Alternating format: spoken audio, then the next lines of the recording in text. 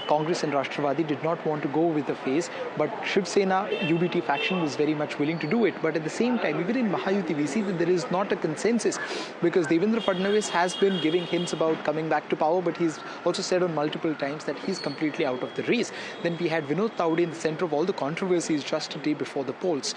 We have Eknath Shinde, who made it very clear that Amit Shah had communicated to him that it is under his leadership that the entirety of Mahayuti was fighting the election, which means that the chances of him carrying on as the chief minister, according to the Shinde faction, is very high. But at the same time, they also have the third partner, Ajit Pawar, who's been the deputy chief minister for close to 5 or 6 times and has been very vocal about his willingness to be the chief minister.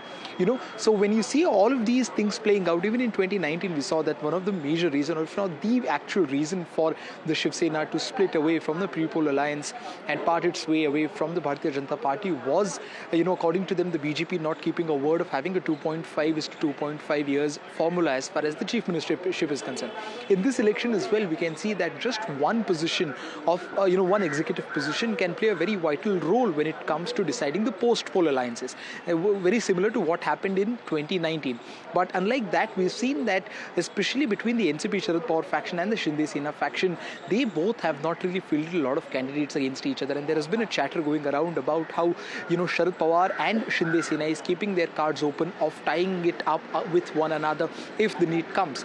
One can still not be completely sure about what route is Ajit Pawar faction going to take. Has he parted ways from his uncle for good, or are there ways, for him to make amends? If there's one party which has made its relationship sour with everyone, in the opposition, that is the Uddhav Thackeray faction of Shiv Sena. They have been very vocal and aggressive against, of course, the Bharatiya Janata Party and Shinde Sena for the very basic reason of the party getting split. So we can see very few or less chances of them teaming up. But then, as we heard someone say before, that this is Indian politics and one cannot really predict anything longer term for this. A lot can change in 24 hours. But as of now, we've seen that although the early leads suggest that the Mahayuti would be inching towards the majority mark, but it's just the postal votes. And secondly, one cannot really guarantee that particular alliance to form the government, even if they get the majority mark. Yes. Nisha ma'am, you heard what my colleague had to say. The psychological advantage that the Maha Vikas Aghadi had when the numbers came out in 2024 Lok Sabha elections, with Congress winning 13 seats, the highest, do you think the Congress did enough to retain that edge when it came to the assembly elections? Well, the general view is that the Congress's campaign was very, very localized. There wasn't a state leader campaigning all over for various constituencies. Rahul Gandhi went as a national leader and did few rallies, but it wasn't like a blitz. But then this time, the Maharashtra election was more about state leaders and less about the national leaders. In fact, people didn't talk about Narendra Modi or Rahul Gandhi at all.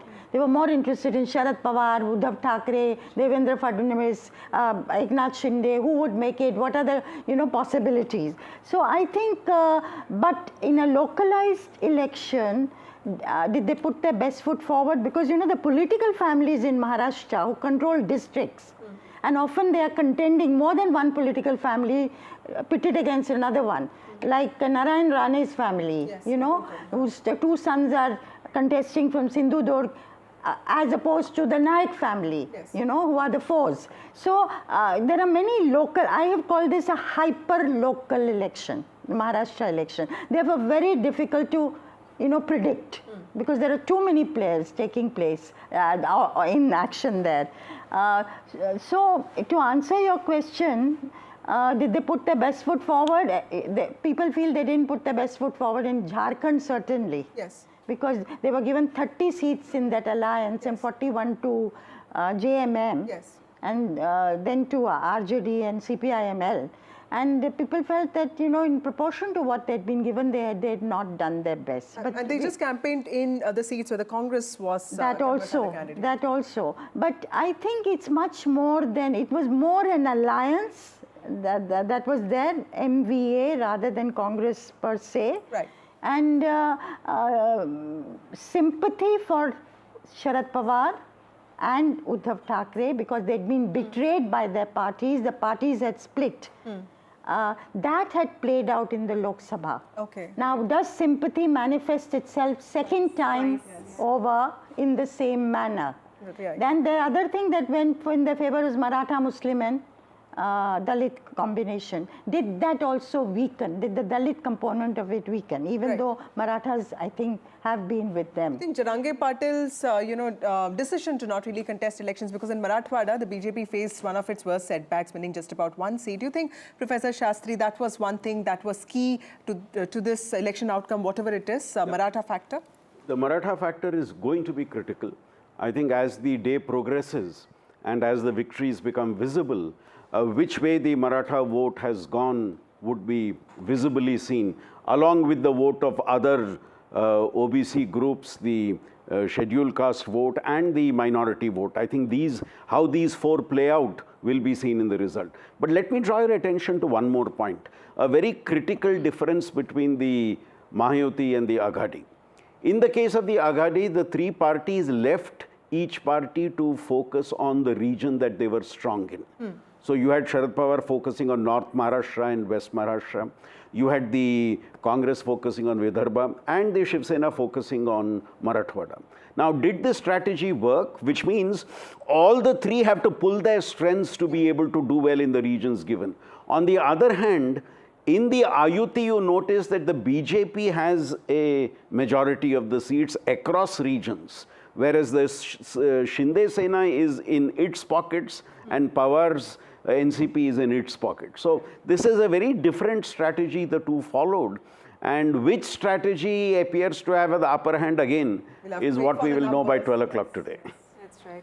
Of course, the early leads are coming in. For our viewers, if we can just refer to the numbers that we can see on the screens right now. These are, of course, postal ballots which are being counted at this point in time, but the NDA getting a march ahead with 88 lead in 88 seats, and the MVA leading in 50 seats as we speak. And as far as Jharkhand is concerned, it's the NDA which is leading in 32 seats at this point in time, and 16 seats where the India bloc is leading. But these are very early days. Absolutely. Remember, counting always begins with postal ballots reserved for specific groups, including those with disabilities, security personnel, and certain government employees who are involved in essential services, after which is when the EVMs, they get opened and their votes get tallied. By midday is when we are told early trends will start emerging. And then, of course, the consolidation of leads takes place. But in Maharashtra, it's a tricky situation, because even if the party manages to get the highest number of seats, we're not really sure if it will be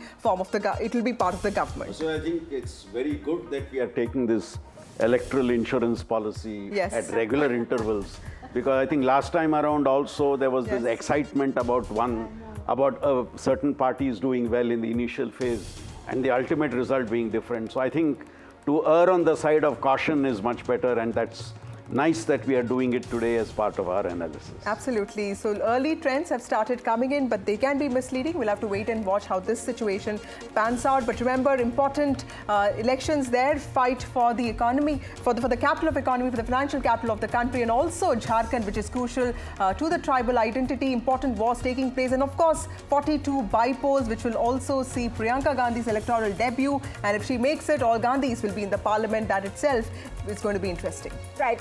Time for us to take a very short break, but stay with us. Coming up on the other side, Vishnu Shoma and Maria Shakil.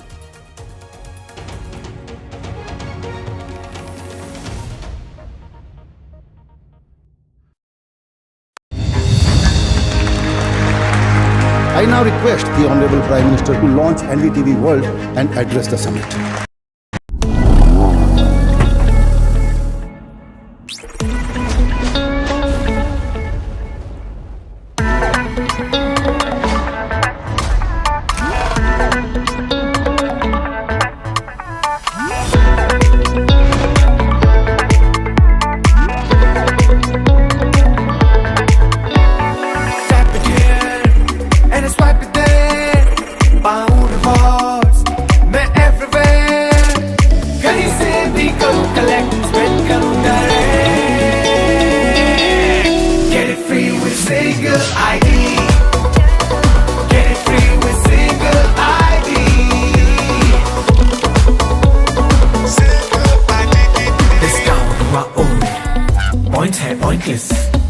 Cashback has flow, करते नहीं impress.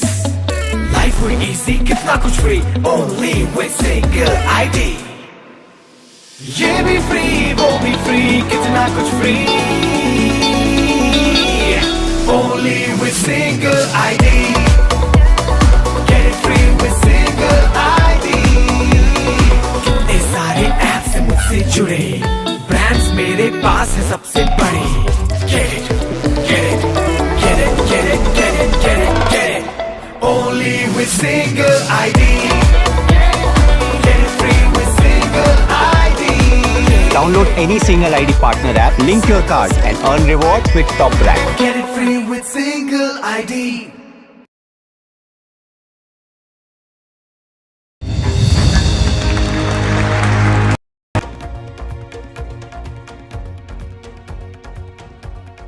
Good morning and welcome. In the next few hours, the political landscape of India could shift dramatically as the results from the Jharkhand and Maharashtra Assembly elections roll in.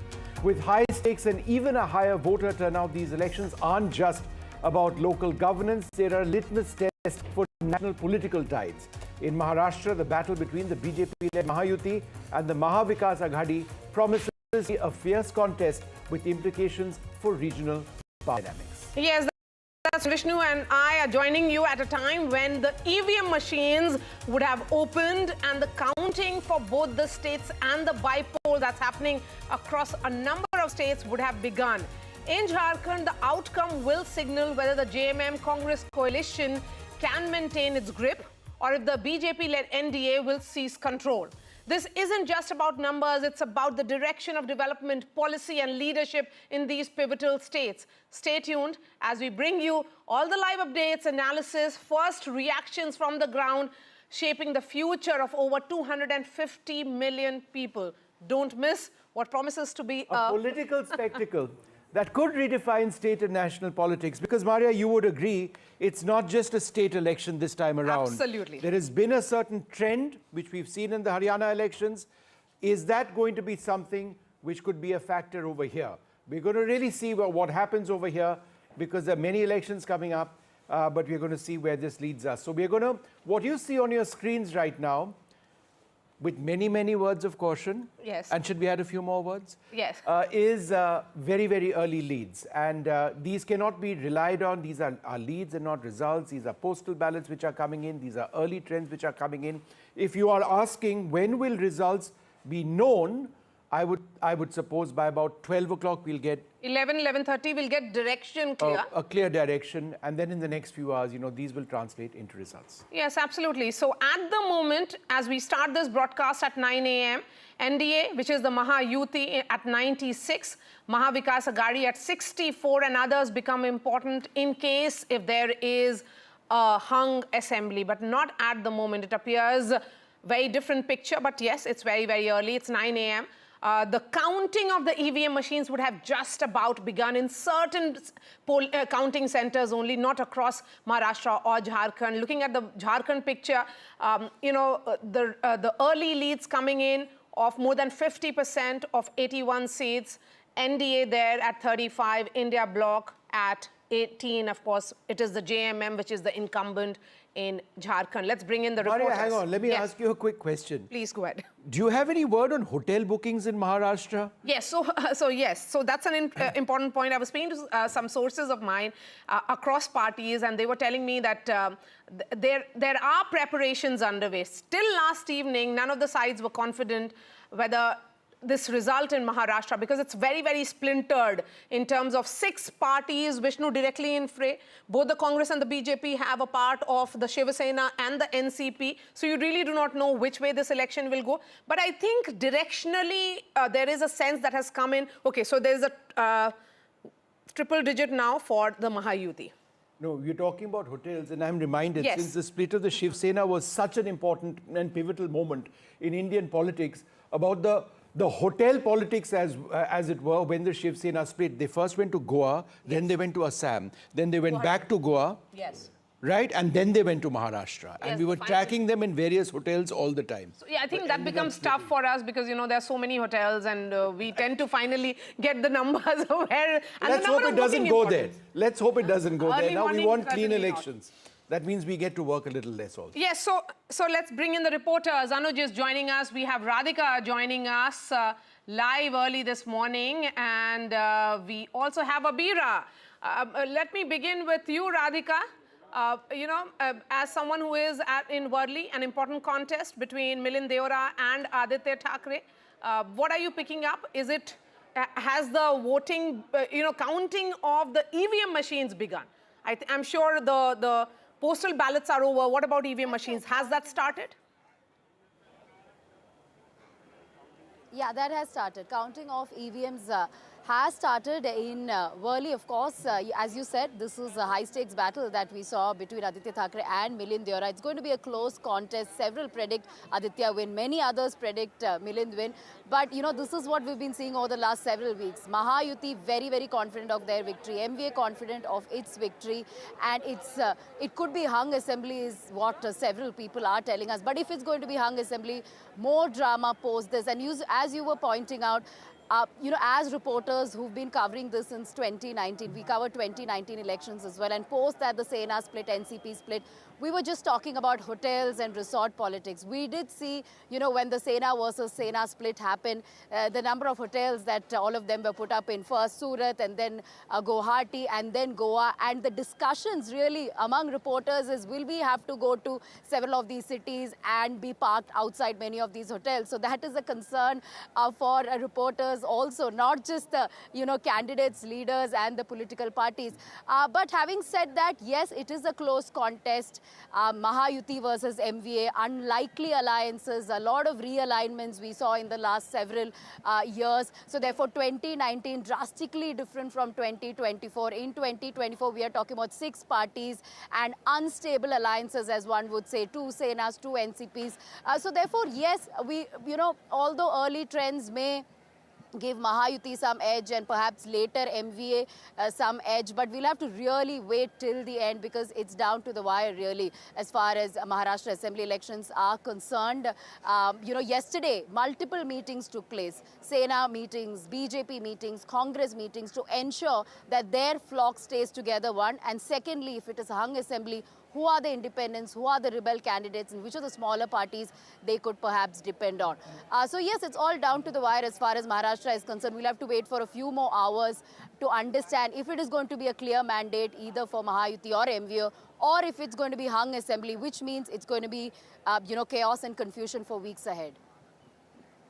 Mahayuti at 110, Maha Vikas Aghadi at 68, of course, as we have said, that the counting of EVM has just begun. Anuj continues to be with us.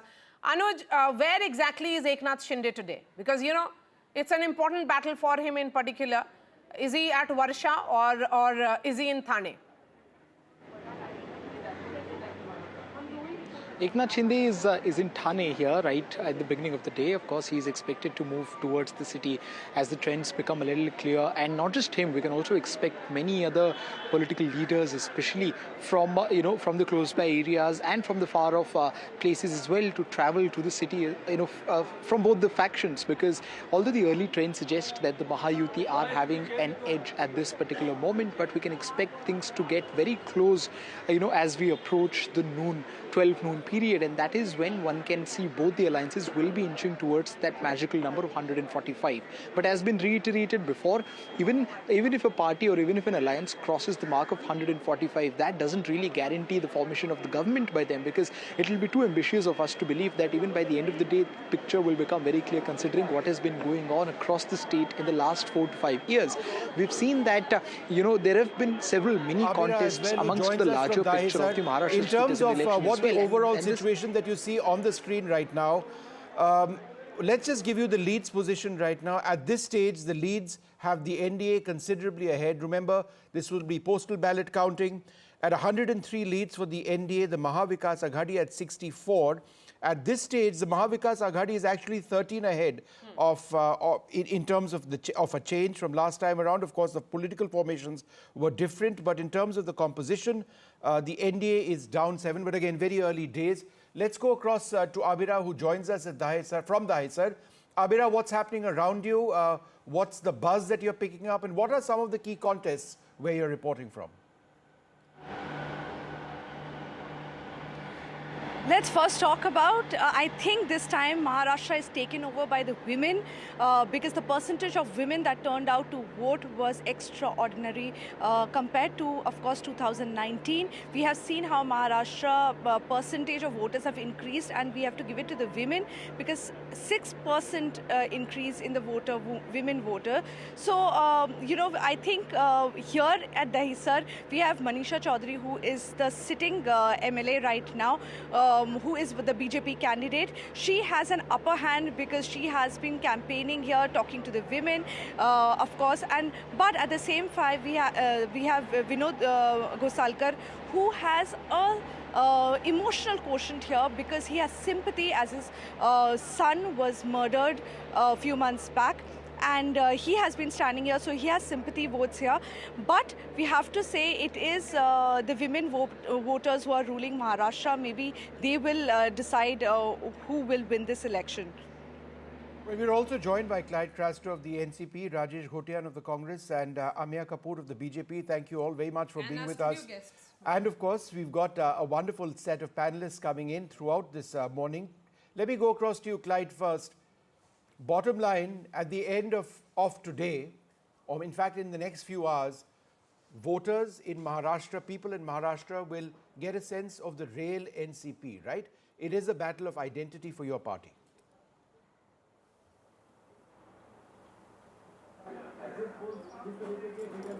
Clyde, can you hear me?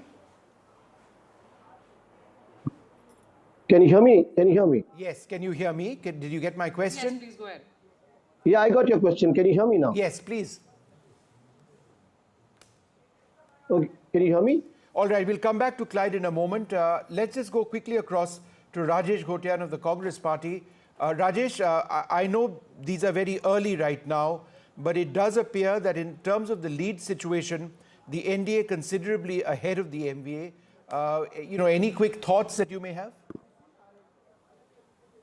See, when I started seeing the counting, I knew it was not possible at all. And if you see, I have been looking at the left side, that is on the screen, at a lot of Marathi channels, one of them being yours, NDTV Marathi.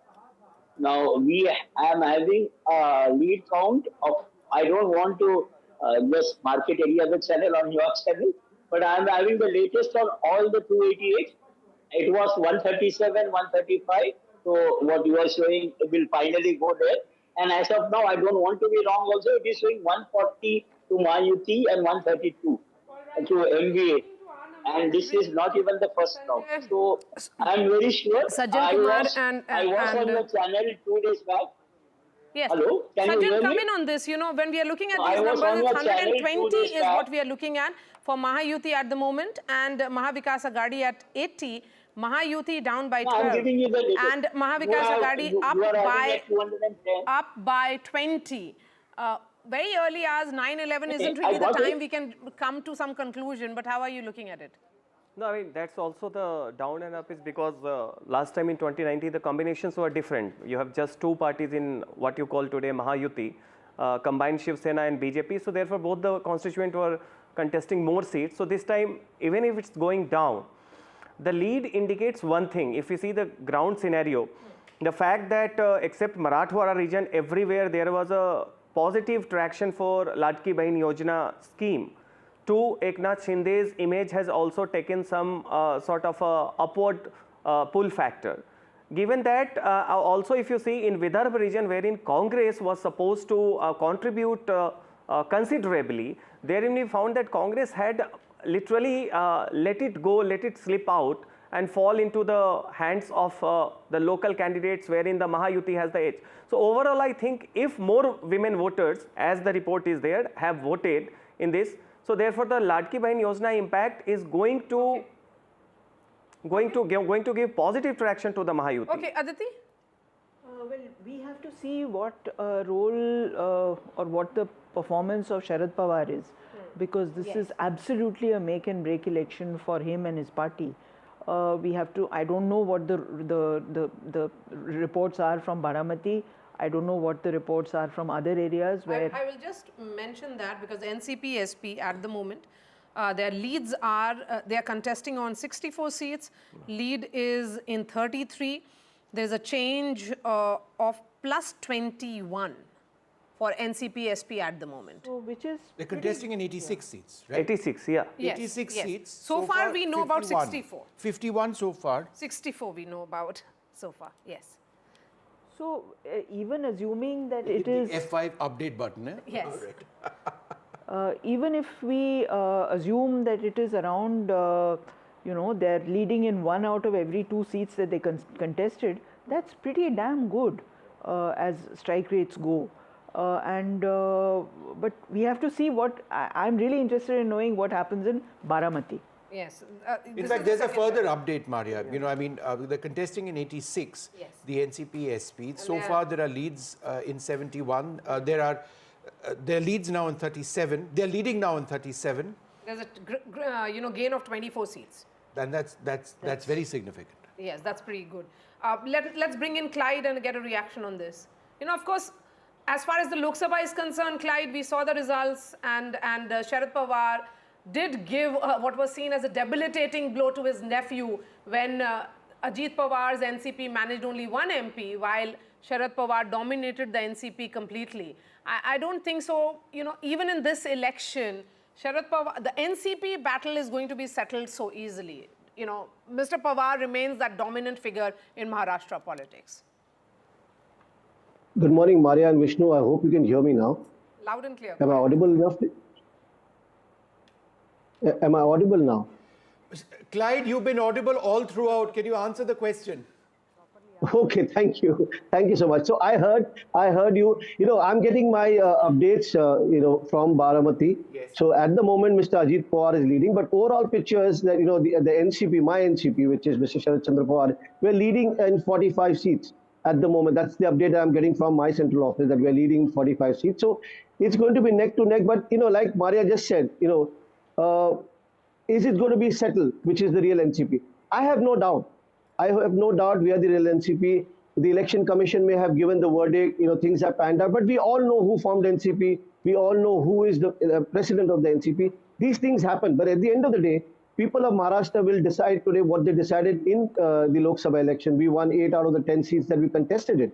So I think it's going to be a decision that the people have taken. It's going to seal it this time around. But having said that, the updates that I'm getting also, we are neck to neck. The Mahayuti and Maha Vikas Aghadi are running neck to neck. It's a battle of identity for your party.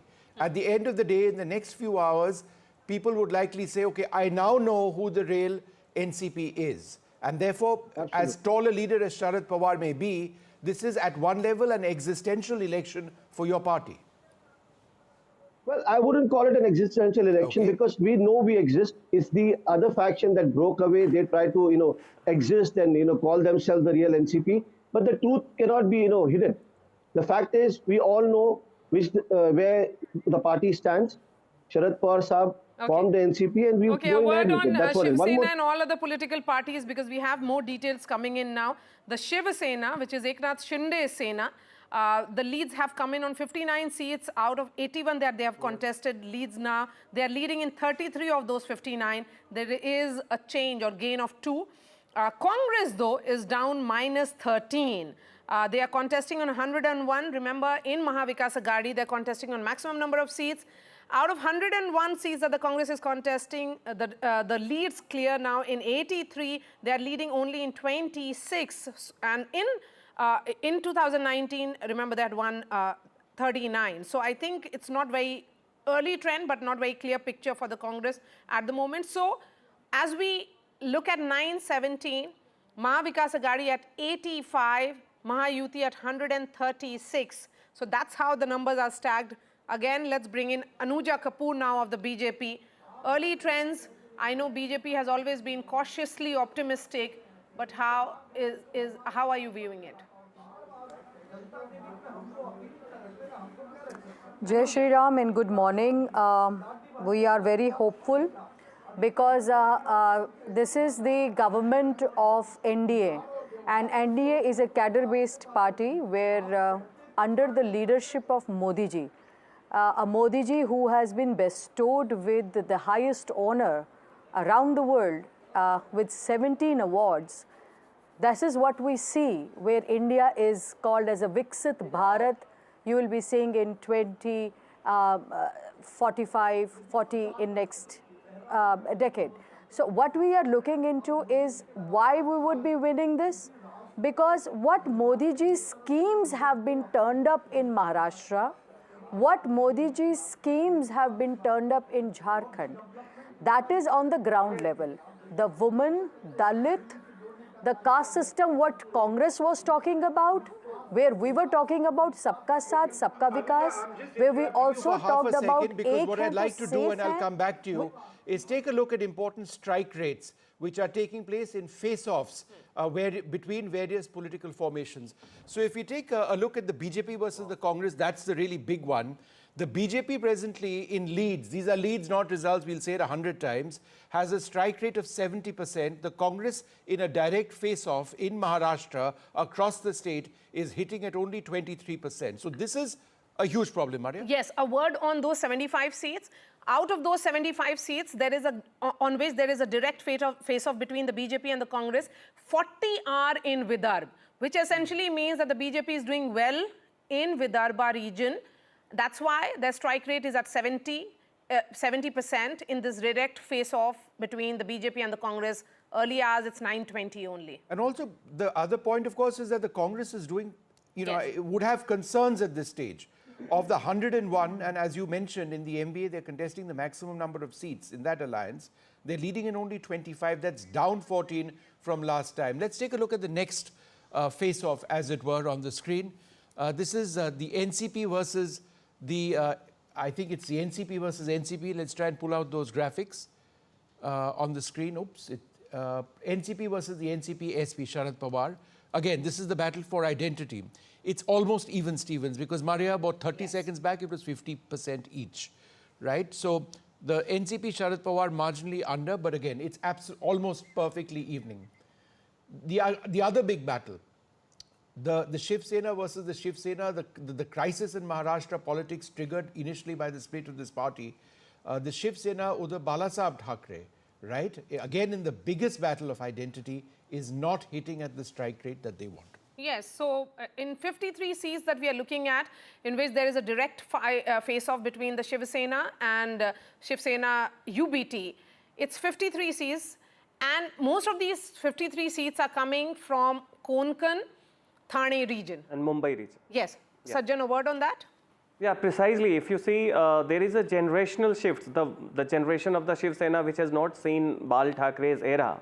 Certainly the sympathy factor doesn't translate into vote automatically. Second, Eknath Shinde, whatever be his tally, but certainly he has arrived as a leader compared to the Lok Sabha election when he was a traitor and banking upon BJP organizational base. Ladki Bahin Yojana is Eknath Shinde's initiative. So 1, 2, he is now considered as a CM who has delivered a lot in a very quick span of time. So that is why he is not only has arrived as a leader, but he is also contributing to the tally of Mahayuti. And if more women turnout is there, which is the case, then mind it, if Yuti sails through, certainly Eknath Shinde is going to be the Nitish Kumar of Maharashtra for BJP. You know what's interesting? Sorry, go ahead. Yes, please go ahead. What I find interesting is that if these trends translate into results, and the gap at this stage is fairly significant, then it goes against what we've seen in the Lok Sabha elections, where the MVA rested 30 of the seats, 48 seats. Right? So it's a complete spin within a matter of few months. Of course, we know that assembly elections and Lok Sabha elections very different. But coming as it does just a few months later. Vishnu, that was palpable on the ground. What I saw on the ground was that there is no anger per se. 6 months ago, the BJP was being accused of Jod Tod Ki Rajniti. After 6 months, that had gone. So what my reading has been, that if there is anger or if there is sympathy, it manifests only once. And if after the voters are done voting on that issue once, it has been vented out. They have vented out. It doesn't repeat itself. Aditi? Well, yes. The issues would be broadly similar, though. The issues are similar. The issues are actually the same. Issues of farmer suicide, issues of socio-economic crisis, issues of investment flying out of Maharashtra to other states, levels of corruption. Those issues are very much in people's minds. They continue to be throughout the campaign. This is what one heard. But I think leadership also matters a great deal. And so this election proves to us how much leadership actually matters. Sharad Pawar continues, according to the result, continues to be a formidable leader in Maharashtra, despite the current situation that seems to suggest that Ajit Pawar is following closely behind him. Okay. The Shiv Sena UBT leadership has proved that it is not up to the task, and you can only go so far as up to a point with the theme of betrayal. And the Congress, frankly, has completely they are underperforming in a very big way. And I would say Down Vidarbha 15 in from particular, last time. you know, because in that region, it is also proving, if these numbers actually translate into actual results, that even in hyper-local elections, we were seeing this as 288 mini battles playing out in Maharashtra. Even then, there are certain nuts and bolts of an organization which seems to be working here. Yeah, and you see, don't be surprised if Vidarbha emerges as the graveyard, not for the Congress, but it drags down MVA also, because Vidarbha is where the Congress is supposed to contribute. Largest constituent of all the 6 regions. Absolutely. And Congress is supposed to contribute there, and it's almost a direct fight between BJP and Congress. Yes. And the way we are witnessing, it seems to be the trend, at least in Vidarbha, that if MVA gets pulled down, primarily it would be on account of the Congress. Okay, according to leads, at 9:25, NDA has majority in both the seats. But this is early, very, very early trends. Let's tell our viewers this would be the first round of counting on EVM machines. So very, very early when we look at these numbers. But the gap seems to be increasing between the Maha Vikas Aghadi and the Mahayuti. It's almost 70 seats gap, which is certainly significant. Let's bring in Mr. Singh now of the Shiv Sena. You know, the spotlight will be on Eknath Shinde. 2.5 years of governance, and then he managed to position himself as this leader who can take forward the mantle of a hard Hindutva party such as the Shiv Sena. देखिए, जो असली शिवसेना की बात थी, तो आज तो ये प्रूव हो गया कि जो है असली शिवसेना अभी कुछ और टाइम इंतजार करते, शायद आप और 3 घंटे बाद ये कह सकते हैं, पर फिलहाल ये अभी नतीजे जो है ये नतीजे नहीं है, ये लीड्स है सिर्फ। नहीं, पॉजिटिव रिजल्ट तो है, पॉजिटिव रिजल्ट चल रहा है। और मेरा कहना ये है कि जो शिंदे साहब जो है, मैं इनको 25 ईयर से जानता हूं, और ये बहुत जमीनी नेता है। ये जैसे जो यूबीटी के नेता है, हवाई वाले नहीं है कि जो है इधर से मातोश्री में रहना, ये नहीं करना जो है। इनको मैं स्टडी किया है, सुबह 8 बजे घर से निकलते, 12-1 बजे 2 बजे रात को घर पे आते, और इन्होंने जो लाडली बहना योजना किया जो है, उसकी वजह से काफी फायदा मुझे दिख रहा है। और मैं जिस समय वोटिंग था, उस समय भी वोटिंग पोल पे गया था। इलेक्शन कमीशन को मैं धन्यवाद करता हूँ कि उन्होंने जो है अलग से महिलाओं के लिए पंक्ति बनाई थी और व्हील चेयर भी रखा था। तो जो शिवसेना साहब का जो काम है इस इलेक्शन में दिख रहा है, और मुझे पूरी उम्मीद है कि महायुति की सरकार बनेगी। What I really want to focus on, and let's just have that graphic up once again on the NCP versus NCP battle, because that to me is the most fascinating battle in the battle for leads at this stage. With the NCP, Sharad Pawar up 23 from last time around, whereas the NCP, the Ajit Pawar faction down 12 from last time around. So, you know, I mean, so that's this. So we'll update those numbers. But what I'm actually seeing, let's you know, in the face-off right now. No, what I'm actually seeing is the overall seat, the lead position. But in the face-off, that's fine. But let's have that up again. Where are the two against each other? And we'll be updating these graphics as well. It's a 54% to 46%. So the NCP of Ajit Pawar at this stage seems to be going up. But again, that's something that we would want those numbers revised to see whether there's been a change in that in the last few moments as well. Yes, that's right. But this battle of NCP versus NCP in Baramati and parts of Marathwada. Yeah. Parts of Marathwada and Baramati primarily for the first time, despite all these gossip that there is some understanding between Sharad Pawar and Ajit Pawar. In Baramati, for the first time, you'll see entire Sharad Pawar family is spiritedly, they have campaigned against Ajit Pawar personally to ensure his defeat. Sharad Pawar's wife, who never stepped out in politics, hitherto. Okay, just a moment. I just wanted to go across to Clyde because the numbers which I'm reading, Clyde, in terms of leads, actually has the NCP SP ahead of the NCP. Is that what you're getting as well? So we'll update those graphics of us. No, Vishnu, I'm not taking anything away from what you've got, but I have got my central office which we are monitoring because it's not surprising that we are monitoring both these parties. So right now we are leading in 43 and the Ajit Pawar group is leading in 20 seats. That's what I'm getting from my central office. So 43 NCP SP and 20 seats to Ajit Pawar. That's what is the situation right now. Ajit Pawar and Ajit Pawar candidates are leading in 15 constituencies at the moment in this direct face-off which is happening between the two parties. So Ajit Pawar, who did really badly and poorly in the Lok Sabha polls, is trying to regain, or is he riding on what was seen as sympathy, sentiment done away with? Now it is about strengthening Mahayuti, the government of the day, because if these numbers hold and the gap between the two sides is only increasing, it's a pro-incumbency vote which is playing out across Maharashtra. And a word again on this, Aditi Fadnes.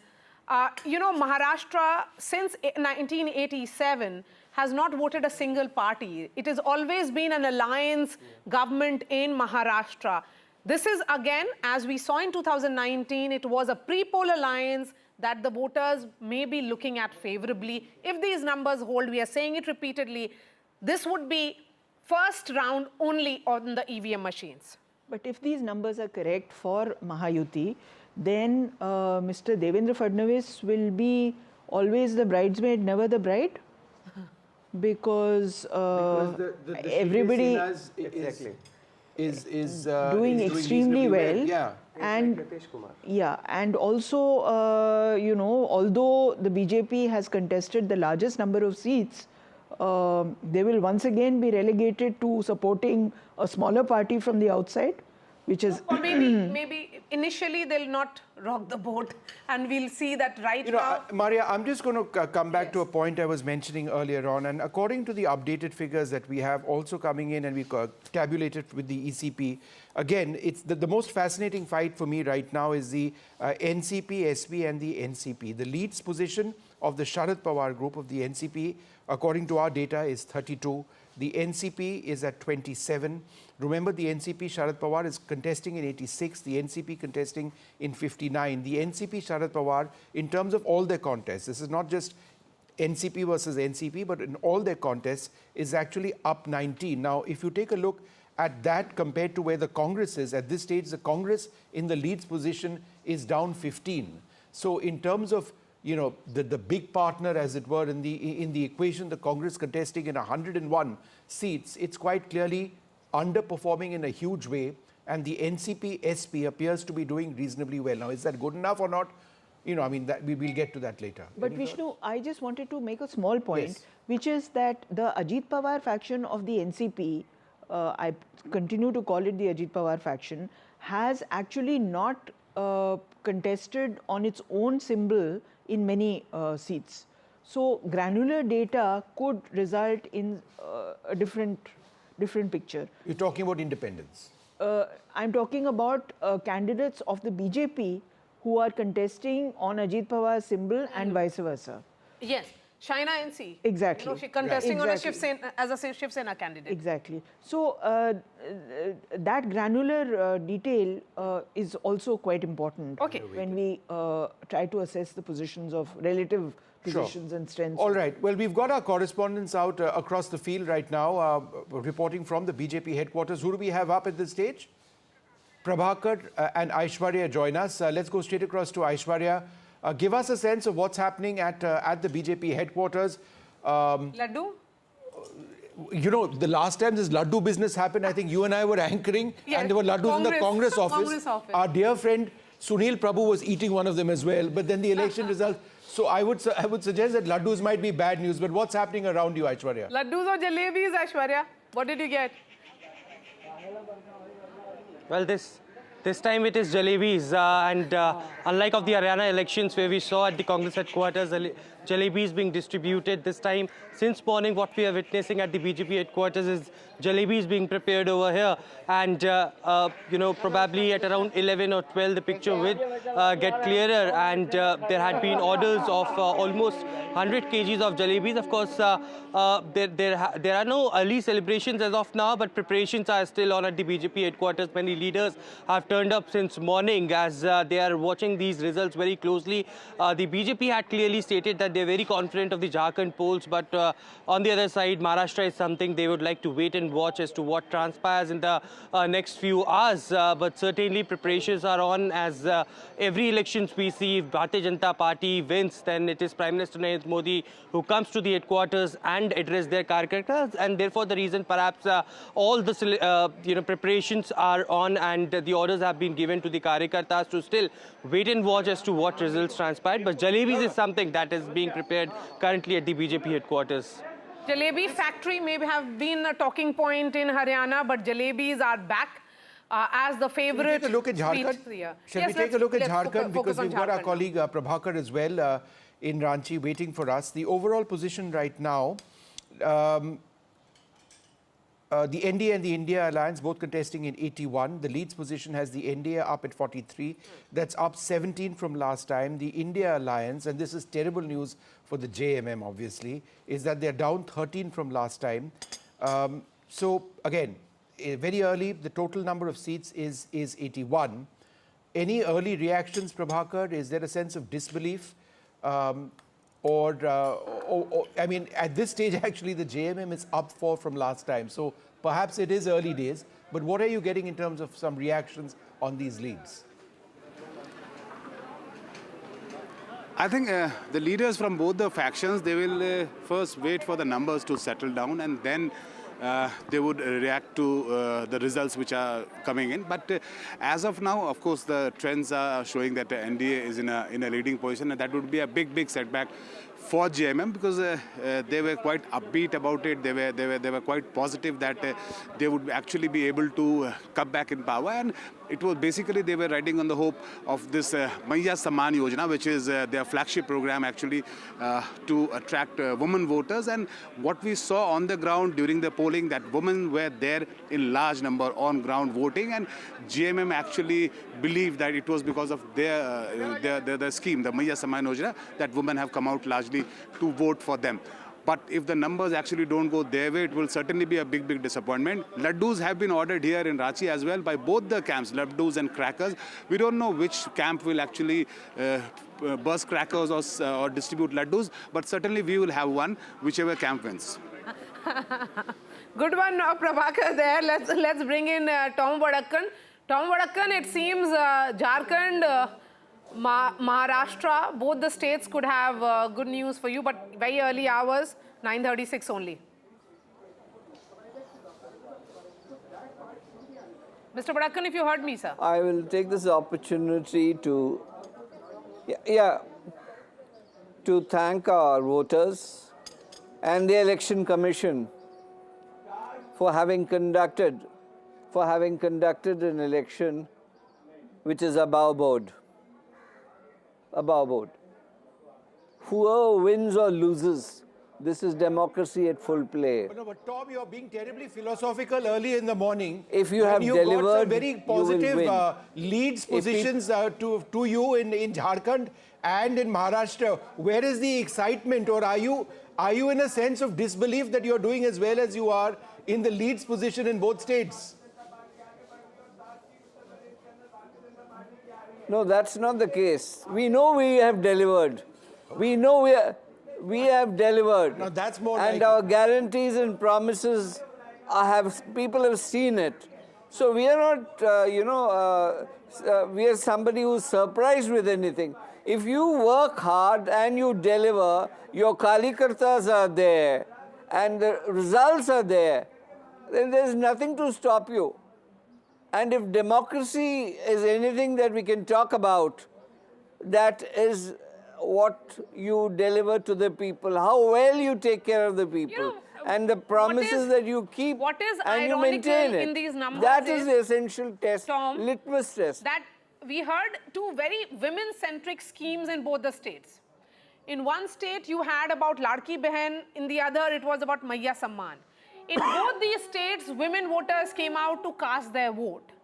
But if these numbers actually translate into actual results, in one state, they voted for the party which gave them that model of governance. The other one, they have voted against it. Quite right, absolutely, and we suggest that there are many other factors at work in both states.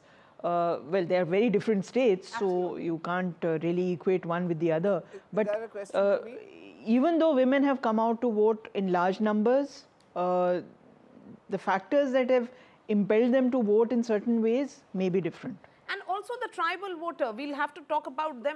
That will become a crucial vote bank now. You know, all that outreach with regards to, Birsa Munda Jayanti and visually impactful images. It's not just that. It's also what BJP told us is in the Kolhan region, where the BJP, which sends 14 seats to the assembly, in the last election, the BJP got 0. Kolhan is where Champai Soren comes from. Right. That's right. So it's possible that the base of the tribal JMM-led tribal consolidation, the base of that grouping is completely broken. You know, Sajjan, that's an interesting point. Hemant Soren in these elections, the fact that he came out of jail as a sort of hero, the fact that the JMM were looking at the entire narrative of how their premier leader has been targeted by agencies. If these leads translate into results, then that entire narrative completely collapses. And I would suggest, perhaps even more than the women voters, it is the narrative of the JMM and Hemant Soren not working out that would go against them and decide the sympathy factor, which would win or lose the election for them. Yeah, therein comes relatively the core zones wherein the impact of the leader is there. So besides Santhal Pargana and among the Santhals, it has never been the case that JMM has consolidated all the tribes, let alone about the rest of the Jharkhand electorates. Last time what happened that BJP's Chief Minister Raghuvar Das and OBC, he ended up alienating both the tribals and the upper caste middle class voter, like Saryura and others, This time, wherein the BJP, by aligning with AJSU and others, consolidated OBC votes, upper caste vote also has come, and with Babulal Marandi and others, they have been Urao, Mundas, Ho, Khadia, lots many tribals. So that way sympathy factor needs to be given some external organizational push to be beyond the quarantined area of Santhal Pargana. Right. And when Congress is your ally, that doesn't seem to be the case. Okay, so Santhal is how many seats there? Santhal Pargana would be how many seats? In and around, if I'm correct, around 30 or something. 30. That's the dominant. It's similar to Vidarbha. I mean, the region which can make or break. But you have to remember that tribals are only 27% of Jharkhand's population. Right. Now, the other castes, OBCs. particularly the Kurmis, and specifically among the Kurmis, the role of Jairam Mahato, who has emerged as a very major a potential chief minister candidate among the Kurmis. That is also very, very important. The Congress down last time in Jharkhand from last time. They're contesting a significant 30 seats. They were always being carried along by the JMM, but with this, it's just not worked out. Okay, so a word on Jharkhand now, and if we can do a party-wise breakup. The BJP is contesting on 68. We have leads in 65 so far. The BJP, of these 65 seats, the BJP is leading in 35.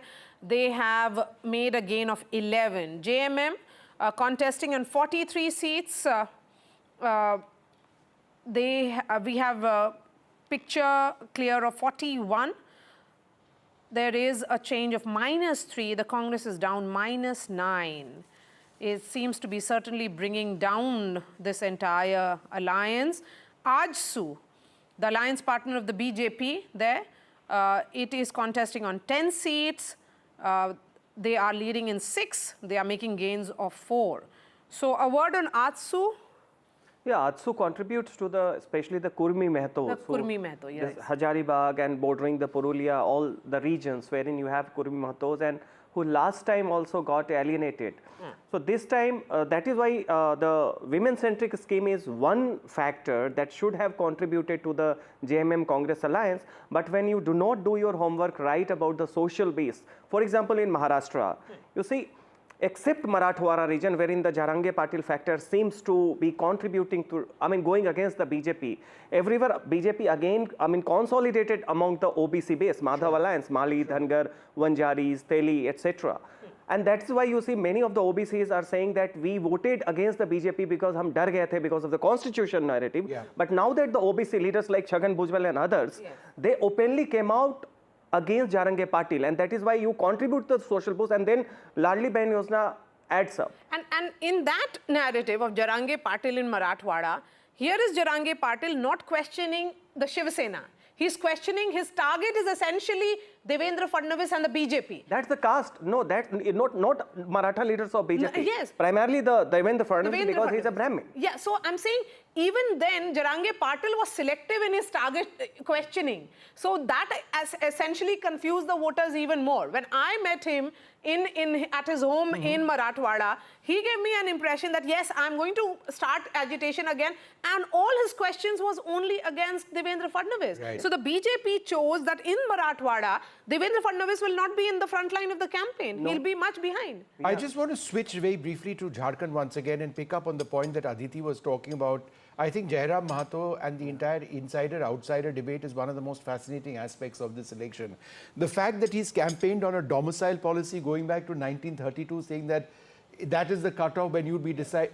How significant a player is he in the context of these elections and this particular insider-outsider debate, which has also been core to what the BJP has been arguing? Look, this domicile thing is already a done and dusted thing. Babulal Marandi way back, 2 decades back. It comes up, yes. Now in Jharkhand, more than that, I think his crucial impact would be among the Mahto, Kurmi Mahto community who are sizable in Jharkhand. Because I think this outsider-insider debate has been dusted. It doesn't have the resonance, but because the very demand of being included into the ST category. You know, 1908 when the Kurmi Kshatriya Mahasabha happened, and they were invited, the tribal told them that you are not the Kurmis of UP and that time the plains of Bihar, do not go, but they went there because of the Sanskritization logic. No, but what is interesting now is that even there, a party like BJP, which had, not really directly projected Babulal Marandi as their face, they are getting acceptance from tribal state. It's a tribal, 28% may not be the completely dominated state, but will be seen as a tribal state. In terms of the territory, in terms of territory. Inhabit. I think much more important is The Kurmi BJP. factor. No. BJP got 0 seats in the tribal reserved area. The Lok Sabha reserved seats. In fact, the BJP slogan, Tom Vadakan batenge to cutting, that is also something that evidently may be working. It was debatable, it was controversial in a sense. The Congress really took you on that, but you stuck to that, and at the cost of some suggesting that it was divisive. But would you suggest that that's also perhaps one of the key factors which has worked well, certainly in the case of Jharkhand so far? As to the question of the slogan, yes, I think it is a logical thing that we Indians have to unite against forces that are outside. And if that has been a slogan that has been there in our manifesto in different forms and sizes. Now, I think one thing that is being avoided on your channel, that demographic change in the tribal area is an effect that the tribals have realized that they are being replaced. And especially when the announcement came in from a Congress leader that facilities would be provided to these outsiders. When I mean outsiders, I mean those who have come into the state and have settled there. This is the realization that has hit bang into the tribal psyche, and they have realized that they may be replaced by this new demographic change. Okay. So we are going and back I think to that the needs state to of go on Maharashtra, record today. and we'll start focusing it on the basis of various regions. You know, Maharashtra, as we have been saying, there are 6 decisive regions. Every region has its own set of issues, has voted on its own set of issues. There is no pan-Maharashtra issue which played out. So we are starting to look now at Konkan region. In Konkan, a word on that, in all 39 seats in 2019, the BJP Shiv Sena had won 26, the Congress NCP had won 7. Now, how are the numbers stacked, Vishnu? Well, if you take a look at the Konkan region in Maharashtra, the NDA up over here, up 4, the MVA leading in just 1 seat. Others are not particularly significant in this concept. It's a runaway success in the Konkan region. Sajan, how would you look at Konkan and the dynamics in Konkan, which are different from other parts of the state? So Konkan, you have 3 districts, Sindhudurg, Ratnagiri and Raigad. Yeah. You know, but when you add 39 seats, it's also have the Thane and Palghar. Right. That's combined. Okay. In Lok Sabha election, when the generic trend was against BJP, both the seats of Konkan was won by BJP. Narayan Rane is one who is not considered a Maratha leader because he is from Konkan, and because of its continuity to Mumbai, there was more kind of a Shiv Sena base. So that is why Uddhav Thackeray was supposed to contribute here. It was his passion. He should have been the legacy holder. But we saw that during Lok Sabha election also, Konkan went Mahayuti ways. This is one. 2, you see, in this region, there is always the kind of a factor, you see, Hindutva is more strong, but therein also the factor that Uddhav went with Mahayuti. And okay, so now, a word on that. Mahayuti has reached 202.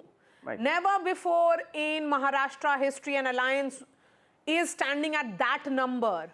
Aditi, I mean, it's going to be a landslide if that actually Meanwhile, Aditya Thackeray is leading in Worli. That's interesting. Yes. That's so, important. Yes, for while we look at it. The Thackeray faction. Yes, but you know, 202, that's, where are the numbers coming from? Let's put out more numbers now there. 202 for, okay, now 203, it's only increasing for Mahayuti. So let's bring in region-wise again, Jui, starting with Vidarbha now. Let's move to Vidarbha because that's an important battle there. In all 62 seats, how are the numbers stacked? Okay, massive gain for Mahayuti there.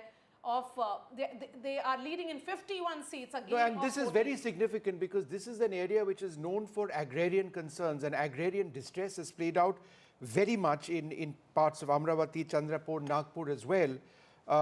Farmer suicides was something which was very, very big over here. Yavatmal is here. Yavatmal is in Vidarbha. In Vidarbha as well.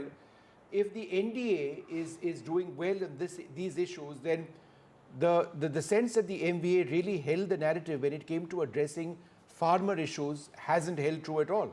No, certainly not. And therein comes that, yes, there were complaints about the low productive of soybean and cotton. Yes. Prices were not much. But yet people said that when you, I mean, we do not treat ourselves as farmers in isolation, women in isolation. They treat how the household income has been affected. This massive cash schemes that was there between Raksha Bandhan and Deepavali.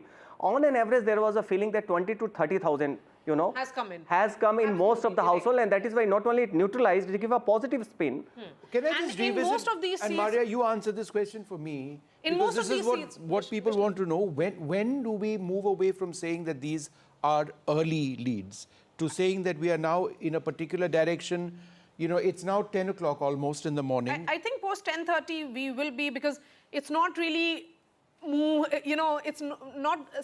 It's consistent. Because at this stage, for the MVA to turn this around would mean a massive change in the lead's position. I think that's... Which is why I'm asking. It's going Sorry, to go ahead. So I think we'll have to wait a little more. We have always been cautious. That's how NDTV, you are the veteran of NDTV, has been functioning. So let's hold our horses. It's not even 10 a.m., ladies and gentlemen, 8 minutes to go. By then, we'll have a clear picture of Maharashtra, 288 seats. the leads would have come in, early leads, very early leads. But yes, it looks like the Mahayuti at the moment could very well be home. But yes, let's look at Vidarbha. We have discussed Vidarbha. Moving focus now to Marathwada. Let's focus on Marathwada region now. In all, 46 seats here in Marathwada. BJP, Shiv Sena, that time around it was the united Shiv Sena, perhaps undivided Shiv Sena at 28. Congress NCP was at 16. How are the numbers tagged now? So again here the NDA, that is the Mahayuti, has taken a lead. They are leading in 36 seats, Vikas Aghadi at 9. So that Jarange Patil and the supposed meeting which happened between him and Mr. Sharad Pawar, what really happened to that? Well, I mean, ultimately caste is very, very crucial to a lot of decisions that people take. I just want to go through some of the key issues in Marathwada. Yes, please. Which composes of Aurangabad, Jalna, Bid, Marathwada, drought, underdevelopment key issues, issues of caste politics, water scarcity and agricultural issues. So some similarity with concerns raised in Vidarbha. Again, this narrative appears to be a runaway, in tackling this, seems to be a runaway success in terms of leads for the NDA at this stage. And interestingly, in Jalna, when Jarange Patil okay, so it's 212 now for the Mahayuti there, and the MVA numbers, MVA numbers are only declining. So there is no hung house, there is no chaos among the mind of the voters. One word on the ground was stability. A government that completes 5 years in office, that's what people of Maharashtra have voted for. They did not want any jod-tod. They did not want. They've had enough of that. They have had enough of that. So so even if Jarange Patil was angry towards Devendra Fadnavis, a Maratha chief minister in Eknath Shinde managed to neutralize his anger in a great extent. In fact, what had happened was that soon after when the protest started, the chief minister had travelled all the way to Jalna to meet Jarange Patil, to send him that message that he is sincere about reservation. He got that 10% passed by the assembly. Yes, that exactly. made an important impact, that he was seen as sincere to the cause of the Marathas. Yeah, and also in the last moment, because this seems to be counterintuitive in Marathwada, because Marathas constitute around 30% of the population there. Then you have 18% Muslims. Then you also have the Mahar Buddhist voters who are not much under the impact of Vanchit Bahujan Aghadi. So this triple M, Marathas, Muslims and Mahar Dalits, was supposed to be demographically help the Maha Vikas Aghadi, which is not happening, which means that in the last moment also there were conversations that Sharad Pawar had been chief minister multiple times. What did he do? Now he is supporting all those demands, and then Jarange Patil being the B team of Sharad Pawar, that narrative also came. But besides that, I think also it was a counter consolidation of the OBCs, because Pankaja Munde is there and lots many other OBC leaders are there. And apart from that, I think women factor perhaps seems to be the X factor in Maharashtra, because the kind of victory you see simply by caste and community demographic, it doesn't make sense. If there is one of the best signs for Indian politics.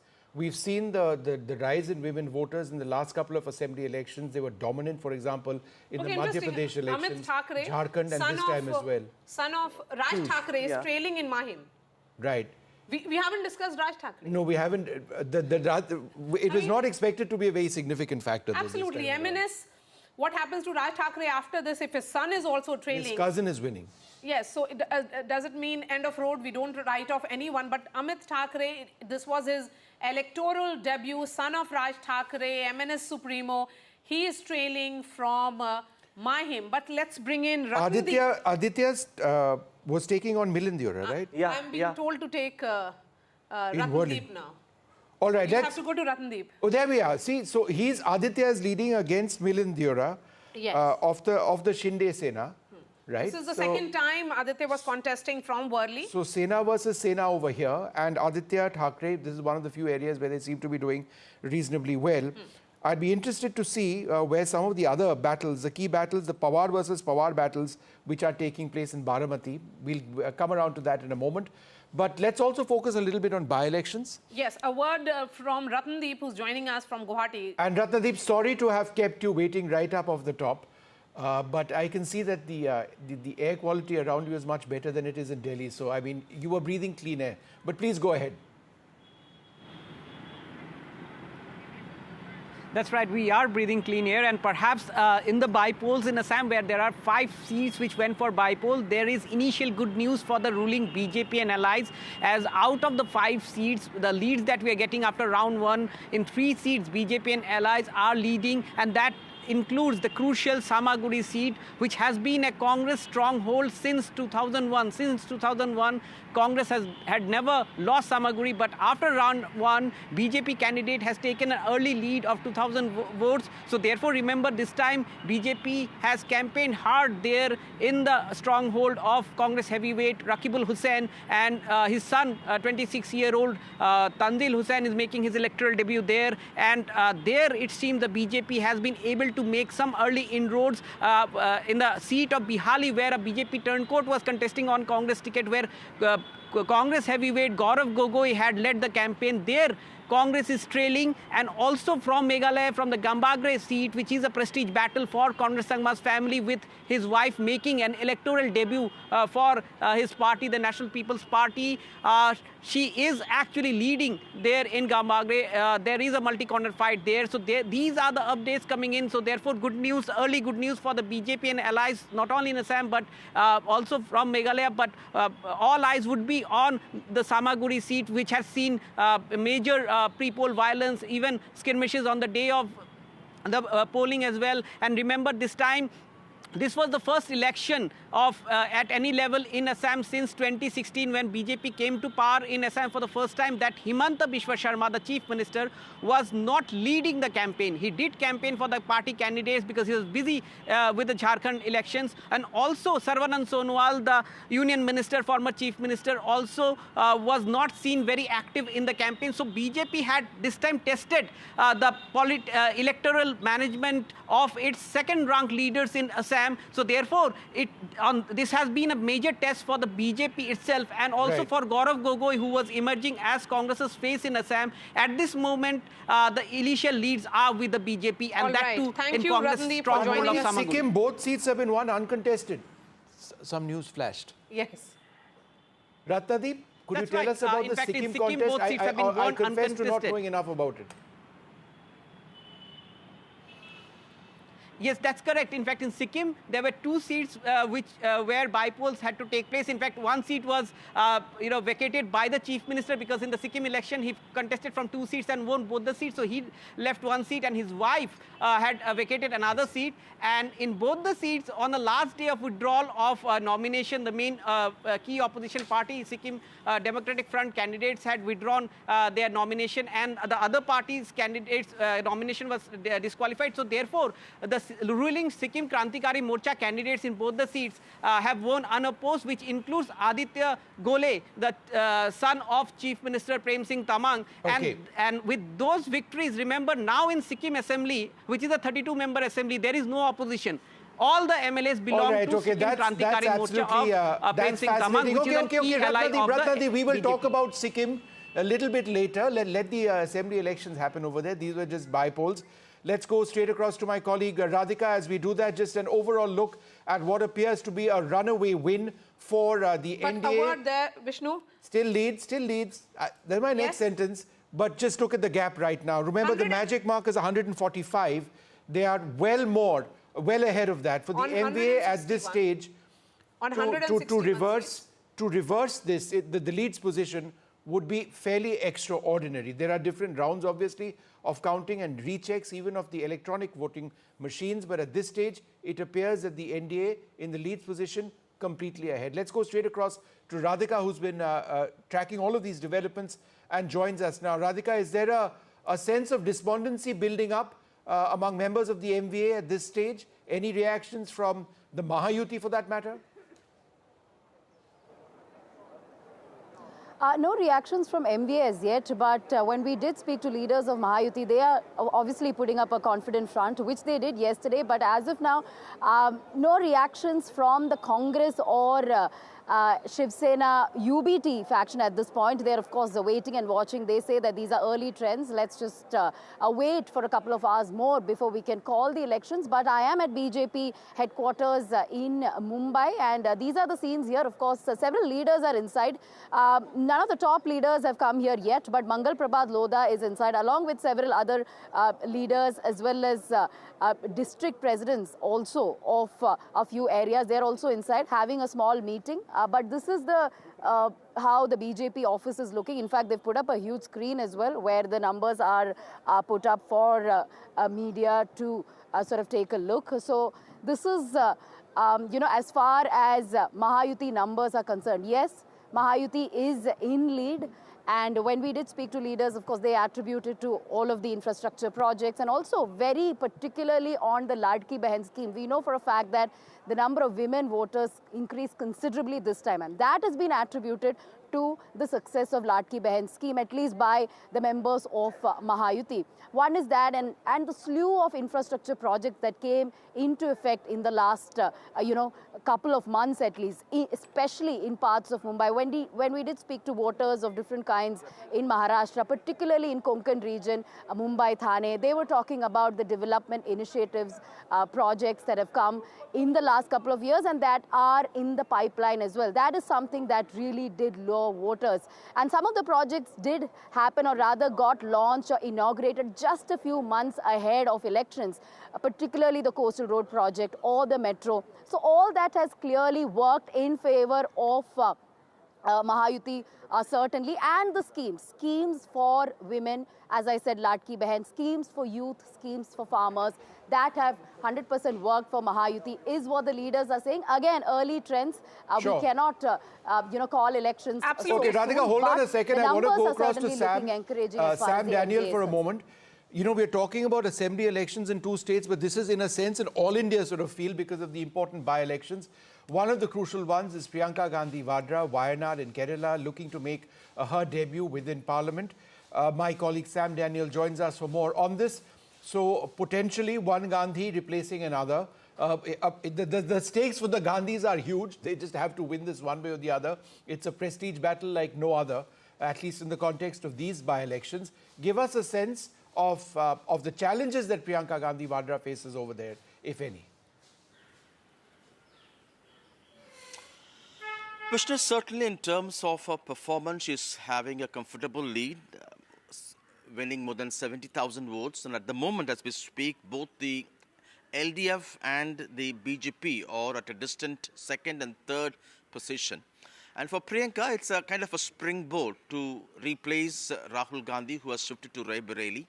And the challenge for her would be to disprove the outsider tag that the opposition has been campaigning during this run-up to the Bypolls here, saying that she would not have time to spend in Wayanad. She would spend more time in Delhi, but that's the challenge she has to encounter and disprove it.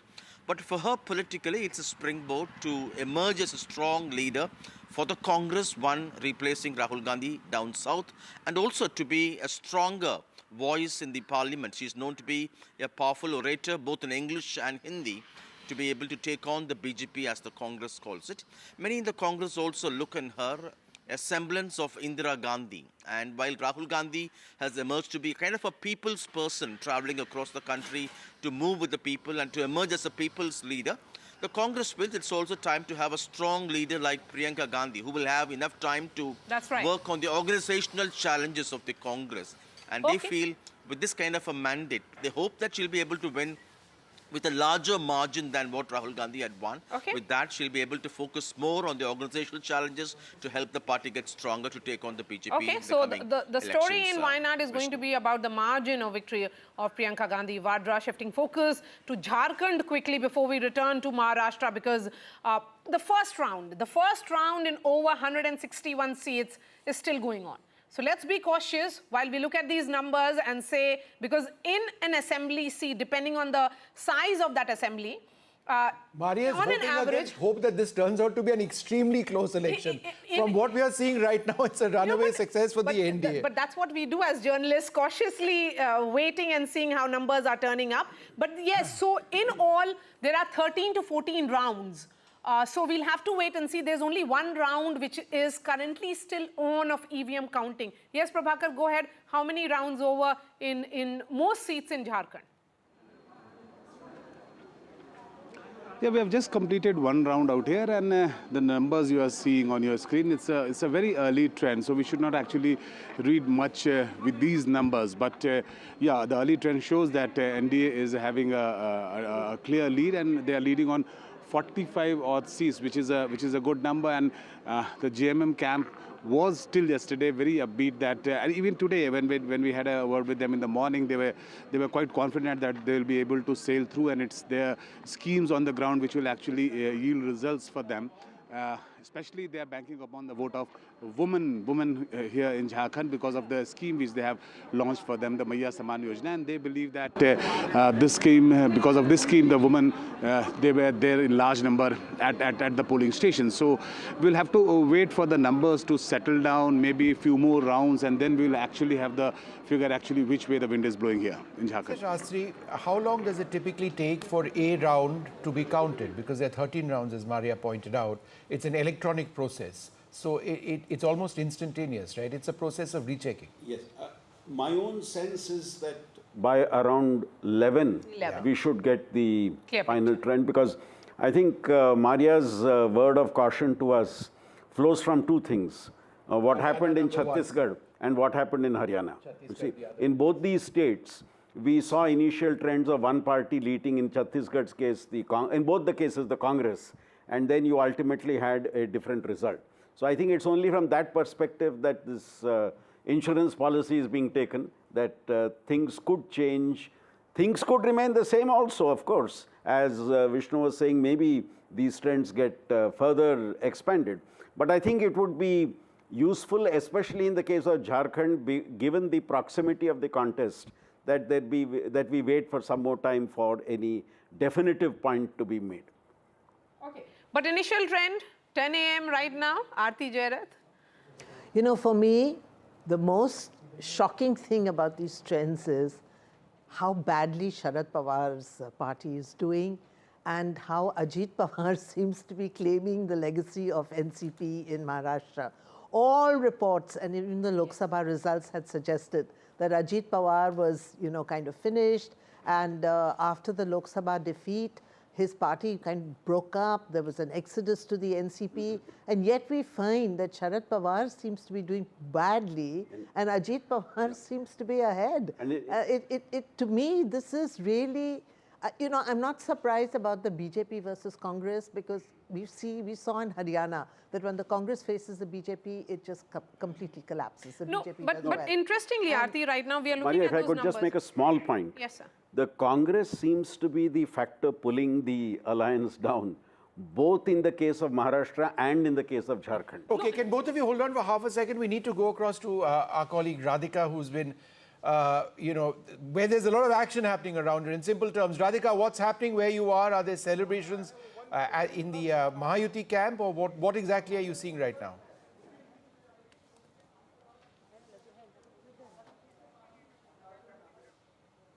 All right, she's walking into an office is what I'm told. Okay, so let's wait for that. In fact, just a and while she's walked ago, in. Go ahead. we did see, packs of laddu being brought inside the headquarters here. I will just try and show you that, because they just went inside with those packs of laddus. But yeah, those are the packages that are kept inside the BJP headquarters here. So clearly indicating that they are confident of a win. Of course, Mahayuti is in lead. The numbers are looking great for Mahayuti, especially for BJP, which is why BJP headquarters at this point is buzzing. Those are packs of laddus that are kept inside to be distributed perhaps in an hour or two. They are being cautious, clearly. It's not getting distributed at this point, but perhaps in an hour or two, we could see that happening. But yes, as far as Maharashtra is concerned, we know that landscape changed, and therefore there was a lot of confusion and chaos when it came to results. There was uncertainty. It was not really easy to predict, which is why pollsters gave different predictions. Of course, most of the pollsters did say Mahayuti would win, but there were pollsters who also gave prediction of hung assembly, and some also giving advantage to MVA as well, which is why it was hard to predict. Also because of the number of parties in fray this time. In 2019, just 4 parties. It was BJP, undivided Sena, and of course Congress and undivided NCP. It was a straightforward election at the time until Uddhav Thackeray decided to break away, and then things changed from then on, and then of course all the splits, which is why this is the first assembly elections, of course, post these splits, and therefore things have changed drastically, which is why all kinds of permutations. Just hold on for half a second. I think Aarti wanted to make a really important point. Yes, and we'll come back to you. We'll come back to you. Stay put. Stay put, don't go anywhere. What you were mentioning is the battle for the heart and soul of the NCP, which Sharad Pawar, in what possibly his last election, absolutely, he's 84. He's turning 84 next. He's 84. This is his last election. He has been the doyen of Maharashtra politics for the last 4 decades, dominated either in front as chief minister or as a power behind the throne. And now we see a near wipeout of, so far at least, unless things change, we're looking at a wipeout of the Sharad Pawar NCP. Let's and, have clearly the NCP legacy versus is going NCP to graphic. Ajit Pawar. We're going to have the face-off, as it were, or the NCP versus NCP. Okay, so we have now graphic the on trend stage. in all 288 seats in Maharashtra. It's 10-15. Mahayuti leading in 217. This is, of course, the first round which is going on. Vikas Aghadi at 58. They're only slipping. NDA seems to be going ahead. If this holds, then it's a wave election in favor of Mahayuti. Landslide, if this happens. But this is a wave election. Aarti was talking. Professor Shastri, you want to take this question? The NCP versus NCP, the strike rate of the NCP, Ajit Pawar at 66 versus 24%. Of course, these are the face-offs, direct face-offs between the two, but the number of seats that they've contested overall are different. The NCP contesting in 59, and the Sharad Pawar camp, I'll give you the numbers. 86. 86. No, if you look at this face-off and the trends as it stands today, very clearly we have a reversal of what happened in the Lok Sabha elections. Absolutely. And Sharad Pawar's NCP seems to be taking a backseat. Okay. Even other indications are that the lead is something like 35 for the Ajit Pawar NCP and 9 for the Sharad Pawar NCP. So clearly, what we had seen in the Lok Sabha election with regard to NCP is being reversed in the assembly election. Okay. And So- this is definitely a setback for Sharad Pawar. No, I think in all the Vikas Aghadi, people may have voted for revenge sympathy in the Lok Sabha, but they realize that perhaps that can happen only once. But one point which is emerging, the weak link weak in link. both the Congress alliances seems to be the Congress Yeah, party. absolutely. The JMM is doing reasonably well in Jharkhand, Yes. but the alliance is being pulled down Pulled down by simply the because the JMM contested only 41 of the 81 seats, Yes, and and the 30 remaining seats was- were with the Congress party. No, and of those 30 seats that the Congress contested in Jharkhand, the bulk of them were against the BJP. So once again, you know, what is being proved is what happened in Haryana, that when the Congress faces the BJP, it's In a one-on-one just fight. on a one-on-one Okay, let's fight, just go it's across to unable to hold its our ground. political guest, Raju Wagmare of the Shiv Sena Shinde joins us. We've got Dolly Sharma from the Dolly Congress. Sharma of the Congress party as well. Arvind Tiwari from NCP SP. Arvind Tiwari of the NCP SP. And Rohan Gupta. And Rohan Gupta from the BJP. Dolly Sharma, let me come across to you first. And sorry to keep you waiting, but you know, I mean, these are of course early leads. But you know, it's 10:16. The sense is that within the next 45 minutes or so, unless there's a very dramatic reversal, it seems that in Maharashtra and in Jharkhand, the Congress or your alliance in deep trouble. How do you see what's happening now? See, this is too early to comment. Like you must have seen in last elections also, early trends saying something else and the results were different. So we are very positive. And also, like, you know, in the election, the muscle power that was used and the conflicts and divisions were instigated between the Marathas and OBC communities. The ruling party employed criminals and misused government machinery to further, you know, its agenda. Voter lists were manipulated. BJP extensively used power and money all over. And this was why, you know, in open you could see how money is being distributed. It's not a matter response to from the laugh BJP. upon. Rohan Gupta. Everybody has seen the way they've Rohan, would you misused the like to power. respond to that? Money power is the allegation made by the Congress. So Vishnu, I am very happy that even after so many defeats, opposition hasn't learned the lessons. See, after Lok Sabha, there was an indication that their narrative on the name of reservation or constitution was getting little traction. But what happened in Haryana, what is happening today, it is a clear-cut message that the opposition parties are totally against the ground narrative.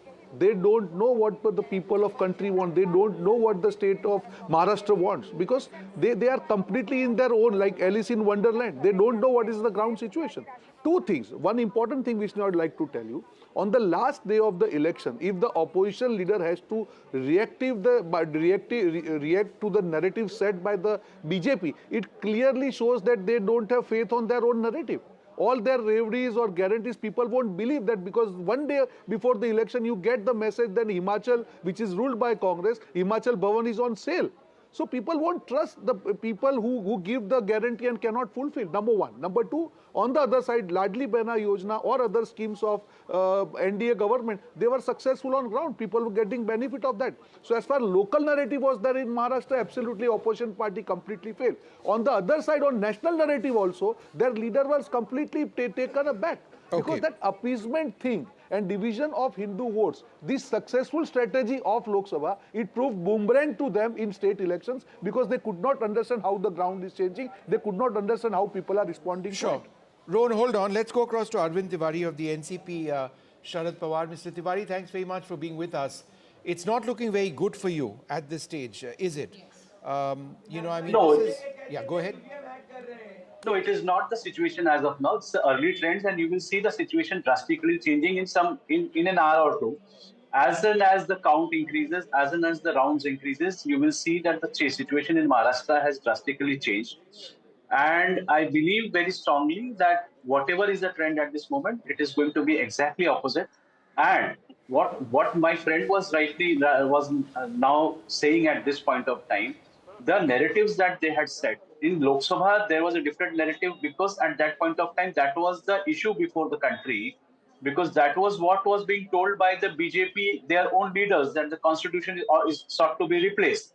The reservation was at stake. That was the situation at that point of time. In Maharashtra, at this point of time, the problems were the women's security. That was the major problem. You had seen wherein the women security had become a biggest question. You saw the issue of Badlapur, where the government was very much busy in publicizing its The elections are over.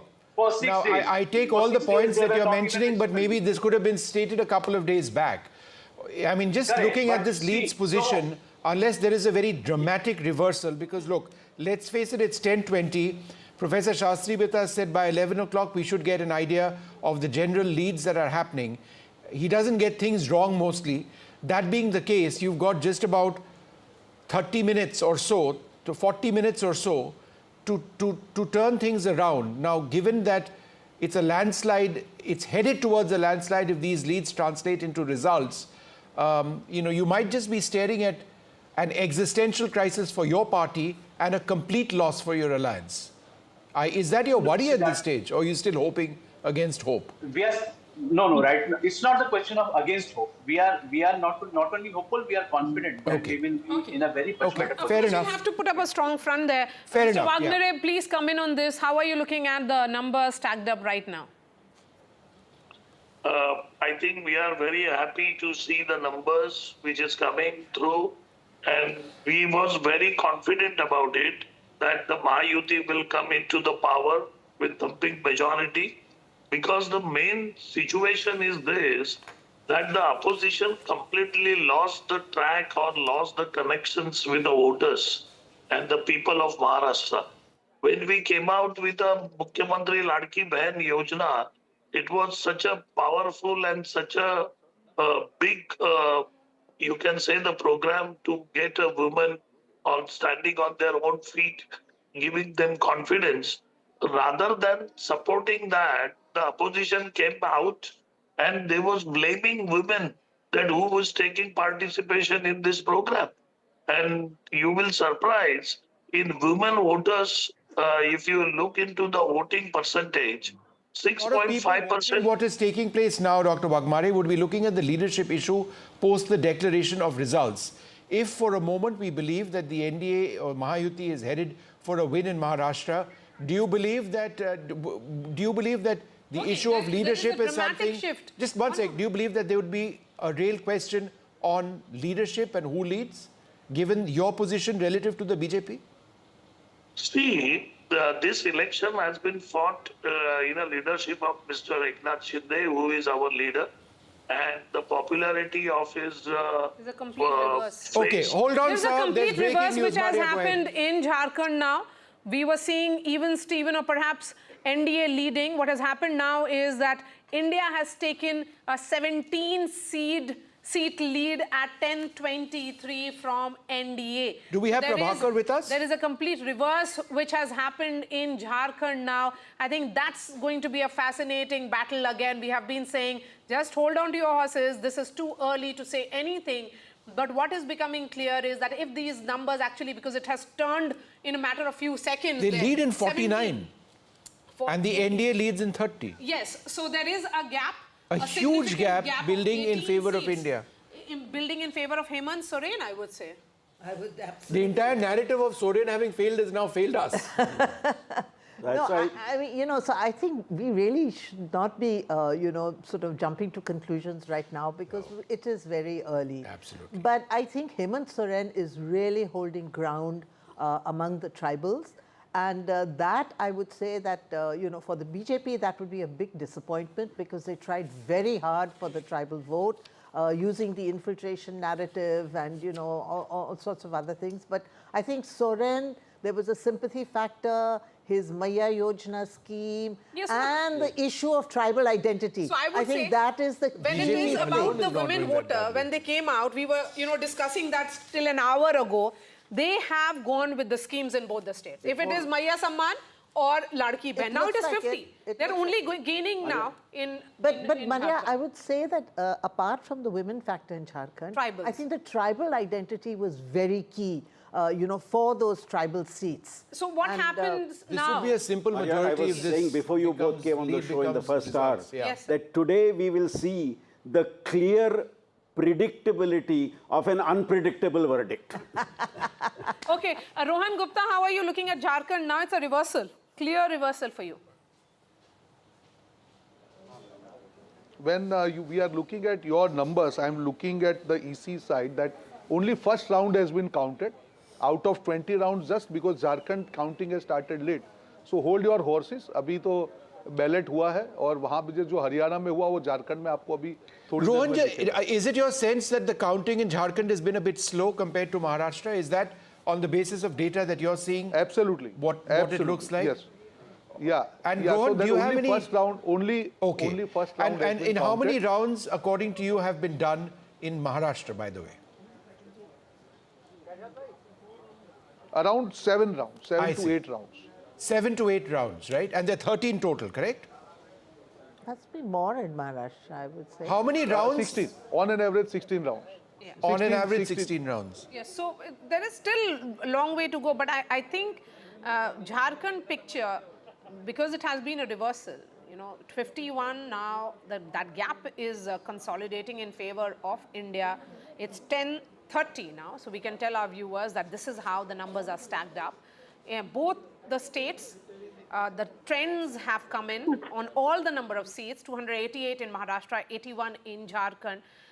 On these 288 seats, Mahayuti comfortably holding on. They are only increasing. They are above 200. So they are leading in 216 seats in Maharashtra. In Jharkhand, it is India bloc, which is standing now at 51. So it could be one good news for one bloc, India. The other one could be for the NDA. But I think... Almost like Haryana and Jammu and Kashmir, right? One all. Except that I would say that the Maharashtra elections are perhaps more crucial in terms of the national picture. Yes. Because it is the second largest state after UP in terms of representation in the Lok Sabha. And, you know, also the Mahayuti had done very badly in Maharashtra. Yeah. You know, and I think that this really is a tribute to the way the Mahayuti hunkered down. Flip from the Lok Sabha election. To flip it in just a matter of 3 months, 4 months. So we need to also look at certain parliamentary by-elections. Yes. In Budni, in fact, the Congress is leading, the seat which Shivrajji is vacating. Right. And in Karnataka. Yeah. Ajit Pawar leading in Baramati, not much of a surprise because he had said that in the Lok Sabha, the mood was that Tai in Lok Sabha and Dada in Assembly. And he also, admitted during the course of that interview that he gave to us that during the Lok Sabha, it was his mistake to field his wife against Supriya Sule. So I think So Ajit Pawar leading in Baramati. There are along expected lines over there in a Pawar versus Pawar fight. It's all in the family. That is expected. We'll take a look at some of the other big faces. Let's keep rolling those graphics so that we go through some of the other big faces in the Maharashtra elections. Nana Patole, Sakoli, he is leading. That's some good news for the Congress party. Chhagan Bhujbal leading in Yevla is in fact trailing. Devendra Fadnavis leading in South Mumbai, Nagpur Southwest, sorry. Prafulla Gudade, Nagpur Southwest is trailing the Congress party. because in most of these seats in Vidarbha, Vishnu, it's a direct face-off between the BJP and the Congress. Go ahead.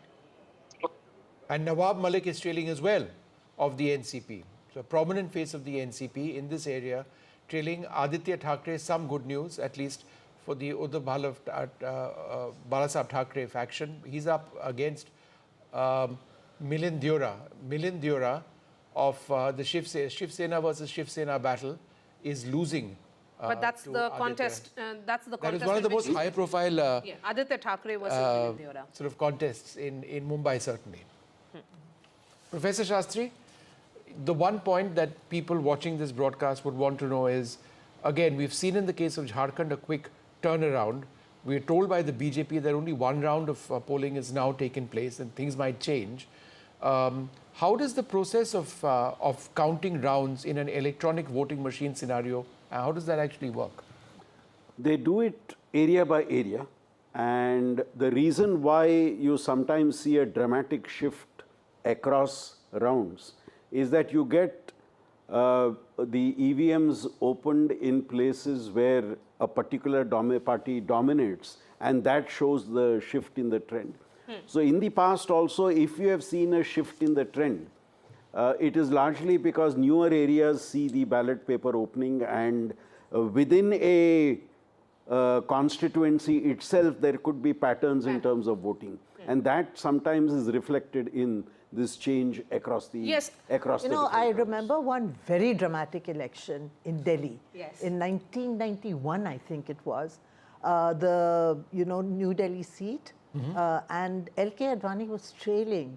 He was trailing till the last round when they opened the ballot boxes from Lajpat Nagar. And then he surged ahead by 2,500 votes.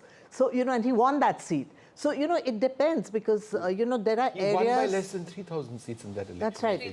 Yeah, that's right. That was thanks to Lajpat Nagar. Yes, so, Lajpat Nagar has traditionally been an RSS, BJP and that, of course, voted for. So that's why, when you see if ballot boxes are open from A area, it could be in favor of one party, then it goes to another area, suddenly there's a word from Dolly Sharma now. Dolly Sharma, forget about, I'm sure you can have a view in which not look at Maharashtra, but look at Jharkhand. Jharkhand seems to be bringing some reasons for the India bloc to cheer. Early, yes, but still, it has reversed completely.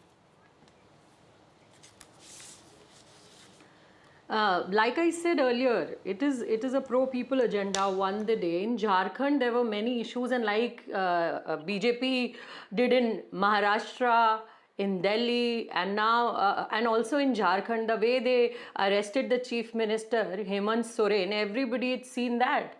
And now people know, people of Jharkhand had voted for the government which worked for the people, which was ready to solve any problem that was there, whether it was women's issue, whether it was youth, whether it was any other issue. So they will definitely vote for India Alliance, and we will form government in Jharkhand for sure.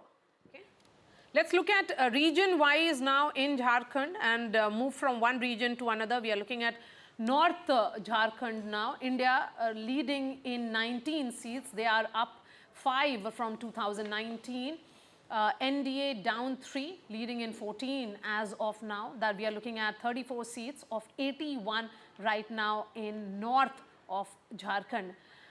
Shifting focus to Santal Pargana, this is 18 seats, India down 2, NDA leading in 3. Shifting focus now to South Jharkhand, 29 seats in all, India down 1, but NDA up 2. So the maximum number of seats are coming from North Jharkhand. Which are these areas? Is it Bokaro and all those urban pockets? Urban pockets and also places where you have a significant non-tribal population. If you see where there is a strong tribal population, the JMM seems to be doing much better. So what we have been saying, that the NDA, BJP-led NDA alliance's prominence is in the non-tribal regions, whereas the JMM is more in the tribal regions. And we had said that the victory would be his or be of that party, which is able to do better in the pockets of the rival alliance.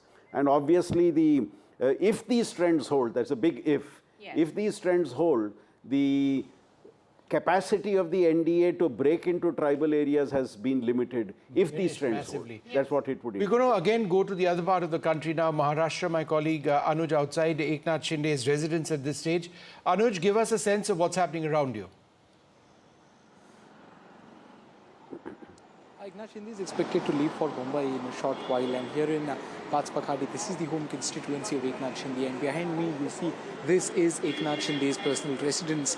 The number of supporters here is increasing slowly, and we'll eventually see more number of people thronging not just to this part of the city but also to also to the office of the Bharatiya Janata Party of Shinde Sena and of Ajit Pawar faction of NCP there in Mumbai, considering that the Mahayuti is on its way to get an unprecedented lead here in the 2024 Maharashtra State Assembly election.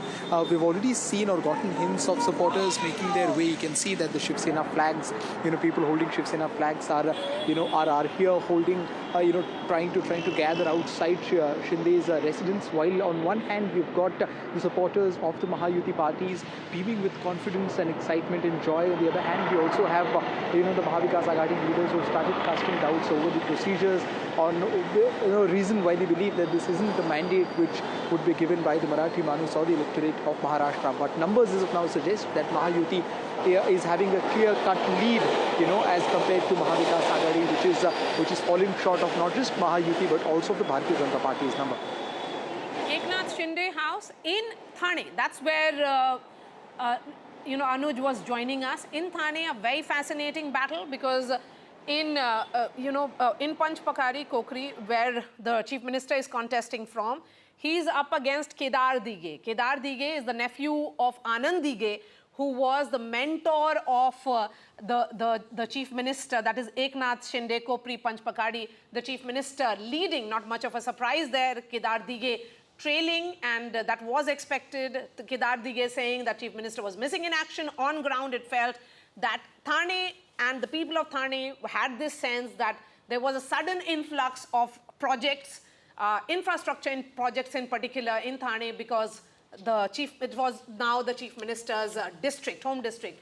But Eknath Shinde, the man of the ground, I met him at midnight for the interview, and he gave me that impression that, certainly he was up the whole day, holding 7 to 8 rallies, clocking it across Maharashtra, and then sitting down for interviews. And in Varsha, it had opened up, the gates had opened up for the Janta. So the CM, he had rephrased it and said it was common man Chief Minister. CM for him was common man Chief Minister. So does it mean that the common man Chief Minister, Mr. Sirsa, could have the last laugh here? Eknath Shinde, the man of the moment, if these numbers hold, you'll have to give him all the credit for Ladki Behan. No, definitely it's a collective credit, and it is a credit to our Honorable Prime Minister Narendra Modi. The people in the entire country vote for him. Definitely when the Chief Minister is there, it is not that his share is not there. It is always there when the Chief Minister's face is there and our Chief Minister is there.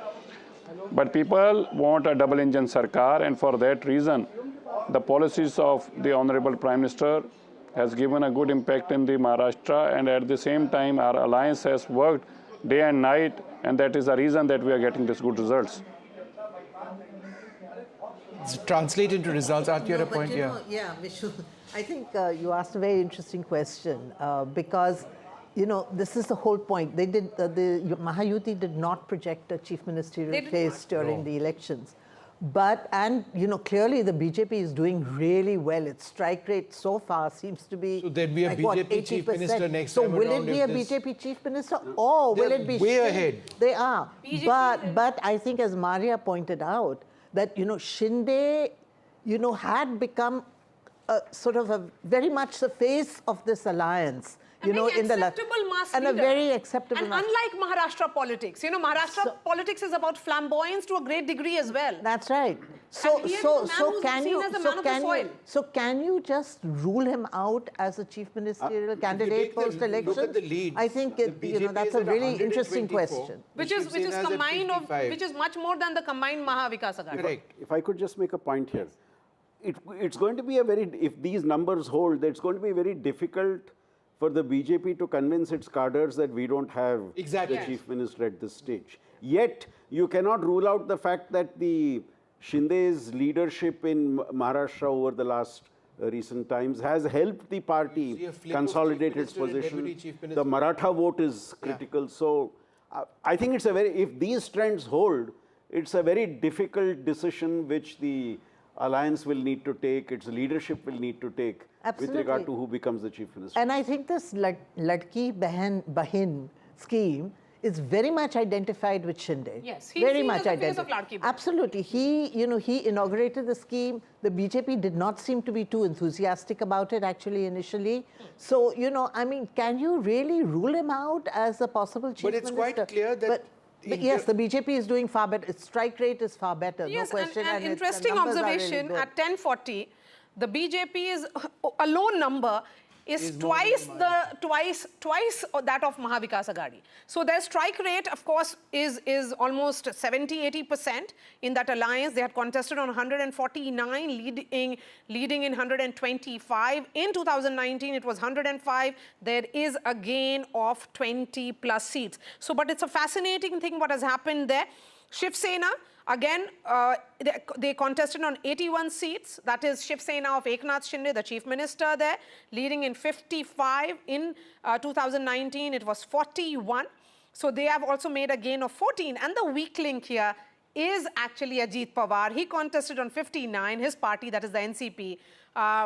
They are leading in 35, so they are -6. But it is the BJP which is actually holding on this alliance. The anchor, the word that you used, Professor Shastri, it's very clear that the BJP is holding on. And similarly, it is -23 for the Congress. So the anchor certainly seems to be pulling this up. And at the same time, it is Eknath Shinde who's helping that rise. Can I just say that, there have been, it's SOP versus SOP. We see this in election after election. And in as much as we talk about the Ladki Bahin Yojana, the Mahayuti had offered more through the Mahalakshmi scheme, 3,000 rupees versus 2,100 rupees. But this is a space which the BJP has completely taken.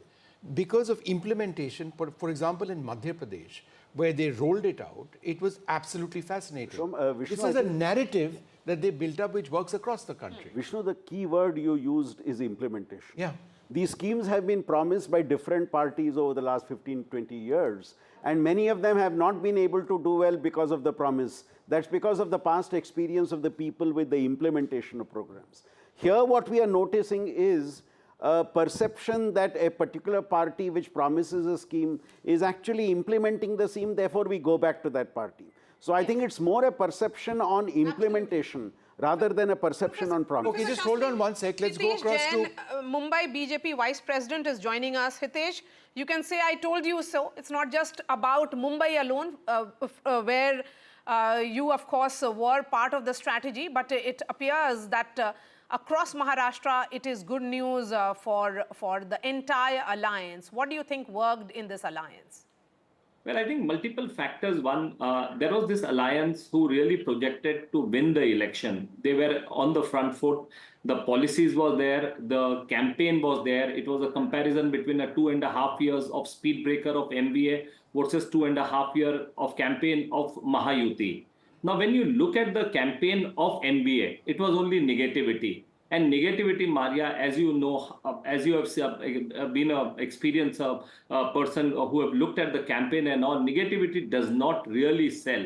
What sells in Maharashtra, and if you look at the track record of the Maharashtra since 87, the pattern of voting and all, and I remember at the time when the exit polls, just right after the election, as soon as the voting percentages was coming, when it was like 63, 64, people were trying to give all sorts of narrative, kaate ki takkar, this thing. I said the day Maharashtra is given a historic mandate, you are going to see a historic result and mandate on the counting day, and which is what is being seen on the ground. Mr. Jain, I'm just curious to know that, when it came to the Ladki Bahin Yojana scheme, we were talking just now about implementation. As I understand it, 5 installments of payments of 1,500 rupees have reached a whopping 2.3 crore women already in Maharashtra. So do you believe, just in terms of implementation and not just election promises so far, people are saying, look, I've already got this money, it's come in on time. Delivery is something which goes in your favor. There is one more point. So implementation, delivery, but Vishnu, when 1,500 rupees were announced, Ladki Bahin Yojana, what was MBA doing? MBA was opposing. MBA was telling the state treasury is empty. Where are you going to give the money? They went to the court to stop the scheme. And look at the irony. When their campaign came, they said not 1,500, we are going to give you 3,000 rupees.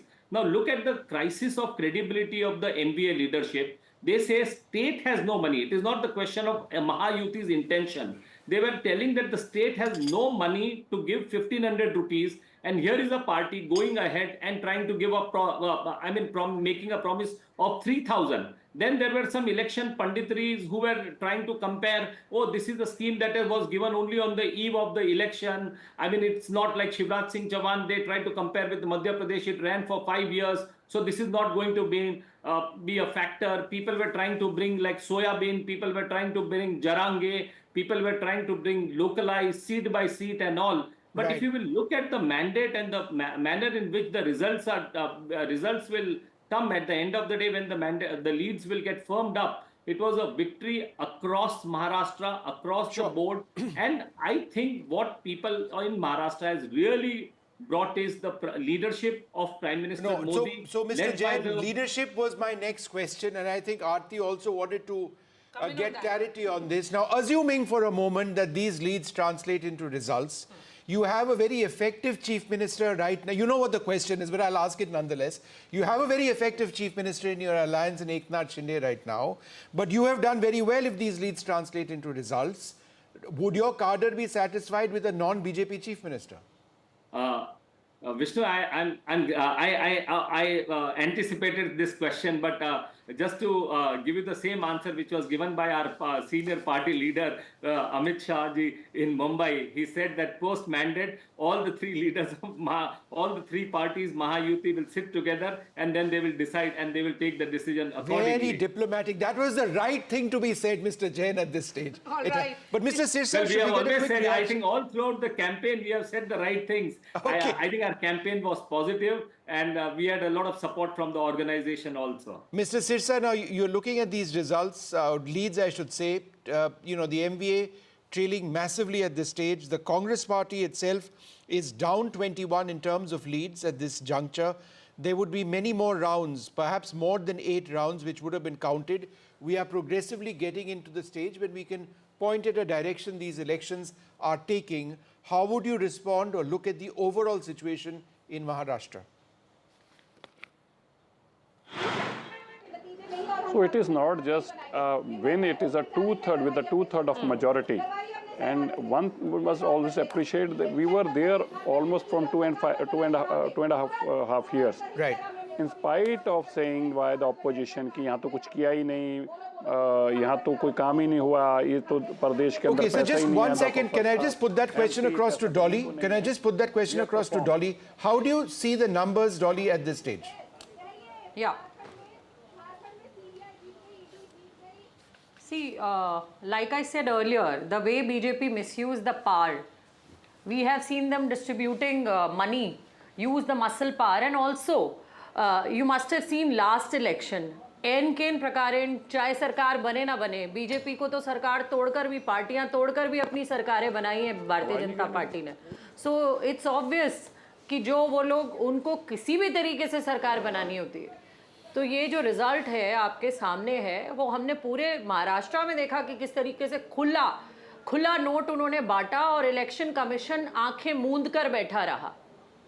I think this also you must discuss in front of the people. Hitesh will respond to that. Hitesh, you know that entire Vinod Tawde incident, was that an embarrassment for you all? Till yesterday they were saying.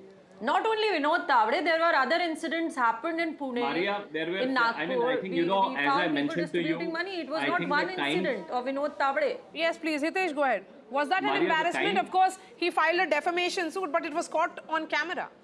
The time for posturing is over. They made a charge that Vinod Tawde was found with 5 crore. That was the statement that was made.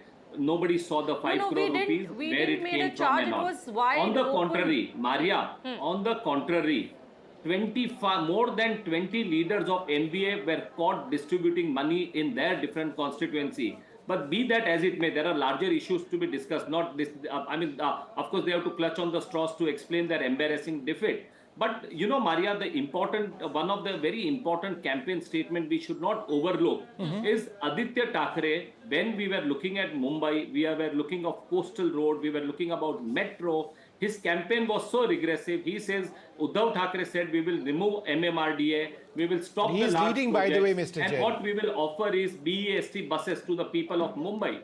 Now, this is the city where, the former Prime Minister Manmohan Singh had promised that he will make it like a Shanghai and all. Okay. And what is the vision they were offering was the vision of offering BEST buses to the people of Mumbai. Okay, Mr. Jain, half a second. It does need to be said that when I looked last time around, Aditya Thackeray was actually leading over Milindura, but there is, some reactions now coming in from the Maha Vikas Aghadi. The Shiv Sena's UBT leader Sanjay Raut says, and I quote, they've done some gadbad, they've stolen some of our seats. This cannot be the public's decision. Okay. Even the public does not agree with these results. Once the results are out, we will talk more. Okay. So a sense of denial now creeping into the MVA. Well, Vishnu, I think people should give less importance to what Sanjay Raut was saying. I think for 5 years he was entertaining all the people, all the journalists is concerned. And one more point I would like to make. Like Sanjay Raut, there was a section of journalists in Maharashtra also who amongst them was saying about the MBA is leading, the narrative of MBA and all. It is, I think this verdict is also somewhere, they will also have to introspect. You know, they used to use the words like Kurogami and all, and they did not realize Maharashtra has moved ahead. Maharashtra is aspirational. Maharashtra doesn't want to get into the caste conflict. Maharashtra wants development, and Maharashtra wants to compete at a high, you have Mumbai, you have a Maharashtra, which is a very important state. And if you again look at the campaign, that is the difference today. Mahayuti was talking about taking Maharashtra ahead, giving the speed to the progress and development of Maharashtra. While as I was speaking to you earlier, Aditya Thackeray was promising BEST buses to people in Mumbai. All these hard questions, nobody was asking the NBA leaders. They were, I think the journalists in Maharashtra also were asking about the family, about it was just about the families, the dynasts and all. All right, Mr. So Jain, I get what you're saying. Aarti, it almost seems, if you look at what Sanjay Raut's statement, which I read out a little while back, is what we saw with the Congress party in Haryana, the sense of disbelief, then going to the Election Commission, writing letters even before the day was done, saying that there's something terribly wrong over here, you messed up here, there. I think this preemptive... It's sort of that preemptive, good word, effort at going out to the EC or feeling out the EC seems to have begun. that stealing of the mandate, I think that's overdone now. The gadbad, they have done some gadbad. That gadbad thing, that should apply also in Jharkhand. It was a narrow victory. I think, maybe, that argument may still have had some, some sense. But in this kind of a victory, it is a sweeping victory. They're heading towards a 2/3 mandate. Never seen before in Maharashtra. Mr. Jain, how many rounds according to your data? How many rounds according to your data has been counted in Maharashtra? Do you have an update, Mr. Jain, in front of you? How many rounds has been counted in Maharashtra? Well, Maharashtra, you have like 5 to 7 rounds that are counted. And most of the places, I will give you one more data which I have in front of me. Most of the candidates of Mahayuti are winning over 15, 20, 25,000. The leads are consolidating. And if you look at the leads of MBA, they still have some 15 to 18 seats where their lead is not more than 1,500. Aditya Thackeray himself is only leading in by some few hundred votes. Okay. Okay, so that's fascinating. Okay, but 7 to 8 rounds. Look at the Bypolls at all, because those there's a elections, very right. interesting one happening in Karnataka. Let's And Karnataka, where, you know, this Bypolls, there are Channapatna, which and even is Uttar Pradesh. and Uttar Pradesh. So let's look at Channapatna, which is you know, sort of Kumar Swami's son. Okay, so let's thank to the Congress. now. Congress Thank you, is Hitesh, for leading joining in us. a JDS Let's stronghold. continue to have other guests and shift focus now to Bypolls. But can I just jump in for half a second, because Yes, that's what please. I do. The strike rate is phenomenal. In the Mahayuti strike rate right now is 84%. 84% of the BJP. 84%. The Shiv NCP Sena. has the Shiv Sena Shinde is 71%. The NCP at 62%. The MVA strike rate for the Congress is a dismal 19.2%, and for the NCP Sharad Pawar is an even more dismal 11.6%. Which is the most shocking thing, actually. You didn't for expect- me. you I didn't didn't expect expect. No, this at I all. expected Sharad Pawar to do well. I did think that the Congress was the weak link in FVA, but I certainly did expect Sharad Pawar to, you know, pull his weight, because he has been such a dominant figure. Yes. I think what And happened this is here. really surprising. What- you know, what happened how, here, You know, Aarti? he's being wiped out in his own stronghold, Western Maharashtra. He's Exactly. done so badly What there. is becoming clear here is that if it is about stability, the people of Maharashtra thought that they should give the mandate to the entire Mahayuti. It should not be only about one party or a particular party. In case of Vikas Aghadi, it is a no confidence to all three of As them. we have been stressing, if it was in the Mahayuti, it was the BJP which needed to do very well. Whereas in the case of the Aghadi, for any success to come to power, it needed all the All three to of do them well. to do well. Okay, so first set of reactions coming in of Shaina, NC and Rahul Narvekar. Let's listen in. You know, I have never played divisive politics. I've tried to take everyone along in every sense. But having said that, there are certain parties that only appease vote banks and play pseudo-secular politics. I think we need to move beyond that. The time has come to only talk about development, and the younger generation understands that. और बापा के चरणों में यही प्रार्थना की है कि इस राज्य को महायुति की सरकार प्राप्त हो, जिससे राज्य की जनता को न्याय मिले और राज्य प्रगति पथ पे चलता रहे। मेरे हिसाब से 175 पौने 200 सीट महायुति जीतेगी।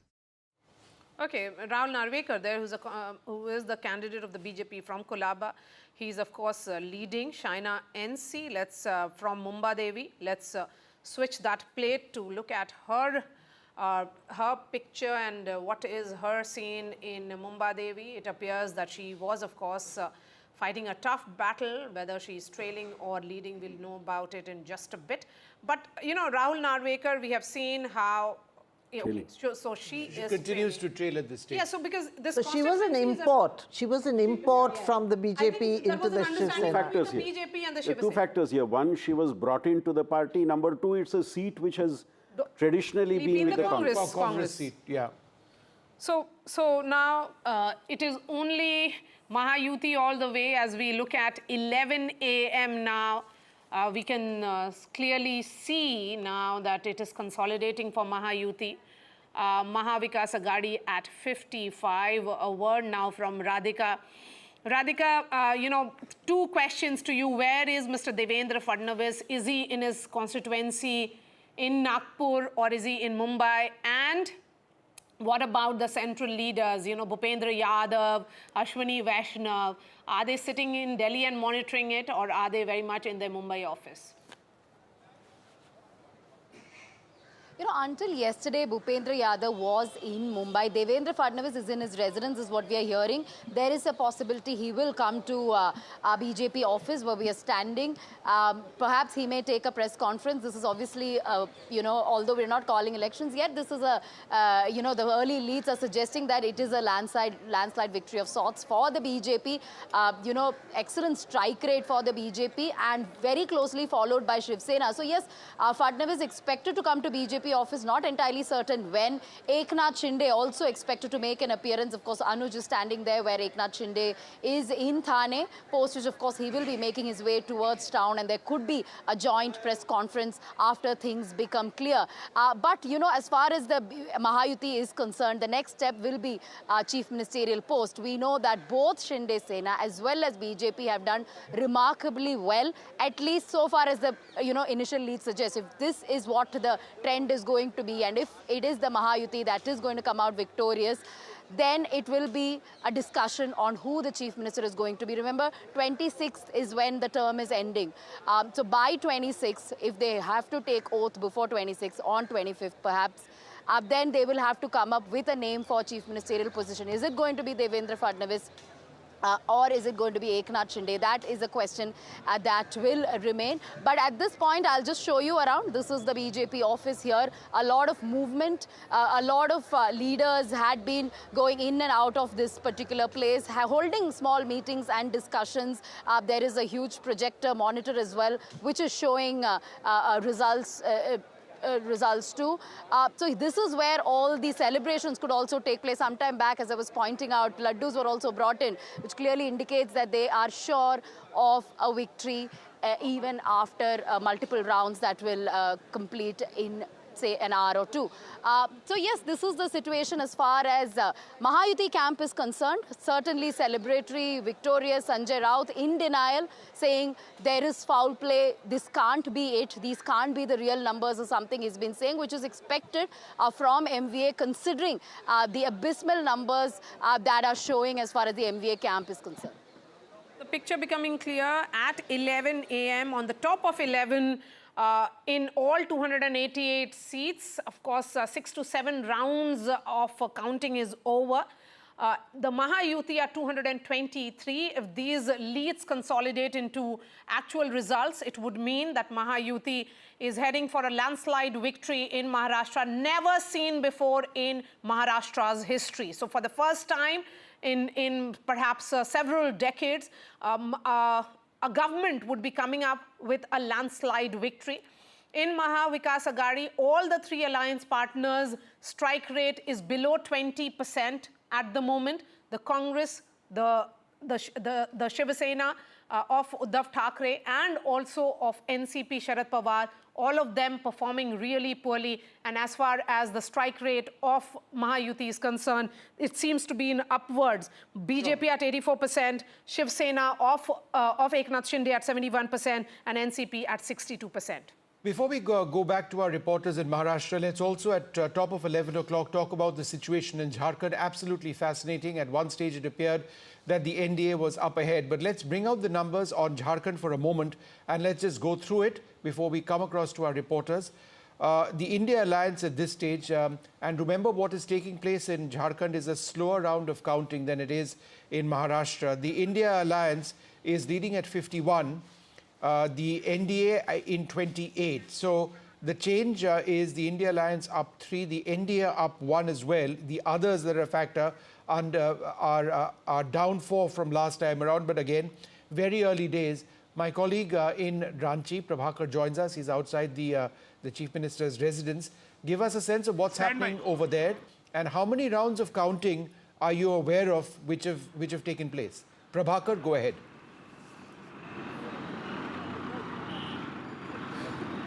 Yeah, the last update with us was of 4 rounds of counting, but the numbers are cementing now.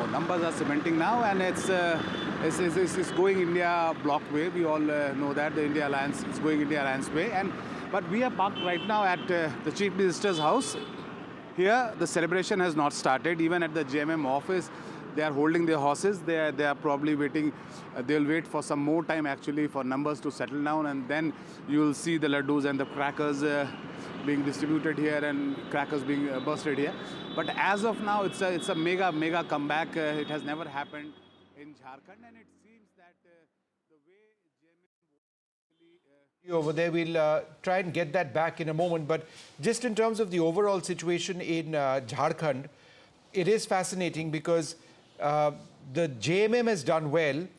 The BJP, in terms of the lead situation, is where it was in 2019.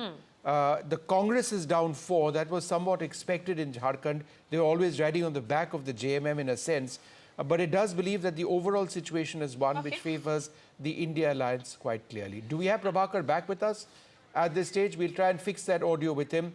But let's go back to Maharashtra, where it's the opposite scenario with many more rounds counted. 288 of 288 seats, the counting has begun. At least I would suggest 8 rounds would have been done by now. The NDA ahead, many would suggest that this will start firming up sooner than later. I think we should go to the man of the moment, which is Eknath Shinde. What is happening at his Thane residence? Anuj, give us a sense. Have the supporters of Eknath Shinde started arriving, or is he very much locked inside his house, away from all the limelight? As of now, he is pretty much, locked up in his house, but he's expected to come out anytime soon. And as you said, that close to 8 to 10 rounds, have been counted all across the state on all the 288 seats. And one direction that all of these early trends are showing, I am saying early because time-wise this still is early, but the gap between the NDA and the India alliance, that is the Maha Vikas Aghadi here in Maharashtra, is increasing. And I'm outside Thane residence of Eknath Shinde, and as you can see, the activity around this place has increased. The number of supporters coming here has increased, and one can expect Chief Minister to walk out of his residence any point of time.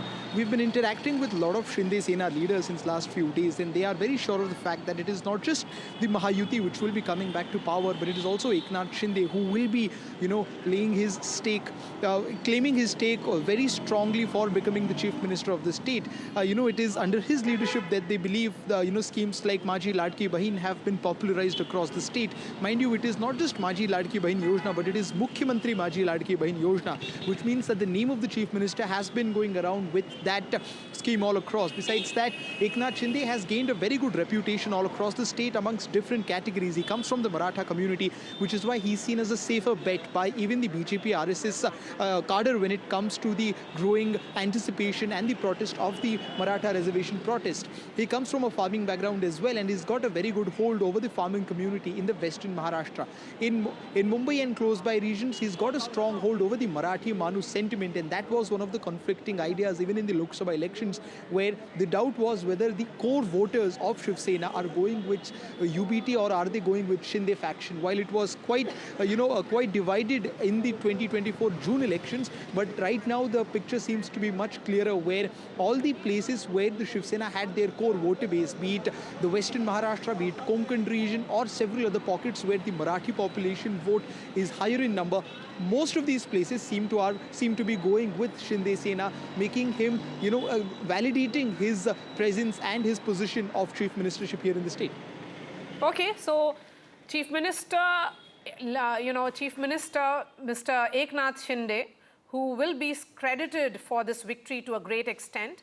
He was seen as the person who was among the people, a Maratha leader who neutralized the Maratha agitation, ensured that Jarange Patil, who was against Devendra Fadnavis, his deputy, continued to back the chief minister, who was a Maratha chief minister. So Eknath Shinde, the man of the moment, we are yet to hear from him. Perhaps he is also getting some feedback from his team, because I've been in touch with his team. They are suggesting that this number is only likely to consolidate. But the larger picture here is becoming clear. This is a landslide victory for Mahayuti. And if these numbers consolidate, it would only mean that for the moment it is Eknath Shinde, but will the BJP, which is of course at 84% strike rate, up in digit numbers on its own, will it its cadres be okay with a non-BJP chief minister? So we'll try and get that answer from the panelists who are joining us on the top of this hour. But Vishnu, what a fascinating battle. I'm told... I suspect that Eknath Shinde's place is pretty quiet at this juncture, primarily because they're thinking about that CM issue. Because with leads in a situation like this, more than 8 rounds of counting, if there is going to be a flip starting at 11 a.m. in the morning, it seems very difficult whichever way you look at it. Neeja Chaudhary joins us as well at this stage. Neeja, we look at both Maharashtra and Jharkhand in a bit. But at this stage, with at least 8 rounds done, I think it's safe to say that, and this gap, that it appears that the NDA is headed to coming back to power, that also with a landslide. Yeah, I think given the gap that there is, it's a given. What is of interest is not that the Mahayuti is going to come back to power. What is interesting is who is going to be the chief minister now, given the convincing numbers that the BJP has. And remember, Maharashtra being, as we've often said, financial hub, corporate world is there, MNCs are there are development plans.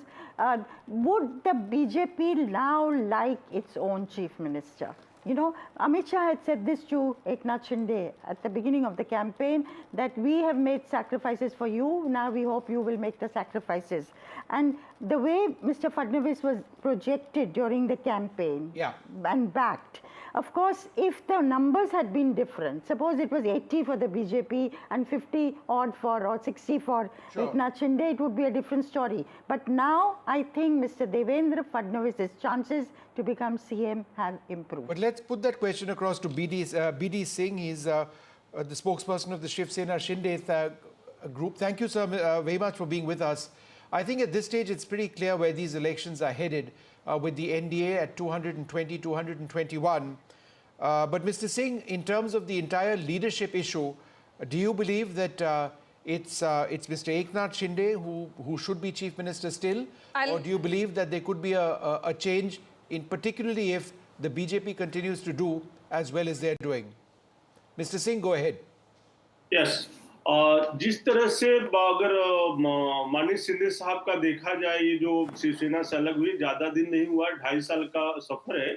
इस सफर में इन्होंने जिस तरह से performance किया, ये जो है, जो भी आपके रिजल्ट सारे रिजल्ट आए हैं, उसमें सबसे अच्छा रिजल्ट जो है माननीय शिंदे साहब का है। और दूसरी तरफ से ये बोला जाए कि अगर असली शिवसेना या नकली शिवसेना की पहचान की जो सील थी, जो इलेक्शन कमीशन ने दिया था, जो है वो प्रूव हो 100% प्रूव हो गया कि असली शिवसेना माननीय शिंदे साहब है। और लीडरशिप के बारे में हम बात करते हैं, बीजेपी के जो लीड्स है इस वक्त वो भी काफी स्ट्रांग है, उन्होंने आपसे ज्यादा सीट्स पे कंटेस्ट किया है। तो अगर चीफ मिनिस्टर का पद के लिए एक बातचीत शुरू होता है आप दोनों के बीच में, आप लोग मानेंगे कि शायद बीजेपी का चीफ मिनिस्टर बनना चाहिए इस बार? देखिए, ये तो क्या है कि जो महायुति की सरकार है उसमें डिस्कशन होगा, डिस्कशन के बाद ही ये डिसाइड होगा कि कौन चीफ मिनिस्टर बनेगा। उसके बाद ही सारा डिसीजन होगा, क्योंकि ये जो है महायुति सरकार जो है काफी मतलब केंद्र से भी चलती है, तो उस पे मैं नहीं जाऊंगा। लेकिन ये है कि जो जिस तरह से मैं एक कमेंट और करूंगा कि जिस तरह से बाला साहब ठाकरे ये बोलते थे कि जो है अगर मुझे कांग्रेस के साथ जाना पड़ा तो मैं अपनी दुकान बंद कर दूंगा, लेकिन आज जो है उद्धव जी ने वही कांग्रेस के साथ जाकर के अपना शटर गिरा दिया। जी, all right, Neeja, shall we flip this now, take a look at Jharkhand? Or I think we should concentrate more on Maharashtra, because Neeja, I've just been told that Maharashtra has largely seen fractured mandate, and not this scale of victory ever in the state. Perhaps it was last in 1967-72. I mean, this kind of victory for an incumbent of 2.5 years, and an incumbent which only 5 months ago faced a massive setback in the Lok Sabha. They did course correction, and then they have come back, and how? Look, I have only one simple, I keep saying this, it's one factor responsible for this, and that is women. Ladki Behan. In both the Ladki states. Behan and money. Mahila Samman and Ladki Behan. Yeah, in both places, women have emerged as a major factor in the electoral process of the country as a constituency, that the way we not regarded them. And remember, money in the hands of women is different from money in the hands of men. That money has actually come in the case of... Money has come for 5 months in the Five hands. installments of 1,500 rupees. And has Vishnu, I reached keep... 2.3 crore women. That's It's done and right. dusted. Absolutely. And I've said this several times. I did not meet a single woman who said, I have not got money. No. It was random. So implementation has been fantastic. So as it was in implementation Madhya has Pradesh been fantastic, earlier on. and this the people in the Mantralaya tell you. The Sure. officialdom tells you how hard they've had to work. Nija, let me ask you this. You know, I mean, it may be the women's factor which actually decides which way the election has gone, but there is a battle of identity which will be decided. Yes. Who's the real Shiv Sena? I have suggested that it's an existential question for both the Sena and the NCP. The women's vote we've focused on, and this being India's second largest state, the national sort of scenario over here, should the NDA win, it's huge. So let's talk about the battle of identity first. What would this potentially mean for Sharad Pawar, and what would this mean for the Shiv Sena with the Balasaheb Thackeray? Look, you cannot write off anybody in politics. So even Uddhav Thackeray, very weakened Uddhav Thackeray, will remain there. And bide his time for the future. If people get disgruntled this side, they may want to move over. Sharad Pawar, it's now the last battle, and he's the patriarch of, you know, not just... Huh? Maharashtra, the tallest leader of Maharashtra, he's done his bit.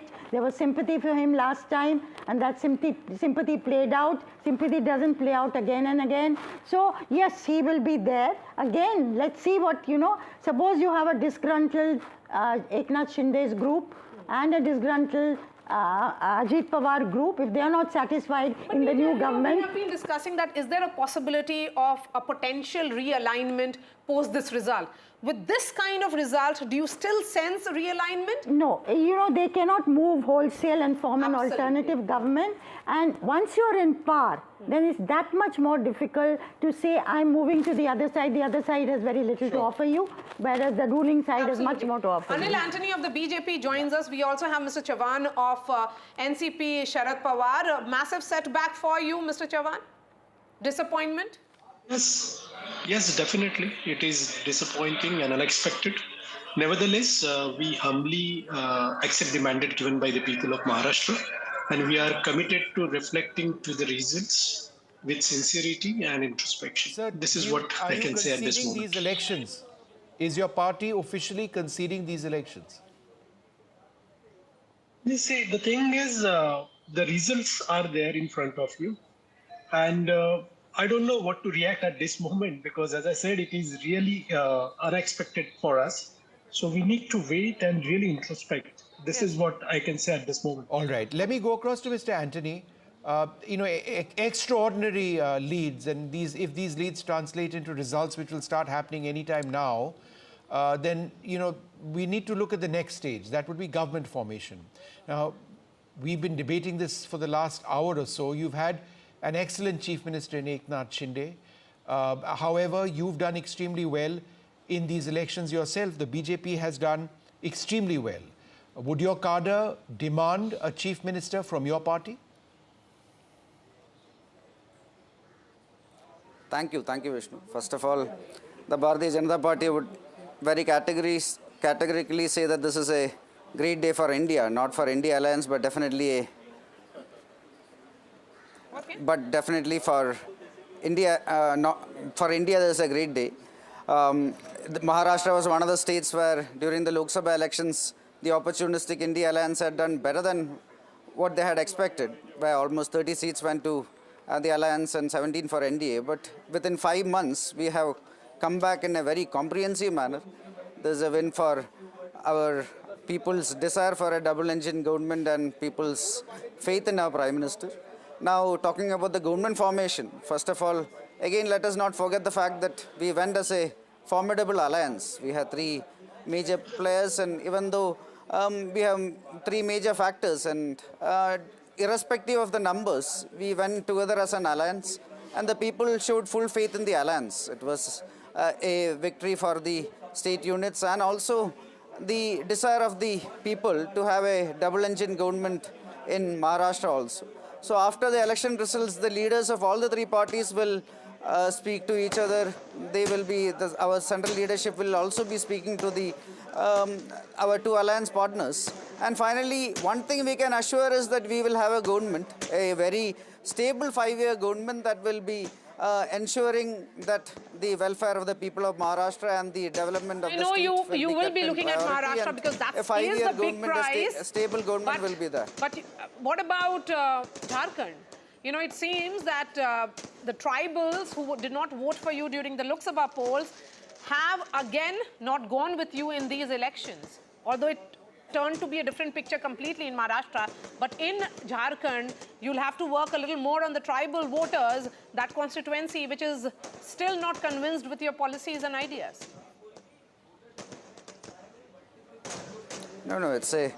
No, there are elections happening across India today. There are by-elections happening in many states, including my home state in Kerala.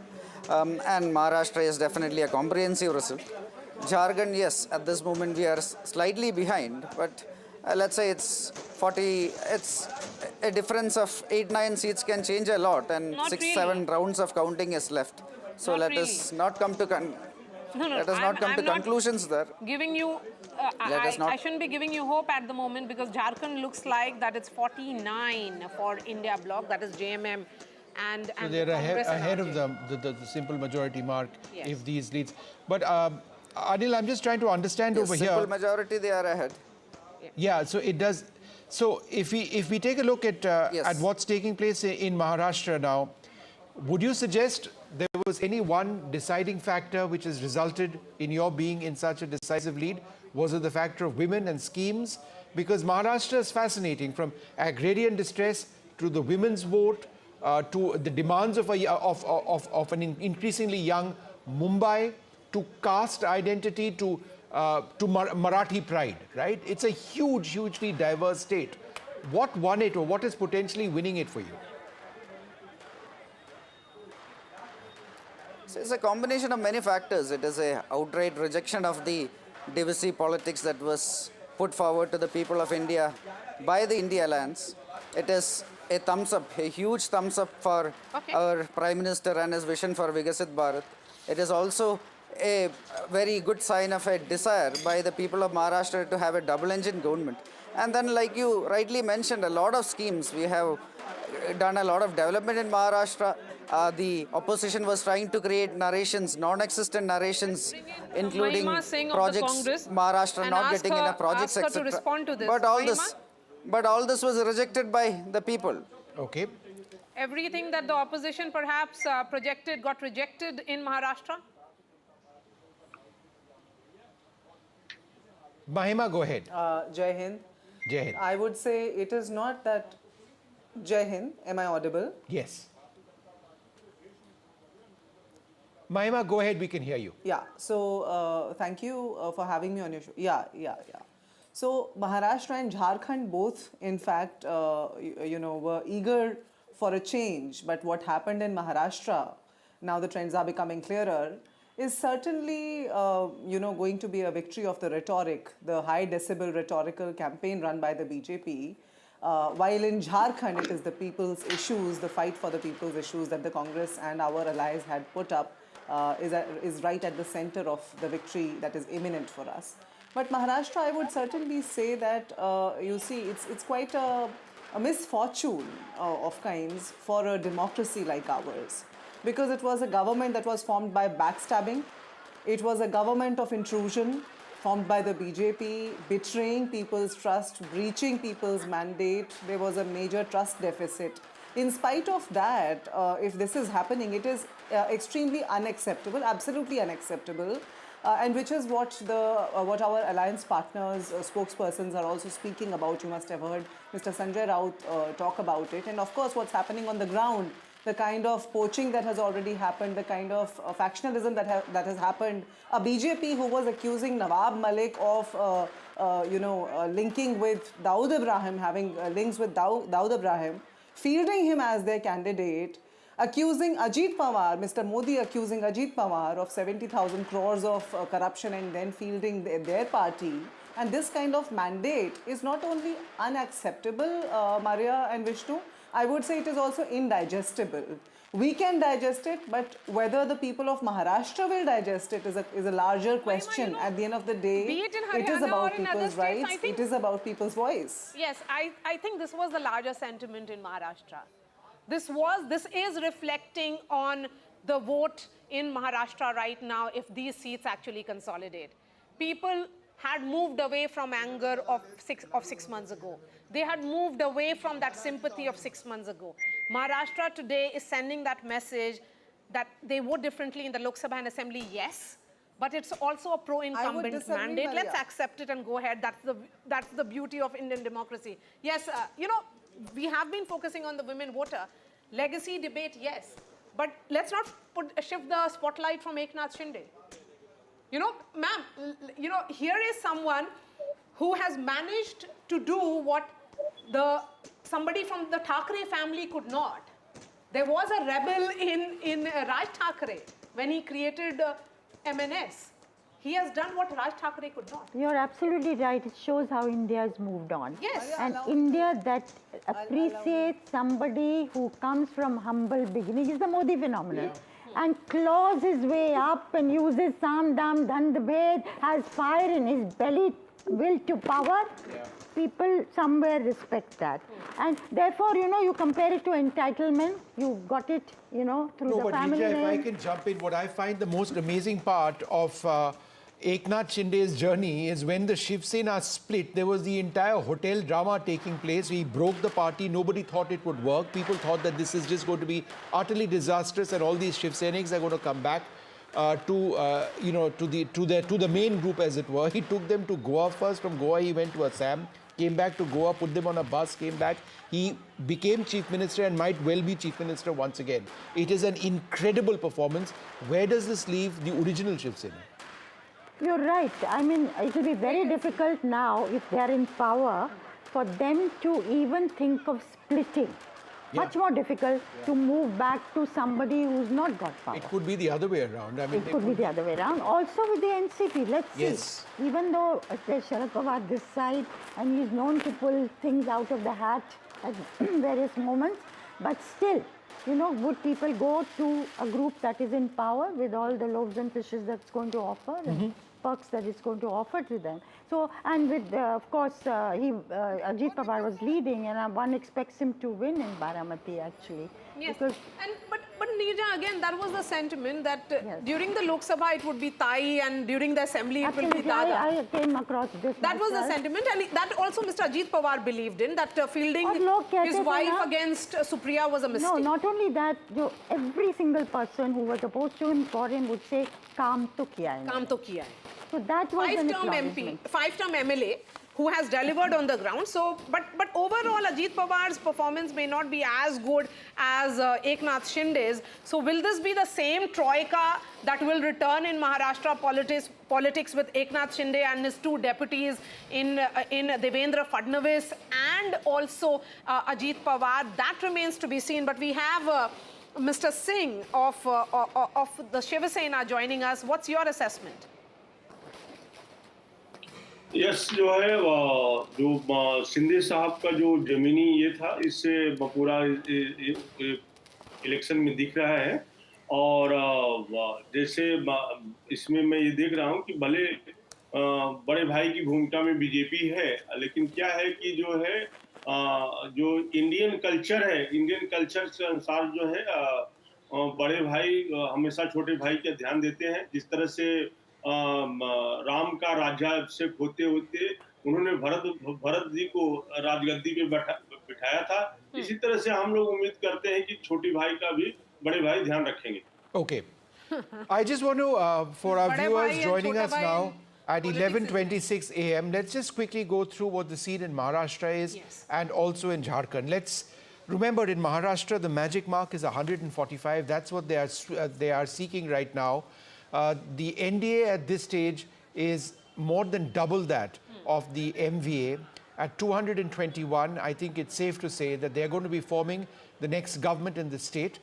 at least 9 to 10 rounds of voting would have taken place. The BJP, the dominant party in Maharashtra, they are up 23 compared to last time in terms of leads. They are at leading in 128. The Shiv Sena up 12. And this is the Shiv Sena affiliated with the BJP, the Shinde Sena at 53. The NCP is down 5, but still at a commendable 36 in terms of their leads. But it is the Shiv Sena, Uddhav Balasaheb Thackeray group, the original Shiv Sena in a sense, though that's disputed who's original and who's not, they're up 4 from last time, but they are nowhere compared to the Shinde faction. The NCP Sharad Pawar is exactly where they were at this stage in terms of leads. 13 now, they were 13 last time around. They contested in 86 seats, so there is no change. But it's Ajit Pawar and his NCP, which seems to, really be holding the cards. Now, that's what the overall situation is. Let's turn our attention now to Jharkhand. And in Jharkhand, there have been fewer rounds of counting. The counting started, as we understand it, a little bit later in Jharkhand. But after the very initial trends suggesting that the NDA was coming up, it now appears to be the absolute opposite, with the India Alliance leading now in 48, both India and the NDA contesting in 81, the NDA at 31, the India Alliance, that's the JMM Alliance, leading in 48. So what does it do to the momentum which was built by the India bloc? Yeah. Immediately after the Lok Sabha is the big question. Correct. So will that momentum then, or the Lok Sabha results, be seen as an aberration, Mahima? Mahima? Sorry, who do we have joining us at this stage? Mahima, let's quickly get a word from Mahima. Mahima? Could you repeat the question, Maria? Will the momentum which was seen after the Lok Sabha polls in favor of India, when BJP was down to 240, below the majority mark, be seen as an aberration, that result as an aberration, because you have one victory after another and decisive victories, Haryana, Maharashtra?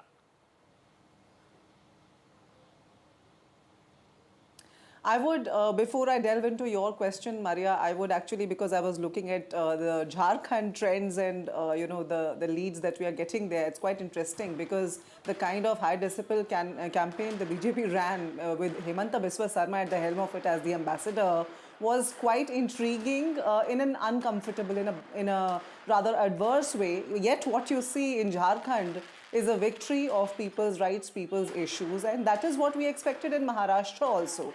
Lok Sabha was not an aberration. Rather, it was the reality. You see, the BJP had upset its ideological father, the RSS, and that is when you saw the real people's issues come to the fore. This time around, whether it was Haryana or the Maharashtra, BJP, which was a few months ago telling the RSS to take a back seat because the BJP can stand on its own feet now, is actually, having to rely upon the appendages of its allies that it has broken apart, it has excoriated to the extent of, extinction of the real ideology. So the BJP, that is basically the khichdi of BJP, which is being cooked today, which apparently is gaining these leads today, is setting in a major identity crisis in our society in the forthcoming years, Maria, and that's worrisome. And why I'm saying this is because, as I said, it is a misfortune. It is unfortunate, the kind of trend we are seeing, whether it was Haryana or Maharashtra, because people will not accept the results. Although the BJP may have succeeded, the Congress may at the end of the day go back to its drawing board. Our alliance partners may go back to our drawing boards for Maharashtra while we celebrate Jharkhand. Sure. But at the end of the day, it is the people whose trust was backstabbed by the BJP. Yeah. I wanted to go back just briefly to Nija. Nija ji, let's look at 4 or 5 key factors in these elections. A, there's a thumbs up for the Prime Minister's infrastructure push. Obviously, the women's scheme, the Ladki Behan scheme, Ladki Behan, Ladki Behan, right? That's done. Okay, that's done dramatically. Ladli, that has become Ladki in Maharashtra. In Maharashtra, that's done well. the Shinde has settled the issue within the Shiv Sena on the legacy debate. And whenever there is, and this is what fascinates me, whenever there is a direct contest between the Congress and the BJP, the Congress is not in the picture. What does it say about the Congress in these direct contests, I mean, from a national standpoint? Well, I think if you look at it, the Congress tends to drag the alliance down. And now look at, Jharkhand, they're saying 5 RJD people are leading. They got 60 tickets. Right. Congress got 30. Now I think it's not so bad that they're leading in 13. Earlier the figure was much lower. So final figure will be interesting. But overall that is correct. So I think Congress, even though there may be a sentiment as in Jharkhand, does not seem to take advantage of it as it should. And is not the dominant party. It's not the dominant party. Even if you look at Jammu and Kashmir, we don't talk about them. They were supposed to do much better in Jammu. They've not. They hardly. The question was whether they would get any births at all. Organizationally, they are so weak that I think that's where they need to, put their effort. Also, sometimes I feel Congress has forgotten how to work hard. It's become a drawing room party. In fact, congratulatory messages, Neerja, have started now. Who's congratulating who? Yeah, first set of visuals coming in now of Devendra Fadnavis being congratulated by his mother. But let me bring in Radhika now. Radhika, so, should we expect some kind of a big celebration in Mumbai office? Or will the leaders be going and collecting their certificates and then postponing it and letting the Delhi office have all the spotlight, the BJP headquarters where Prime Minister is expected later tonight? 7 p.m., right? Yes. Well, certainly there will be celebrations at Mumbai office, which is why I showed some of those laddu boxes. At some point, that has to be kept out, that has to be taken out. So that will be expected in a bit from now. Yes, Devendra Fadnavis is certainly celebrating in his residence. So those are the visuals from his residence of his family member, his mother, calling him and congratulating him. And this is the movement, or rather the activity at BJP office here. We just saw Vinod Tavde a while ago in this particular place, which is the BJP headquarters. He will be taking a press conference in a bit. In fact, he spoke to us off camera. He did speak about, of course, he did not speak about the allegations against him, but he did speak about the factors that have been attributed to the victory of BJP and Mahayuti in general. So far as the schemes are concerned, be it the Latki Behan scheme, some of the farmer-centric schemes that have been announced, and the hard work put out by the leaders just ahead of elections, be it in terms of organizational structure, be it in terms of, coming out with numbers, the candidates, seat allocation, all of them being done in a structured manner, which is what led to the victory. And besides that, he also pointed at how Shinde Sena took the legacy of Balasaheb Thackeray forward successfully, which was abandoned by Uddhav Thackeray, which did not go down well with the people of Maharashtra. So these are some of the reactions coming in. Vinod Tavde inside, more leaders expected here. Devendra Fadnavis also expected to take a press conference, perhaps a little later, once things become clear, once, multiple rounds are over. That is when that will happen. And in Worli constituency, very interesting. Radhika, any idea on the number of rounds which have been counted so far? Because at this, we should be in a situation soon to call this election, particularly with this gap. Do we have an idea of the number of rounds? I think in both the states now. Radhika, any idea of the number of rounds? What I'm hearing is at least about 8 rounds have been completed. No, but that's been going on for a while. Okay, so let's listen in to the first reaction that is coming in. Devendra Fadnavis in conversation with his mother.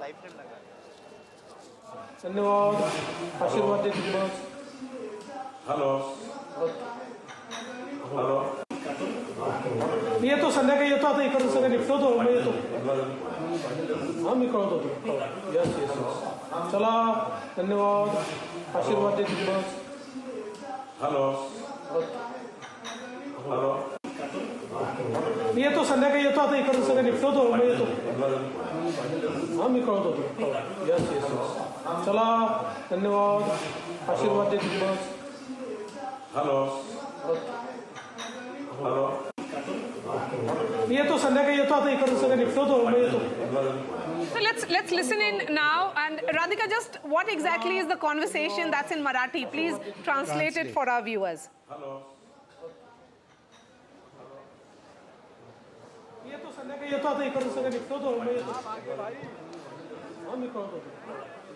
All right, so Devendra Fadnavis gets a congratulatory message from his mother. There is another picture that is coming in now of Mr. Bawankule, who is the state president of the BJP, with Devendra Fadnavis. I'll ask the producer to put that photograph also on the television screen. So the celebrations indoors clearly right now has begun. But let's not forget that the BJP strike rate is the highest in this election.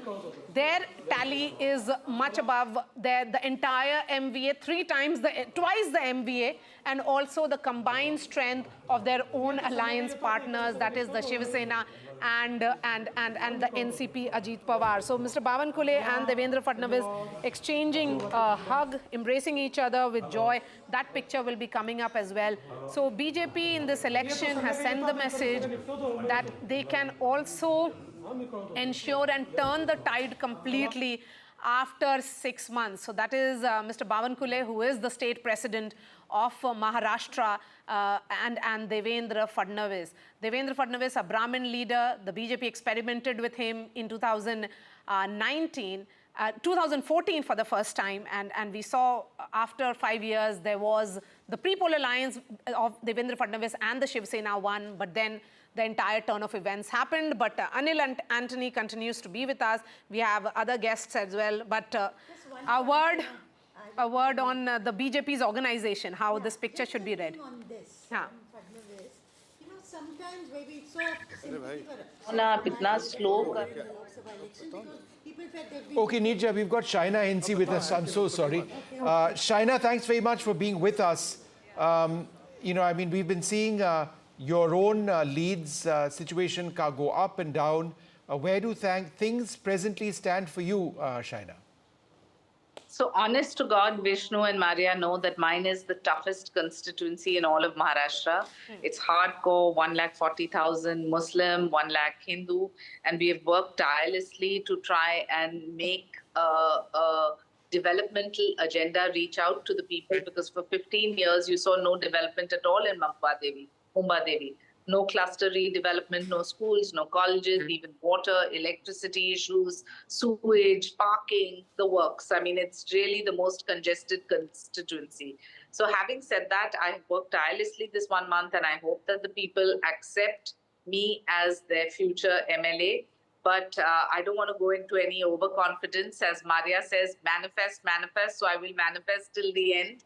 But having said that, I think the work done by the Mahayuti has really impacted lives. If you look at the Chief Minister's Ladki Behna Yojana, where 2.5 crore women have got 7,500 rupees directly into their bank accounts, this is incredible, as has been with the Ladki Behna Yojana, even in Mumbai Devi, where 40,000 women have got money in their bank accounts, and of which 15,000 are Muslim ladies. So obviously, this kind of work percolates down to the poorest of poor, and that makes it part of stunning Mahayuti sweep, because but historic Shaina, let me mandate. ask you this. You know, your own personal journey has been quite interesting. You've been for years and years with the BJP. You've been a spokesperson of the BJP. You've grown within the BJP ranks. Now, of course, I have to remind myself that you aren't in the BJP or in the Shiv Sena, and despite the color of the sari that you're wearing. So what I must ask you, therefore, is, I mean, your own political journey. Do you, in a sense, regret the fact that you aren't still in the BJP, or was this a natural progression for you?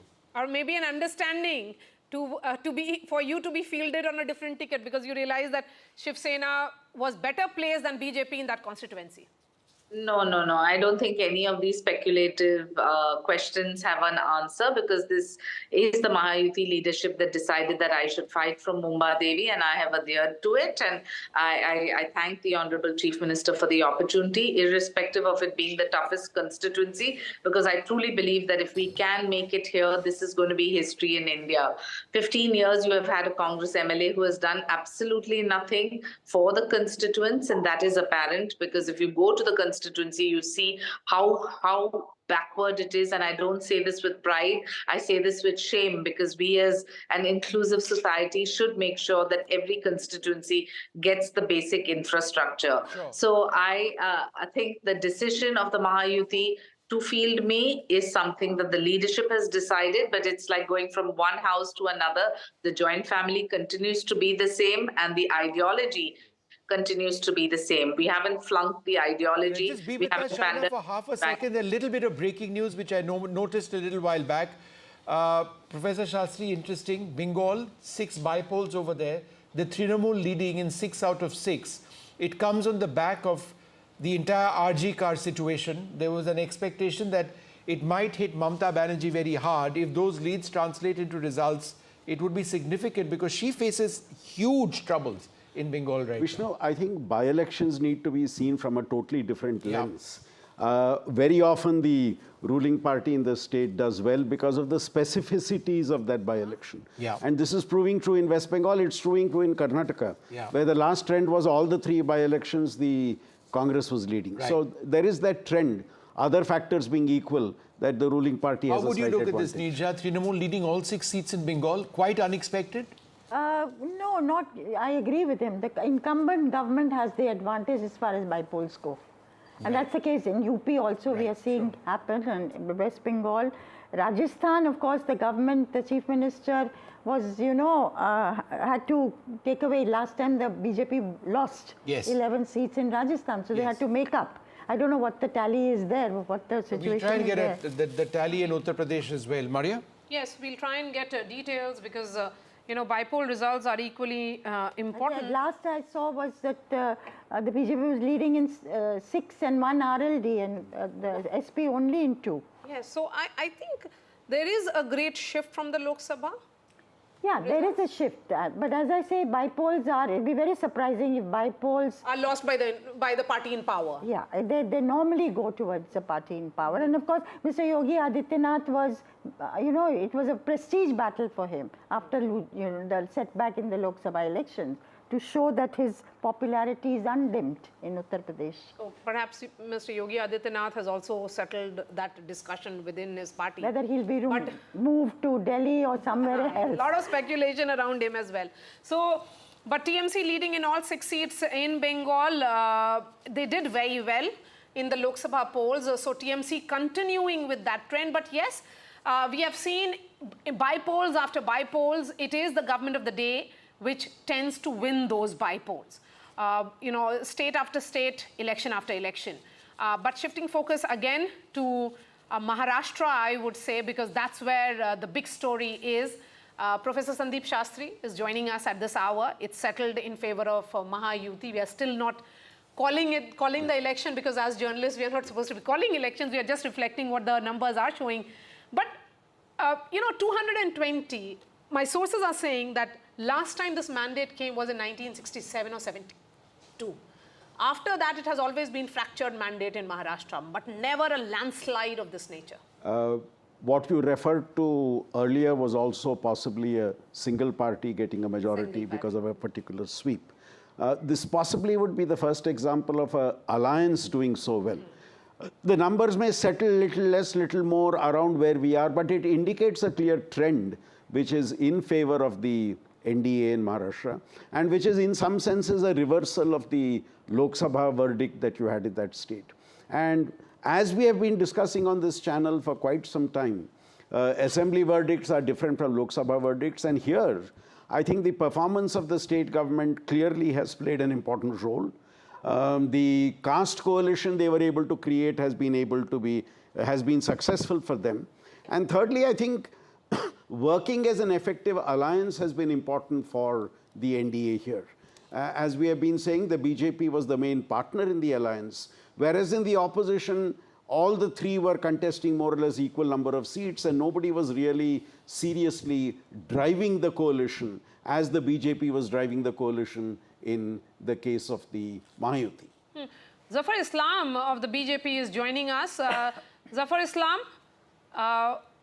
of course, as someone who is from Maharashtra, from Mumbai, do these numbers come as a surprise? I'm sure you will say no, but You know the internal functioning of the BJP. You work very closely with Home Minister Amit Shah.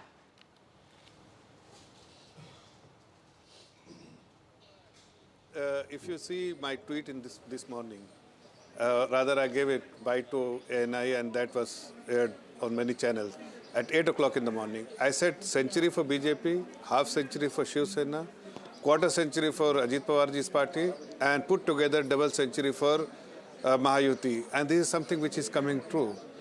And it is primarily because of the Modi magic which actually works. All these other strategy they have, the MVA, has actually not worked because they are not connected with the people.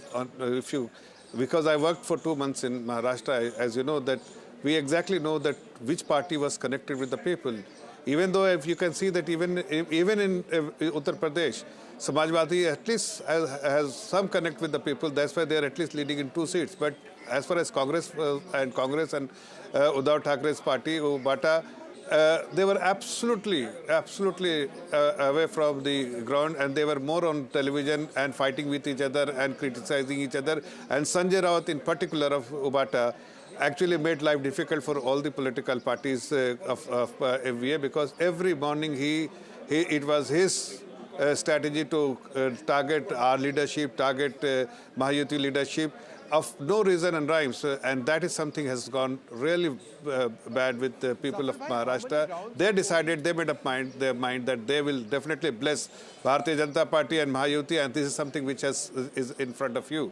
And I give credit to the people of the state who has given us blessing, the Karyakarta of Bharatiya Janata Party and Mahayuti. And one more thing which is very important, our leadership has very clear instruction that we have to fight on all 288 seats, without exception. So we were fighting not in 149 seats, which was allocated to us, but we were fighting in all 288 seats. Yes. And that is why even other Mahayuti partners, they were also fighting in 288 seats. Zafar Bhai, can you hear me? We were able to transfer Zafar Bhai, Vishnu here, can you hear me? And the result is for everyone to see. Yes. Great. Zafar Bhai, how many rounds of polling is actually done? Do you have that data with you? It's almost 12 o'clock. No, see, in some constituency, yes, 9 rounds. Some, like for instance, Worli, half an hour ago I checked that only 4 rounds was done at the where Mahayuti candidate Milil Dera was trailing by merely 400 votes. So in some constituencies, the 9th round, 4th round, 5th round, but put together, I'm saying there is still many rounds left. In some constituencies, even 27 rounds to be counted. So I think we need to wait for some time, but the trend is set. Trend is very much set now. It may be 2 seats here, 2 seats there, but the victory for Mahayuti is done and dusted. It's all settled. Yeah, so it's a massive victory. I mean, 219, and there is this analysis, which is an interesting analysis, that Sharad Pawar's party has 15 seats as of now, leading in those seats. This is Sharad Pawar's worst ever performance in his political career. He has a strike rate of just 11.6% in 2024. I mean, Sharad Pawar, the doyen of politics, someone who's known to be making multiple comebacks. But there's another piece of breaking news, Maria. Yes. That big breaking news is that the exit polls got it right. Can I give you one statistic? Yes. Can I give one Zafar, go ahead, Zafar Bhai. Vishnu. See, so the strike rate, since Maria was talking about the strike rate, BJP has strike rate as per the current 84%. trend, 86%. 86%. And Congress has 86%. Okay. Congress has 19%. Shiv Sena, Shinde Group, 71%, as against Shiv Sena, Ubata, 21%. And NCP, Ajit Pawarji is 62%, as against 12%, 11.6% of NCP Sharad Pawar group. That shows which parties was the preference of the people of Maharashtra. Let's go full frame with those visuals that are coming in. They have blessed, flowers, laddus, patakas, firecrackers all have started arriving at the Mumbai office of BJP. The celebrations have begun. Those are the pictures of the two men who are fronting it in Maharashtra, in the state. Devendra Fadnavis and Mr. Bawankule, who is the state president. You can see Prime Minister Modi's picture and also Mr. Nadda's and image. Devendra Fadnavis. And Devendra Fadnavis. Very much the man of the moment as well, in all of this. Along with Shinde. Yes, along with Eknath Shinde. You can see Devendra Fadnavis and Prime Minister Modi's image together. But across Maharashtra, when I was traveling, I did see both of their images on posters. So if it was a big picture of Prime Minister Modi, Devendra Fadnavis was also there.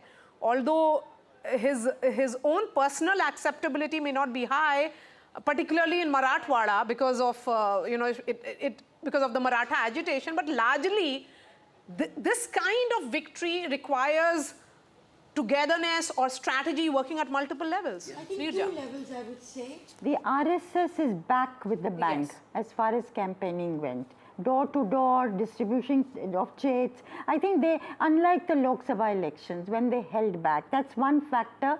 And I think the RSS may also have a say in who becomes chief minister. Number two, I wonder, was there an inherent sympathy for Devendra Fadnavis that manifested itself for this chief minister who was downgraded to deputy chief minister? And somewhere people have voted for the BJP. Was there a factor like a vindication of his honor? I do believe that despite all of the arguments and debate that we've had, that it will be Devendra Fadnavis as the next chief minister. It seems unlikely that it wouldn't be the case. Vishnu, in a poll that we did, when we asked people, are you voting for party candidate or leader? Nearly half the respondents said candidate. It's the candidate who makes the difference, then the party, and then the leader. So I think Fadnavis has got the benefit of a party which was on the upswing and a right set of candidates being chosen, and the two factions supporting what the BJP wanted. I mean, the two parties in the alliance supporting what the BJP wanted, that worked to their advantage. Where I think there was a lot of division within the three partners in the opposition alliance, which is seen in the type of results that we are getting. I'm just saying that 6 months ago, it was a different story altogether. Absolutely. I mean, the same alliance was seen as cohesive. Maha, Vikas, Aghadi, So the narrative in our politics has changed completely, Absolutely. right? I mean, the BJP is on the upswing again. They are From getting Rahul Gandhi saying, I think the day after the Lok Sabha elections, that we have reason no longer to fear the Prime Minister. Then, campaigning hard and yet losing decisively in Haryana, doing very poorly as a party in Jammu. And now it appears that they've not done well over here as well. So in terms of the momentum which the Congress believed they had picked up, many would suggest that that may not be the case, though yes, there is a strong possibility that they may win Jharkhand. Also, the consolidation of the OBCs behind the BJP has been very, very strong. And possibly the consolidation of the Marathas behind the MVA has not been that strong. Marathas behind the chief minister, perhaps. Maratha chief minister. There is a split in the Maratha. See, the Maratha vote last time was consolidated with the Aghadi. But now with the projection of the Maratha chief minister and Shinde being very visible in their campaign, I think a segment of the Maratha vote, a big segment has shifted to the And perhaps alliance. the fact that he appeared to be more sincere by giving that 10% reservation which got passed by the Maharashtra Assembly. And nobody else has taken any other position. Nobody they has said taken in excess to 50%, we'll give 10%. They're not agreed, any of them, to making them, in the Kundi vote. Yes. All right, let's take a look at what the overall situation is, and let's have the strike rate numbers up as well. We are gradually getting to a scene where the trends are now going to fast become results, and it appears quite clearly that the NDA is winning Maharashtra. Devendra Fadnavis is likely to be the next chief minister. We would wait, of course, for a formal series of conversations between the alliance partners. Vishnu, you spoke too soon on Devendra Fadnavis becoming the chief minister. For the moment, it appears that the BJP could very well go with the same formula of having Are you hearing that? Are you hearing that? That clearly has been the indication as of now. All right, so we'll see where that goes. But for now, that's what the situation. No, they haven't said it, but the indication. I got an indicator that it could be Fadnavis. Maria, we'll go with her word. She covers this much closer than I do. But we're going to take a short break, and then when we're back, when Team NDTV is back, we'll be looking closely at Maharashtra and Jharkhand. in many ways an equally fascinating election, but one that seems to be headed to the India alliance. We'll take a short break. There's more coming up.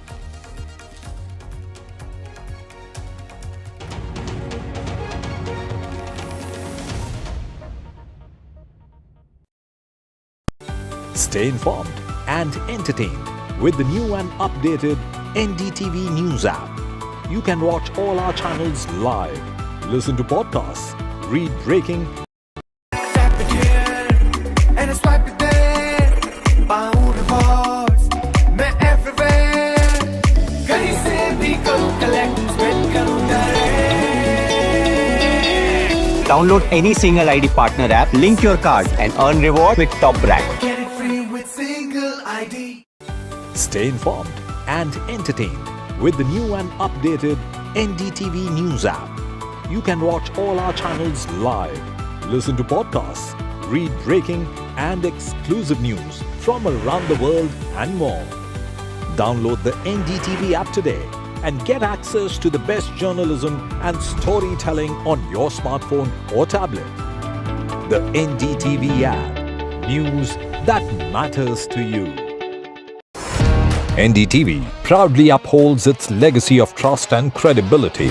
According to the prestigious Reuters Institute's Digital News Report 2024, NDTV is the top-most news platform in the country. Number one in both online and offline reach in India, beating all its competition. NDTV stands for trust. Hello and welcome to India Sense, where I speak with global opinion makers. The United States has made a strategic decision over the last 20 years to move closer to India. Our $7 trillion economy seems a perfectly conceivable number. If you want to be a national party, it's that you sort of accept the way the world is rather than want to endlessly hark back to how it was. Modi is promoting the digitization of the economy, which is accelerating growth in the country. It's a web of frauds, calls, luring emails, threatening messages. Cyber frauds have cast their net wide and everyone is at risk. We track the victims, their horror stories as they get conned online, extorted and robbed of their hard-earned money. How to identify a cyber fraud and how to stay cyber safe. What are your options? Fraud.con, NDTV initiative for cyber safety. Only on NDTV 24/7. हम ये चुनाव विकास के मुद्दे पर लड़ रहे हैं. Let them come for an open debate with me. I've challenged Eknath Shinde multiple times. Congress is in the worst situation in this state. Mahayuti में भी इससे ज़्यादा dispute है. Everything is fair in love and politics. Vote देने वाले ही जिताने वाले हैं ना. So we worked on 4 options.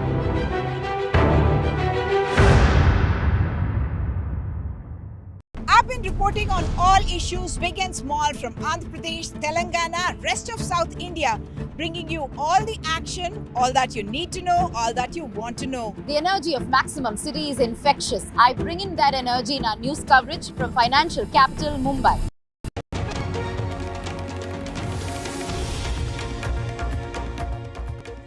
Good afternoon, everyone. The Mahayuti is poised towards a comfortable victory in the state of Maharashtra. It's a restive state that has not seen one party touch the majority mark on its own in the last 5 assembly polls. And in the last 5 years, it has seen 3 chief ministers, 4 deputy chief ministers, multiple wars for symbols and names. But leading in over 127 seats, the BJP also seems to have really put on its best performance. But how does that change the dynamics? What are the large implications of this win? All of that is going to be keenly watched.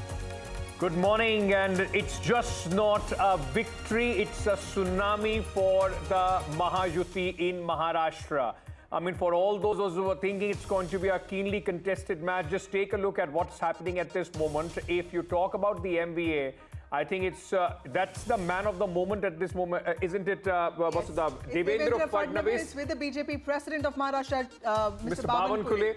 and possibly poised to be the next chief minister, because with these numbers, there is no way that Devendra Fadnavis and, of course, the Bharatiya Janata Party would not be staking claim as the chief minister seat is concerned. 127, in a way, it's the choice of the BJP who they want to go ahead with, and the partners would have more or less no say. Though, I must say, it was just not the battle between the BJP and the Congress, it was also the battle between the Shiv Sena Uddhav Thackeray versus Shiv Sena Shinde, and of course NCP Ajit Pawar, Sharad Pawar. In all those battles, the Mahayuti has checkmated their opponents. And the other important state, Jharkhand, the India bloc has managed leads in 50 out of 81 seats. Of course, NDA, as per the leads we have now, is ahead in 30 That's the seats. solace. Yes. That's the solace for the India Alliance, because the route after Haryana and the route now in Maharashtra and the kind of numbers that we are seeing, it will be in fact a mayhem as far as the India Alliance is concerned for the Congress party, an embarrassment at this moment coming in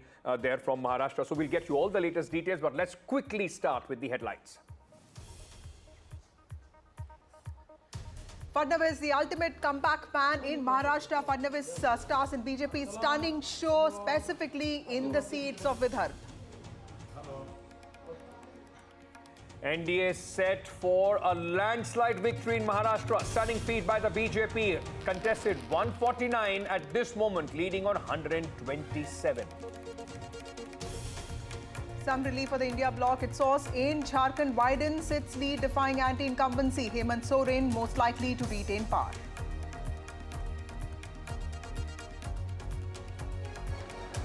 And in Wayanad Bypolls, as expected, Priyanka Gandhi on her way for a stunning debut, leads by a margin of over 1 lakh votes.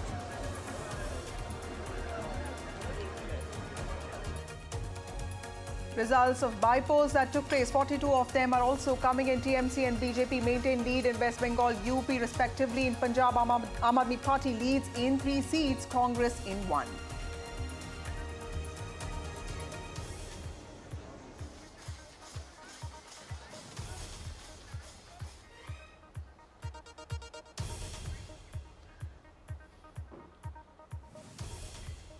Well, the Mahayuti seems to be all poised towards a comfortable victory in the state of Maharashtra. Remember, it has been a restive state. It's been a state that has seen a lot of political developments in the last 5 years. But this was a battle that the BJP and its allies took head on. Of course, in 2024 Lok Sabha elections, the party faced a major setback. Mahayuti won just 17 out of 48 seats, with the BJP putting on the worst performance. But now, tables seem to have really turned, and it is in Vidarbha that the party has performed really well. In fact, not just Vidarbha, also in Marathwada, also in North Maharashtra, specifically Nashik, and also West Maharashtra, and specifically in Konkan. It's the BJP and its allies that have put on a good performance. Absolutely. It's all regions, and that is reflective exactly on the numbers that we are seeing at this moment. 225 is what the Mahayuti is leading at. So it is across Maharashtra and riding largely on what the game changer scheme was, the Ladki Bahan Yojana, and then of course the massive election management of the Bharatiya Janata Party at its best being displayed as we talk about these numbers. In just about 4 months from the Lok Sabha elections, the reversals and the way, in fact, in all the areas where the party was weak, whether it is now the reversal of the Dalit vote coming to them. Look at it, even by the context of the Dalits, the OBCs, even the Marathas, the Maratha agitation impact also not at this moment denting the party. So where on the one hand, the MVA thought that after the elections result of the Lok Sabha, their victory was given. The BJP and their allies went back to the drawing board, completely different strategy, and riding on the back of the women vote of the Ladki Bahan Yojana have stunned with these results. And also, I think, Ankit, the most important takeaways would also be the fact that apart from the Ladki Bahan Yojana, the BJP also took a lot of corrective measures and took its allies along with it. And there was a lot of focus on the Maratha factor, which was in some ways reflected in Eknath Shinde's leadership. And like we were talking before the show began, Eknath Shinde also projected himself as this common man, somebody who understood, issues of common people, contrasting that with the image of Uddhav Thackeray, completely accessible person, somebody who threw the doors of Varsha open to common people. So completely, a lot of these, it's a battle of perception in Maharashtra, and that is where the Mahayuti seems to have really pulled it off. Let's go across to our colleagues right now. It's more or less the results, the leads have settled, and this is how the result would look like, more or less, barring a few seats up and down. Radhika joins us from, this moment from BJP headquarters, where a lot of action, Radhika, behind you. Jitendra is also joining us. Let's very quickly first go to Radhika. Radhika, the BJP, ask the voters, their supporters there, their karyakartas. I'm sure they didn't expect to wake up to this result this morning, isn't it? It's an absolute tsunami. Absolutely. It is an absolute tsunami, a landslide victory of sorts. Of course, a lot of people did predict a Mahayuti win, but maybe not this kind of a win. Even pollsters, some of them did predict a Mahayuti win, but not perhaps a 220 odd seats. That was something that none of the pollsters predicted. Nobody really wanted to take a chance with that. Even Mahayuti didn't predict. The leaders said it could be 180, 185, but not beyond that. Let me show you where I am. Yes, I'm at BJP headquarters, and as you can see, these are the flower decorations that have been put up. This was put up just about half an hour to an hour ago. Flowers here, and of course a huge banner has also been put up by the BJP just about 10 minutes back. This poster, or rather the banner, has been put up, which says that this is a great victory for the BJP, for Mahayuti, and a huge round of congratulations to all of the winners. That's what the banner here says. And saffron wave is what we are seeing outside the BJP office. BJP flags all around. This is the decoration that just started coming up about half an hour back, flowers all around, BJP flags all around, and banners in every corner of BJP office. And a lot of karyakartas are here in and around. They were seen sloganeering as well. I will try and go across to some of them.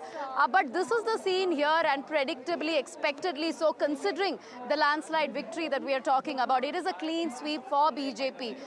Very few seats lost by BJP, and it obviously puts the MVA in shame, and obviously a time for them to perhaps introspect. But this is the situation outside the BJP office, and I will go across to a few कार्यकर्तास. आप बताइए, आप इधर आए हैं, आप victory के बारे में बताइए. तो लैंडस्लाइड सुनामी टाइप विक्ट्री हो गया. बहुत बड़ी जीत है, बहुत बड़ी जीत बोलता हूँ मैं तो मेरे लिए. आपने एक्सपेक्ट किया इतना नंबर्स? 180, 185 तक तो सब लोग कह रहे थे. इससे ज़्यादा की उम्मीद थी, इससे ज़्यादा की उम्मीद थी. नहीं, उम्मीद से ज़्यादा हुआ ही है, और इसमें जो है हमारी लाड़की बहनों ने बहुत अच्छा वोट दिया है, जिसके लिए मैं हिंदू भाई बहनों को बहुत बहुत धन्यवाद दे रहा हूं कि उन्होंने अच्छे तरह से मतदान किया, और इसके लिए हम इतने अच्छे से जीते हैं. ये तो बस झांकी है, लोकसभा बाकी है. यहाँ के जो मतदाता भाइयों ने हमको सहयोग किया है, विशेषकर मुस्लिम महिलाओं ने, जिन्होंने लाड़की बहन योजना का फायदा लिया है, उन्होंने हमको वोट दिया है, और ये नतीजा आपको दिख रहा है.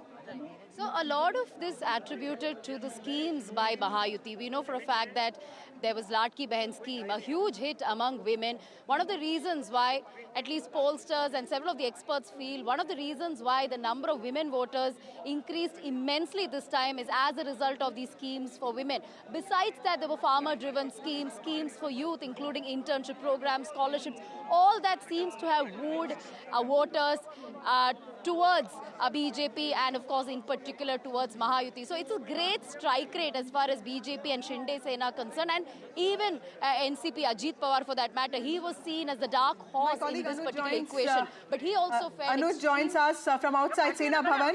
Anuj, that's Eknath Shinde speaking, the Chief Minister of Maharashtra.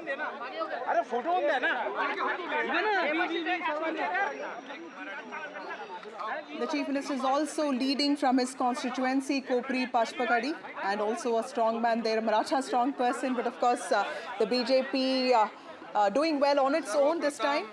But also, you know, one of the big winners of the day, Eknath Shinde, who transformed the image. You know, if you would have asked somebody 2 years back, who is Eknath Shinde, many people in Maharashtra would not have been able, to tell you who Eknath Shinde is today.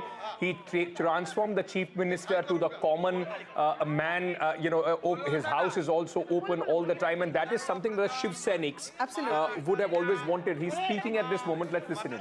Oh, all right, he's speaking in Marathi. I don't think Vasudha and I are capable of translating that for our viewers. As soon as we get a translation, we'll put those, that I voice think up. this ideological divergence that people talk about, with respect to Uddhav Thackeray not really aligning with the Hindutva ideology, betraying that, was something that Eknath Shinde managed to turn it around on him, because he was often called the Gaddar. But he said that, you were the one who really didn't stick by values that we were brought up with, and hence what I did was the right thing to do. I think for Uddhav Thackeray, we've been seeing, and that's the problem with the Mahayuti, Vikas Aghadi. Right from the Lok Sabha election, whatever worked for them, they continued with that. Rahul Gandhi continued with his constitution plan. Uddhav Thackeray still continued to try and gain some sympathy, calling him Gaddar and Pachas Koka, so on and so forth. That trick worked once, did not work in this election. And of course, with the Ladki Behan Yojana riding on the popular women vote, I mean, there has been an increase as far as the women voters are concerned in Maharashtra. And Eknath Shinde, he was able to present himself as an absolute contrast to what Uddhav Thackeray was standing at. And if this election was in any way a referendum on who the real Sena is after the Lok Sabha, possibly the voters, especially the Marathi Manus, who the Uddhav Thackeray faction was banking heavily on, has answered that. Somebody in the BJP told me that Maharashtra does not need mass leaders. Like if you talk about Yashwant Rao Chavan or Shankar Rao Chavan or Mr. Nayak or... Okay, we have Anuj with us to translate what Mr. Shinde is speaking about.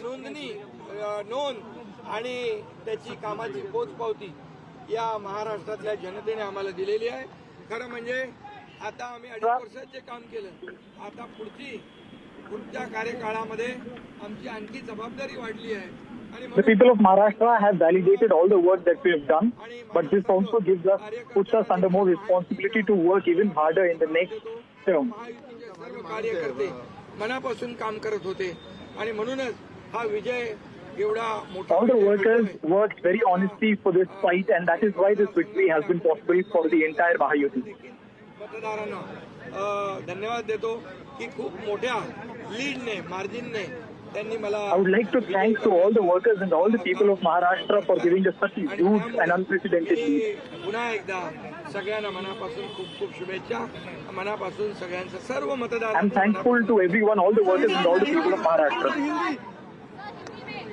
आज मैं महाराष्ट्र के तमाम मतदाताओं को बहुत बहुत धन्यवाद देता हूँ, उनका अभिनंदन करता हूँ, क्योंकि ये विक्ट्री जो है ये लैंडस्लाइड विक्ट्री है.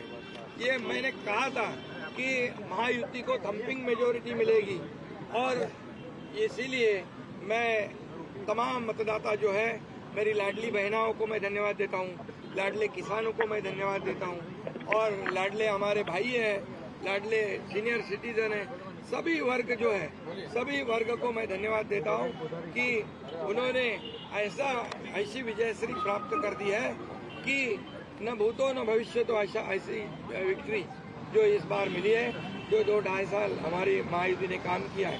ये महायुति ने जो काम किया है उसके काम के ऊपर ये जनता ने शिक्कामोर्तब किया है, काम को तवज्जो दिया है, प्राथमिकता दी है और इसीलिए महायुति को इतनी बड़ी जीत हासिल हुई है. इसलिए मैं महायुति के पूरे महाराष्ट्र की जनता को तो धन्यवाद देता ही हूँ, उनका स्वागत करता हूँ, लेकिन महायुति के सभी कार्यकर्ताओं को भी धन्यवाद देता हूँ. उन्होंने जो काम किया है बहुत ही बढ़िया काम किया है और इस चुनाव में हमारे महायुति को जिताया है. इसलिए मैं बहुत बहुत उनका आभारी हूँ.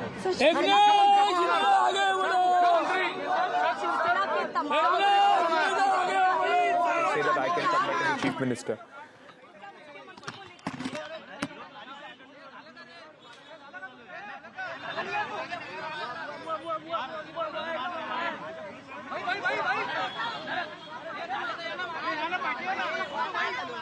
Sweet victory for him as the Chief Minister of Mahayuti at this moment. Whether he continues or not, that is going to be $1 million question with the kind of numbers that the BJP has got. But he has proved his utility. He's a Maratha face. You remember the Maratha protest that took place under Devendra Fadnavis. The Peshwai allegation is often there. But remember that it is because of Devendra Fadnavis and also because of Nitin Gadkari that Vidarbha has really turned around for the BJP. So while the BJP is the real winner there, they cannot really deny the utility that Mr. Shinde brought to the table. Yes. But what is going to happen to Ajit Pawar? Let me also tell you that Ajit Pawar has actually performed better than Sharad Pawar's teammates, except of course some of his leaders, which include Chhagan Bhujbal and a couple of leaders here and there. Of course, Nawab Malik seems to be trailing. But other than that, most of his leaders, most of his influential MLAs seem to be really retaining their hold over their seats. Now the big problem for that is what we were discussing, and we'll go into that. The big problem would be with these kind of numbers, whether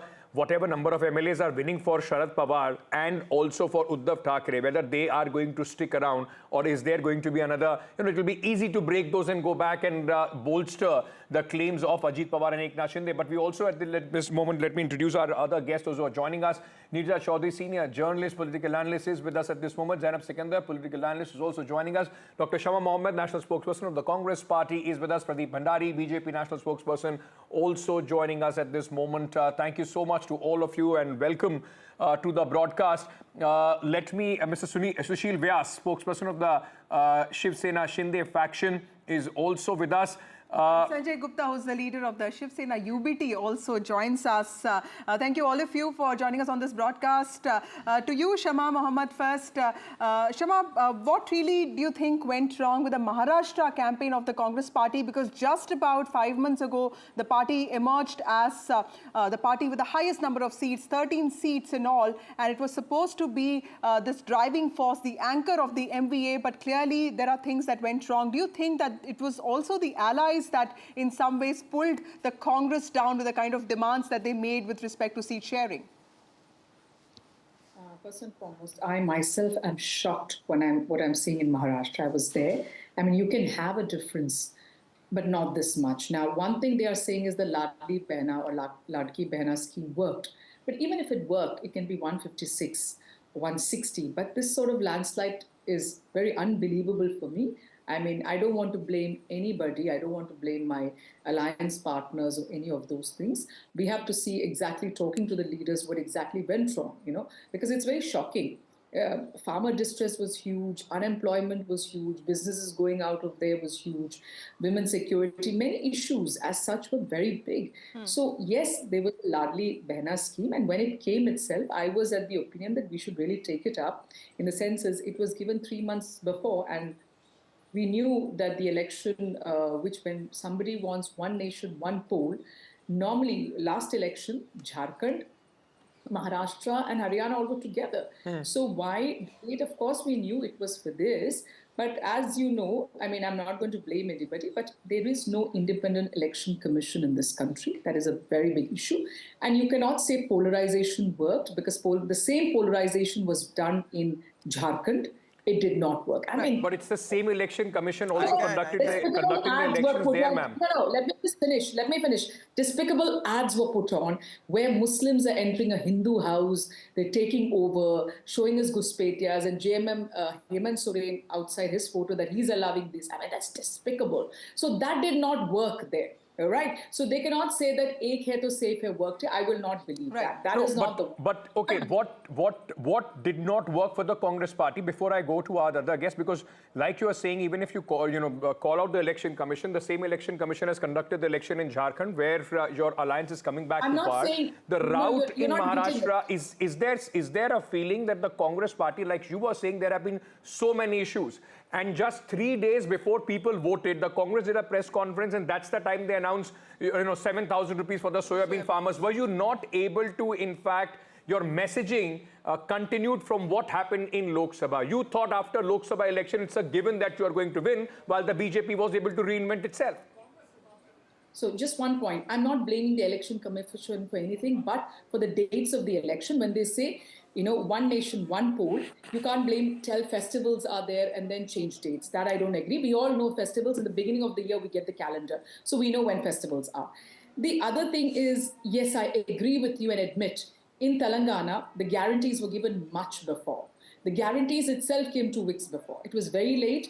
The people, I was in Pune, many of the candidates did not even publish those, get the guarantee cards to give it to the houses. So guarantees were released very late. I agree on that. In Telangana, it was done 1.5 months before. We were up to there. We gave it to the people. Yes, there was a coordination issue in Maharashtra. I saw it. So there are definitely issues. So the coordination issue is important here, and I'm glad that you mentioned it. Pradeep Bhandari, the Prime Minister and a lot of BJP leaders have been extremely critical of freebies. But of course, what is happening is state after state, we see the BJP actually offering a lot of guarantees. Okay, I think Pradeep is not able to hear us. Yes. We'll go back to Pradeep. Let me go across to Sanjay Gupta, who comes from the UBT Shiv Sena. Sanjay Gupta sir, आपको लगता है कि जिस तरह उद्धव ठाकरे ने एक बहुत ही ज़्यादा पर्सनल अटैक सेंट्रिक कैंपेन जो चलाया था, इतनी बार जो एकनाथ शिंदे को गद्दार बोला उन्होंने, आपको लगता है कि that actually made an impact and that actually led to a lot of anger amongst people कि at the end of the day Eknath Shinde भी तो एक कॉमन पर्सन थे, कॉमन शिव सैनिक थे, वहाँ से वो एक चीफ मिनिस्टर के पद पे आए थे. फोन तो करवा कर देखिए, एकनाथ शिंदे जी गद्दार नहीं, वो बागी थे. उन्होंने बगावत की थी, और बगावत जिस बात पर की थी, इस बात को हमारी पार्टी के सीनियर लीडर्स ने कई बार बोला. मनोज जोशी जी ने बोला कि हमारा नेचुरल अलायंस बीजेपी है. प्रताप सरनायक जी ने भी बोला कि हमारा नेचुरल अलायंस बीजेपी है. और हमने भी कई बार इस बात को चेताया कि जिस तरह से हवा दिखाई नहीं देती मगर जीवन उसी से होता है, ठीक इसी तरह से हर पॉलिटिकल पार्टी अपनी विचारधारा पर टिकी होती है. लेकिन जब हम बोलते थे तो अक्सर हमसे पूछा जाता था कि आप किस तरफ हो. तो जिस विचारधारा को छोड़ करके पार्टी ने जिस तरह से कांग्रेस के साथ गठबंधन किया, इस बात से हमारे उद्धव गुट में भी 90% लोग ऐसे हैं जो आज भी ये चाहते हैं कि हम कांग्रेस के साथ गठबंधन में ना रहे और हम बीजेपी के साथ ही गठबंधन में रहे, क्योंकि हमारी पार्टी चुनावों के नंबर्स का असर है. मानते अभी हैं. से इस तरह की आप बात कर रहे हैं, कल आपके जो एमएलए दोनों जीत के आ रहे हैं वो भी अगर बीजेपी के साथ चले जाएंगे, वो भी वापस चले जाएंगे शिंदे जी के साथ. तो उद्धव ठाकरे का जो पूरा सवाल था कि असली शिवसेना कौन है, वो क्या आप इन चुनाव से जवाब मिल गया है?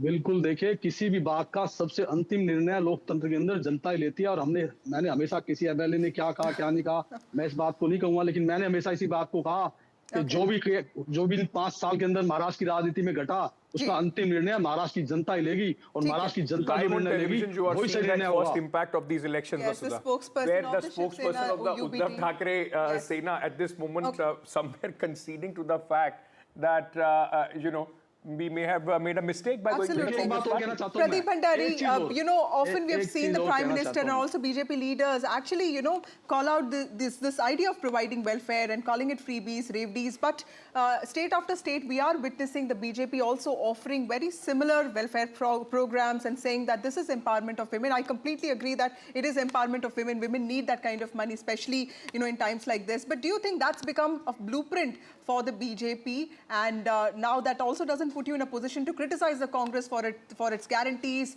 or even question, how irresponsible it is?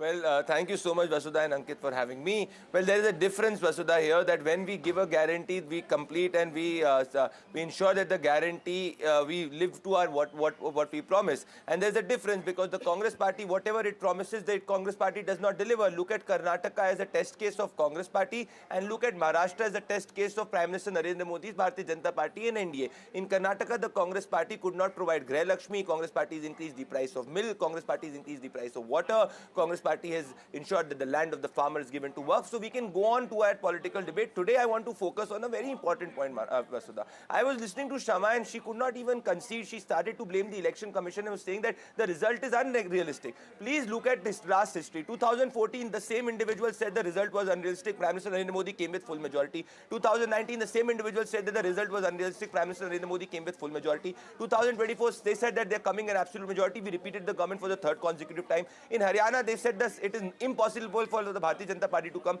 We came back and defeated all odds. In Maharashtra, they were claiming victory. We've got a landslide victory. The commonality in all of this is that we get a pro-governance vote, we get a pro-welfare vote. And in all these elections, the good part for a democracy has been, whether even it is Jharkhand, that the women voting in the democratic process has increased substantially. For the first time in Maharashtra, since 1962 onwards, the women vote surges more than the men vote surge. So in our democracy, it is the women which is the swing vote, and the women is going with welfare and development. Pradeep, may I just come back to you in just a fraction of a second, because our colleague Prabhakar is joining us from Jharkhand at this moment.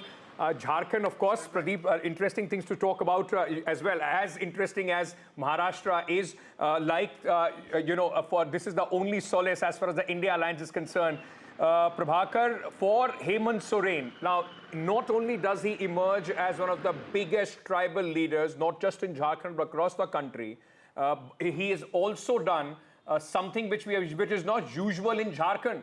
5 years we have seen the government changes. This time he has been able to make sure that the alliance crosses that victory mark. Yes. And is it more of an emotive vote? Because, like Ankit said, that he is, Hemant Soren is the, most popular tribal, in fact, the only tribal chief minister that the country has. He was also jailed for a few months. What is an emotive vote, or was it also the welfare push and also... Maya Samman, I mean, the women voter once again. And the campaign around tribal identity, protecting Sarna Code, is that all, all these factors, did they play an important role in this, in making the voters, go for Hemant Soren's party, or at least as of now, we think that's where the leads are showing us to.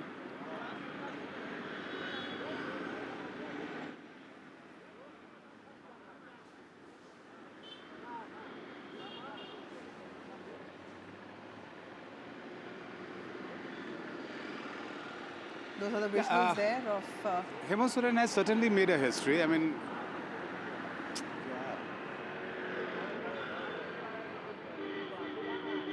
so Hemant Soren certainly has made a political history, and it has never been done in Jharkhand before.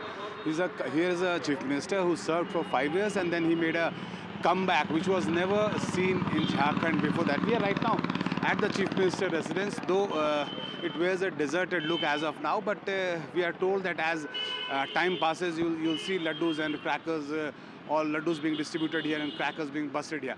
Now, what actually worked for JMM on ground is something very interesting. Hemant Soren was from day one playing a victim. He said that he was a tribal chief minister, a tribal leader, and the way BJP had not only targeted him, but he was sent behind bars. So he went to his voters actually claiming to be a victim, playing a victim, and that seems to have worked on the ground. As far as BJP's effort to dent into that tribal vote bank of JMM, which is considered to be their vote bank, it did not work on the ground. We saw the narrative of the infiltrators, the Bangladeshi migrants, all being floated on the ground by BJP, but that actually did not seem to be working on the ground and did not work for BJP at all. And most importantly, the women voters. Remember, Maya Samman Yojana is the flagship program of JMM, and they have been giving 1,000 rupees stipend to women living below poverty line, 1,000 rupees monthly, and they've already given away four installments. Now, JMM has promised that if they are voted back to power, they would increase this stipend from 1,000 to 2,500 rupees. What we saw on ground was women voters lining up, and we saw it in data also released by the Election Commission that almost 80% of the constituencies, actually, the women voters outnumbered men.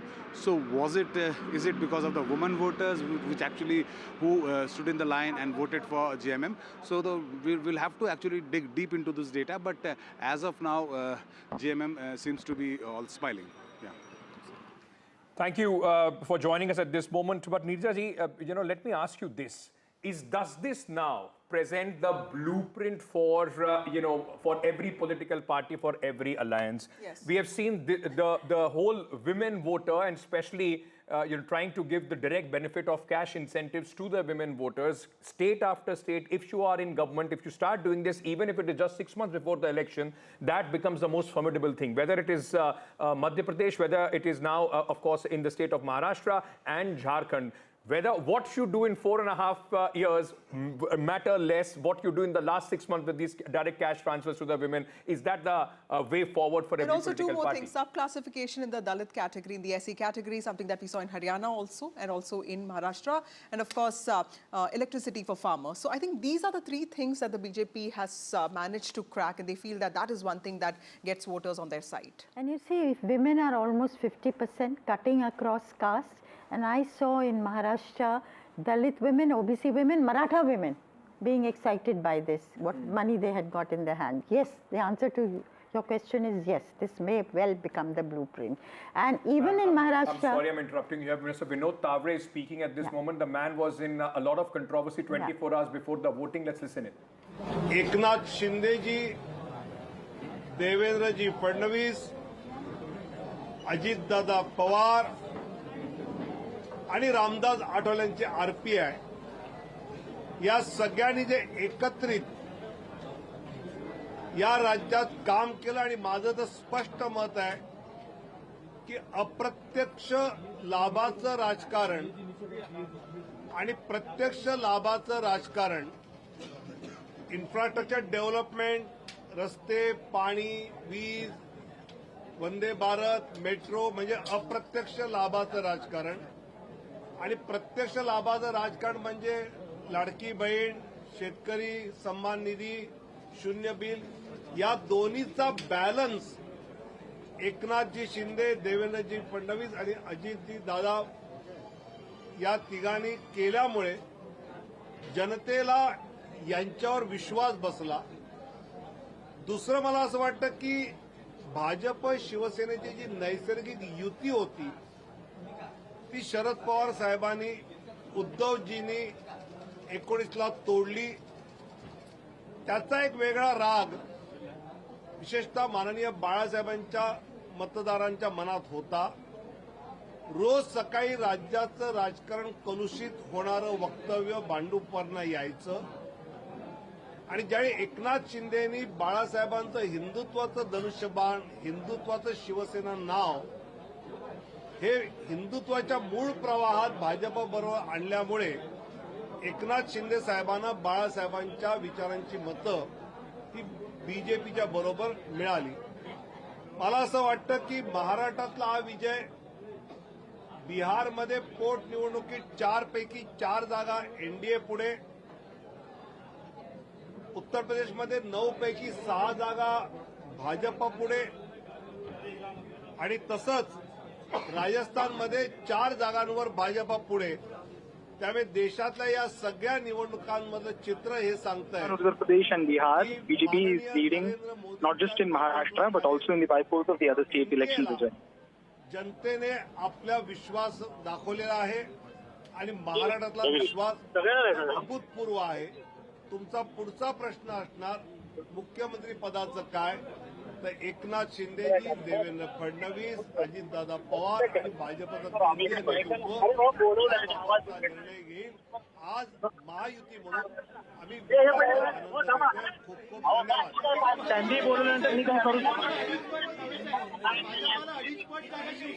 Maharashtra में मतदाताओं ने जो भाजपा महायुति को Sanjay Pugalia, who's the CEO and editor-in-chief of NDTV, has his analysis on what went right with respect to the Maharashtra elections and how did the narratives pan out. Let's listen in to what he said. सोबत आहे विनोद भी अपने साथ.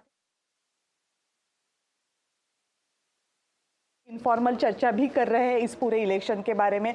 हर कोई अपनी अपनी राय दे रहा था, हर कोई अपने अपने प्रेडिक्शंस बता रहा था, पर शायद ही आज के जो आंकड़े आए हैं वहां तक कोई भी प्रेडिक्शंस पहुंच पाया. बिल्कुल सही है. ये चुनाव का जो रिजल्ट है वो वास्तव में कई कारणों से ऐतिहासिक है. बीजेपी की जो डोमिनेंट पार्टी बनने की एक मुराद थी वो कई सालों के बाद इस चैलेंजिंग चुनाव में पूरी हो गई है. मराठा वोट और गैर मराठा वोट को एक साथ लाने का असंभव काम भी उन्होंने करके दिखाया है. उनका स्ट्राइक रेट करीब करीब 85-90% का है सीटों के मामले में, और वोट शेयर करीब करीब जाएगा 50%. ये ऐतिहासिक है. आप ये सोचें कि शतरंज की जितनी चाल इन्होंने खेली और जब खेली पिछले 2 साल में या 5 साल में महाराष्ट्र की राजनीति को कैसे डोमिनेट करना है या कैसे जीत के लाना है, उसमें उनकी हर चाल, हर स्ट्रेटजी और हर टैक्टिक्स कामयाब हुई है। शिंदे को तोड़ करके लाना, अजित पवार को साथ में लाना, शिंदे को प्राइमेसी देना और उसके बाद ऐसे मुद्दे गढ़ना जिसमें एक तरफ विकास और दूसरी तरफ उससे भी बड़ा महिला वोट बैंक, ये जो था उन्होंने इनके लिए कमाल किया है। इस तरह की विजय की तो बीजेपी को खुद को भी उम्मीद नहीं थी, ये बात मैं आपको बता सकता हूं। तो इस चुनाव का जो सबसे बड़ा आउटकम है वो ये है कि लोकसभा चुनाव महाराष्ट्र के मामले में एक एबरेशन था। वो आप पाएंगे कि इस बार सभी वर्गों के, हम लोग कह रहे थे कि पिछड़े वोट मिलेंगे क्या, दलित वोट मिलेंगे क्या, हिंदू दलित वोट संविधान के नाम पर चले गए थे उसका क्या होगा, वो सब वापस आते हुए दिखलाई पड़ रहे हैं। ये चुनाव स्ट्रेटजी और टैक्टिक्स के लिए इस पूरे बीजेपी, मोदी, शाह, संघ, देवेंद्र फडणवीस, शिंदे, इन लोगों के काम करने के तरीके का पीएचडी का विषय होना चाहिए विपक्ष के लोगों को जो आज धूल चाट रहे हैं। संजय सर, एक सवाल यह है कि जिस तरह से बीजेपी को इस चुनाव में जीत की ज़रूरत थी, मगर इस जीत की वजह से कुछ सवाल भी खड़े हुए हैं। स्पेशली उनके जो दोस्त है शिंदे, उन्होंने अच्छी नंबर्स लाए हैं और साथ में अजित पवार। बीजेपी इस तरह से उभर के आई है कि इस दोनों दोस्तों में से एक दोस्त काफ़ी है उनको सरकार स्थापित करने के लिए, दूसरे दोस्त की उतनी ज़रूरत नहीं है। कुछ सवाल खड़े किए, ये जब मैं बोलता हूँ तो इन दो दोस्तों का इसके बाद क्या हो सकता है? देखिए, बीजेपी जब बहुत बढ़िया से जीत के आती है तब भी वो गठबंधन का धर्म निभाने में जितनी ज़रूरत है वो सारा काम करती है। आप पाएंगे कि इन तीनों लोगों को वो लोग अच्छे से रखेंगे, गुड ह्यूमर में रखेंगे। मैं मानता हूं कि ज़रूरत नहीं है, इसीलिए दरअसल ये शिंदे को और अजित पवार को सोचना होगा कि बीजेपी के साथ बने रहने के लिए, विश्वास का संबंध बना के रखने के लिए वो क्या करें। बात बिल्कुल सही है कि अब शिंदे की उस तरह की ज़रूरत नहीं है, लेकिन बीजेपी आप मान के चलिए लॉन्ग टर्म पॉलिटिक्स करती है। उनका हमेशा था ना, आप सुनते थे ये महाराष्ट्र में सीनियर पार्टनर, जूनियर पार्टनर कौन है, अब वो डोमिनेंट सीनियर पार्टनर बन करके आई है। इसीलिए मुझे लगता नहीं है कि एलाइज के साथ उनकी कोई भी प्रकार की वेवलेंथ में कोई मिसमैच होगा, ऐसा मुझे बिल्कुल नहीं लगता है। ये बहुत अच्छा फार्मूला निकालेंगे, अच्छे से पावर शेयर करेंगे, उसमें मुझे कोई दिक्कत नज़र नहीं आती है। ये जरूर है कि घटनाएं होती हैं, इससे हम संकेत पढ़ते हैं, उससे संकेत पढ़ते हैं कौन मुख्यमंत्री बनेगा, लेकिन ये इतनी बड़ी विजय है कि उसमें ये सारे सवाल गौण हैं, कुछ दिनों का सेंसेशन रहता है। मगर अभी जिस तरह से एकनाथ शिंदे जी ने बयान दिया है, उन्होंने कहा है कि कुछ फॉर्मूला तय नहीं है सीएम के बारे में। एक तरह से बड़ा बयान उनका माना जा रहा है, बीजेपी को एक तरह से चैलेंज दिया जा रहा है। मैं ऐसा नहीं देखूंगा, उनका काम है वो पोस्चरिंग करें कि भाई मुझे मुख्यमंत्री बनाइए। अच्छा, ऐसा कर लेते हैं कि आधा आधा कार्यकाल बांट लेते हैं, मैं मुख्यमंत्री था, मेरे चेहरे पर चुनाव लड़ा गया, लाड़की बहना स्कीम को मैंने एक तरीके से पायलट किया, ये बात सही है, लेकिन ये सब बीजेपी की ही स्कीम थी। तो शिंदे का पोस्चर करना, बार्गेन करना बिल्कुल बनता है, वो बिल्कुल करेंगे और उनको करना भी चाहिए, ताकि पावर शेयर जब तक बीजेपी ठीक से नहीं करेगी तब तक अलायंस का धर्म निभेगा नहीं। लेकिन मुझे इसमें यह कहना है कि देखिए, ये ऐतिहासिक विजय बीजेपी के लिए क्यों है। हाईएस्ट एवर सीट्स है उनकी, तीसरी बार 100 के ऊपर का आंकड़ा इन्होंने क्रॉस किया है। 50% के वोट शेयर में अगर 30% का वोट शेयर बीजेपी का है तो ये हिस्टोरिक नंबर है। तो पब्लिक मैंडेट को आप ईमानदारी से डिकोड करेंगे तो सीएम का पहला हक तो बीजेपी का बनता है। उसमें आप कैसे कहोगे कि मैं जूनियर पार्टनर हूं इसलिए आप मुझे बनाइए क्योंकि मैं मुख्यमंत्री था, तो ये बहुत लॉजिकल नहीं है। इसमें मुझे लगता है शिंदे साहब को थोड़ा सा पीछे आना ही पड़ेगा अल्टीमेटली, और वो भी खुशी से आएंगे। मगर बिहार में एक है कि तब की जरूरत, जब शिंदे साहब को मुख्यमंत्री बनाया गया था तब की जरूरत, आज की जरूरत, तब के आंकड़े, आज के आंकड़े, तब की राजकीय परिस्थिति, आपकी आज के, इसमें बहुत सारे। लेकिन आपने जो कहा कि शिवसेना को वो अपने साथ रखेंगे, इसमें मैं ये सवाल पूछना चाहती हूँ कि हिंदुत्व का जब भी मुद्दा आता है तो बीजेपी ये चाहती है कि शायद वो मुद्दा हमारे पास रहे या फिर जो उस मुद्दे के साथ जा रहे वो हमारे साथ रहे। शिवसेना इसी तरह उनके साथ थी और जैसे ही शिवसेना ने हिंदुत्व का मुद्दे से थोड़ी सी फरकत ले ली तो फिर एकनाथ शिंदे को उन्होंने साथ में ले लिया। मनसे की भी वही है, मनसे ने जैसे ही हिंदुत्व का मुद्दा उठाया वो बीजेपी के साथ जाते दिख रहे थे। तो क्या ये मुद्दा है जो शिवसेना को और बीजेपी को साथ बांधे रखेगा आगे भी? मैं समझता हूं कि आपका एनालिसिस बिल्कुल सही है, ये लोग बिल्कुल साथ बने रहेंगे और उनको मालूम है कि बड़ी अपॉर्चुनिटी है और आगे सीमेंट करने के लिए उनके पास एक जगह और मिल गई है। क्योंकि इसके बाद क्या होता है, महाराष्ट्र एक ऐसा राज्य है जहां महानगर पालिकाएं बड़ी होती हैं, लोकल चुनाव भी बड़े होते हैं, तो सबका अपना अपना स्ट्रेंथ एरिया है, सबको अपने रीजनल कंसोलिडेशन करने पड़ेंगे। तो पावर में बने रहें और ये मोमेंटम मेंटेन कर पाएं, इसके लिए इन एलाइज में मुझे कोई बहुत दिक्कत नहीं आती है। एक ही बड़ी इंटरेस्टिंग बात है इसमें ऑन अ लाइटर वेन कि महाराष्ट्र की राजनीति अभी कैसे भी आप शेप कर लीजिए, पवार तो उसमें रहेगा ही। एक तरह से ये जो मैंडेट आया है, आप सोचते कि क्योंकि बीच में जिस तरह से फडणवीस जी ने बयान किया था कि हाँ मैंने ये पार्टियाँ तोड़ी है, उनको एक सबक सिखाना ज़रूरी था, इसके लिए मैंने ये किया, उसके विषय में ऐसे कहा जाता था कि लोग इस तरह से बीजेपी को देख रहे हैं कि ये पार्टी तोड़ने वाली पार्टी है। मगर जिस तरह से मैंडेट आया है उससे आपको लगता है कि जनता ने अभी नकार दिया है, बीजेपी को माफ कर दिया? बिल्कुल। पॉलिटिक्स में देखिए ये तोड़ना फोड़ना क्या होता है, it is art of possible and you do everything to gain power, that is why you are in politics. तो मुझे लगता है कि पब्लिक ने बिल्कुल, हम जो कहते थे ना कि तोड़ दिया, सरकार चोरी कर ली, हाईजैक कर लिया, इन सब बातों को नहीं माना गया। और सबसे बुरी बात क्या है, मैं इसके कुछ जो दूसरे पक्ष हैं उसको देखिए, हमने बीजेपी पर चर्चा की और अभी किस प्रकार का अलायंस बनेगा, मुख्यमंत्री कौन बनेगा, इसकी चर्चा की। लेकिन इस चुनाव का जो दूसरा सबसे बड़ा सबक है वो है कांग्रेस पार्टी के लिए। चुनाव कैसे हारें ये आप राहुल गांधी से सीखिए। उनकी कमेंट्री आपको क्या याद है, आप बताएं, आपको क्या याद है कि उन्होंने यहाँ की जनता से क्या वादा किया, ये आप सोच करके देखिए। एक मुद्दा जो कि सोशल मीडिया पर ट्रोल का मुद्दा था, तो जब लीडर ऑफ अपोजिशन अपने को ट्रोल बना ले, सिंगल मुद्दा पार्टी बना ले, पूरा मीडिया में उसकी सेंसेशन के कारण डोमिनेट करना चाहे और सोचे कि महाराष्ट्र में वो अच्छा कर लेगा, इससे बड़ा सबक नहीं हो सकता जो महाराष्ट्र ने सिखाया है। और वो ये है कि विदर्भ जो उनका गढ़ होता था, जहां संघ का मुख्यालय है, संघ कभी भी और बीजेपी कभी भी विदर्भ में ये डोमिनेंस नहीं बना पाई थी जो आज उन्होंने बना लिया है। तो कांग्रेस को हारने की कला इतने शानदार तरीके से आती है, ये इसका दूसरा उदाहरण है। वो झारखंड में भी कोई बहुत अच्छा नहीं कर रहे हैं, इसीलिए कांग्रेस पार्टी को यह सोचना पड़ेगा कि इस प्रकार का लैकलस्टर, स्टैमर करने वाला, हकलाने वाला नेतृत्व लेकर के वो कौन सी पॉलिटिक्स कर रहे हैं, उनकी स्ट्रेटजी क्या थी, उनकी टैक्टिक्स क्या थी। और चुनाव में जितना एफर्ट उन्होंने महाराष्ट्र में लगाया, क्या उतना या उससे ज्यादा उन्होंने वायनाड में नहीं लगाया? वायनाड जीता हुआ चुनाव था, पूरा का पूरा कैडर अपने नेता को चेहरा दिखाने के लिए वहां पर बिजी था। इसीलिए मेरा यह मानना है कि महाराष्ट्र में कांग्रेस पार्टी के लिए बहुत बुरी खबर है, ये कांग्रेस के ध्वस्त होने की खबर है, ये राहुल गांधी के नेतृत्व के ऑल राउंड फेल्योर का मैसेज है इसमें। और मैं पुराना कांग्रेस बीट रिपोर्टर हूं, इस नाते ये बात बहुत अधिकार के साथ कहना चाहता हूं और पोलाइटली कहना चाहता हूं कि राहुल गांधी जिस पॉलिटिक्स को परस्यू कर रहे हैं, ये पॉलिटिक्स षड्यंत्र की पॉलिटिक्स है, ट्रोल की पॉलिटिक्स है, इस पॉलिटिक्स का इलेक्टोरल कन्वर्जन नहीं है। दरअसल आज तो बीजेपी और संघ का नेतृत्व हो सकता है राहुल गांधी को बहुत बधाई दे रहा हो कि आप जो अडानी अंबानी कर रहे थे, आप सिंगल मुद्दे पर बने रहिए, उसमें आपको वोट नहीं मिल रहे हैं और हम ऐसी हिस्टोरिक लैंडस्लाइड विक्ट्री के साथ आने वाले हैं। दूसरी तरफ आप उद्धव ठाकरे की हालत देखिए, बाला साहब ठाकरे की लिगेसी को उन्होंने कैसे निभाया, इसको समझने की कोशिश करिए।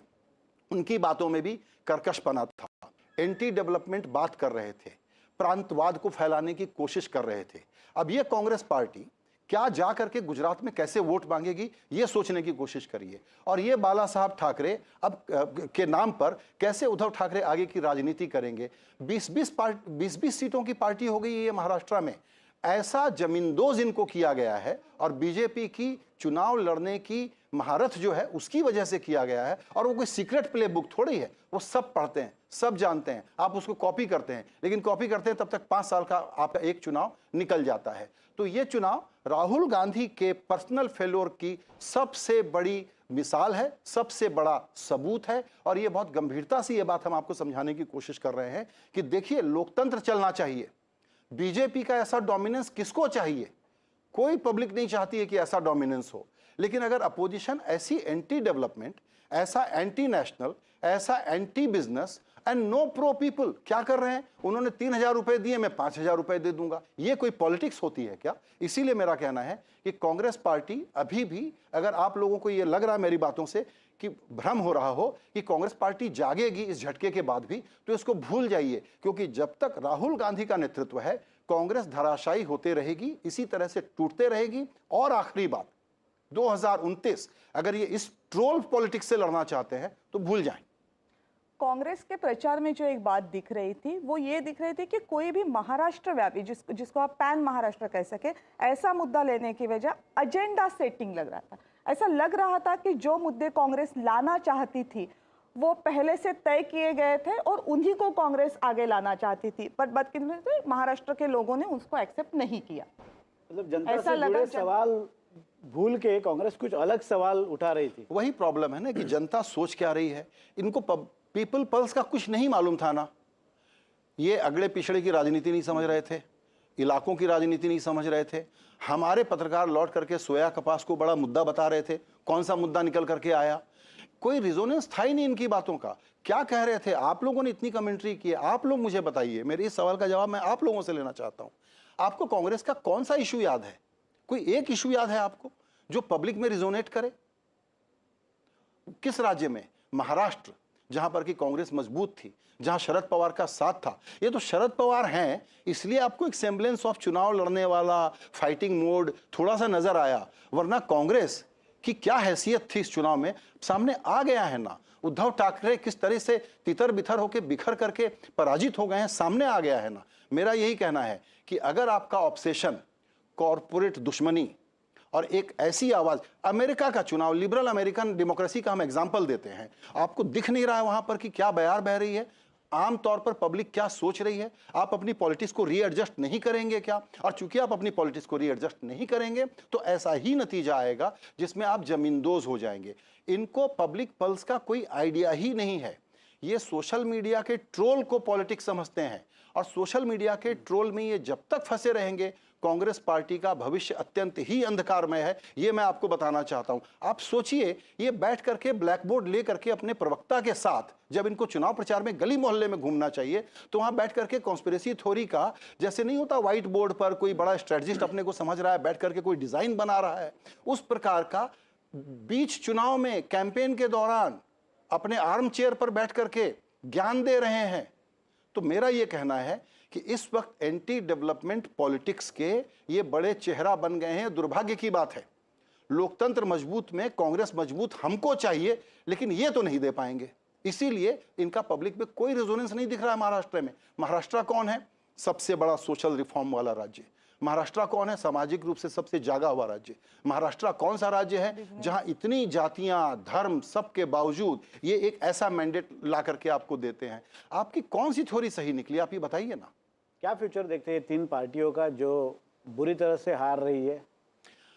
ये जो रिजल्ट है उसके बाद कभी भी पॉलिटिक्स में ये नहीं कहना चाहिए कि कौन सी पार्टी उठेगी या नहीं उठेगी, लेकिन पवार लेड जो पॉलिटिक्स चली थी इस महाराष्ट्र में, और पवार का मतलब होता है पूरे देश में एक खास तरह की पॉलिटिक्स, पवार लेड पॉलिटिक्स का ये आखिरी अध्याय है।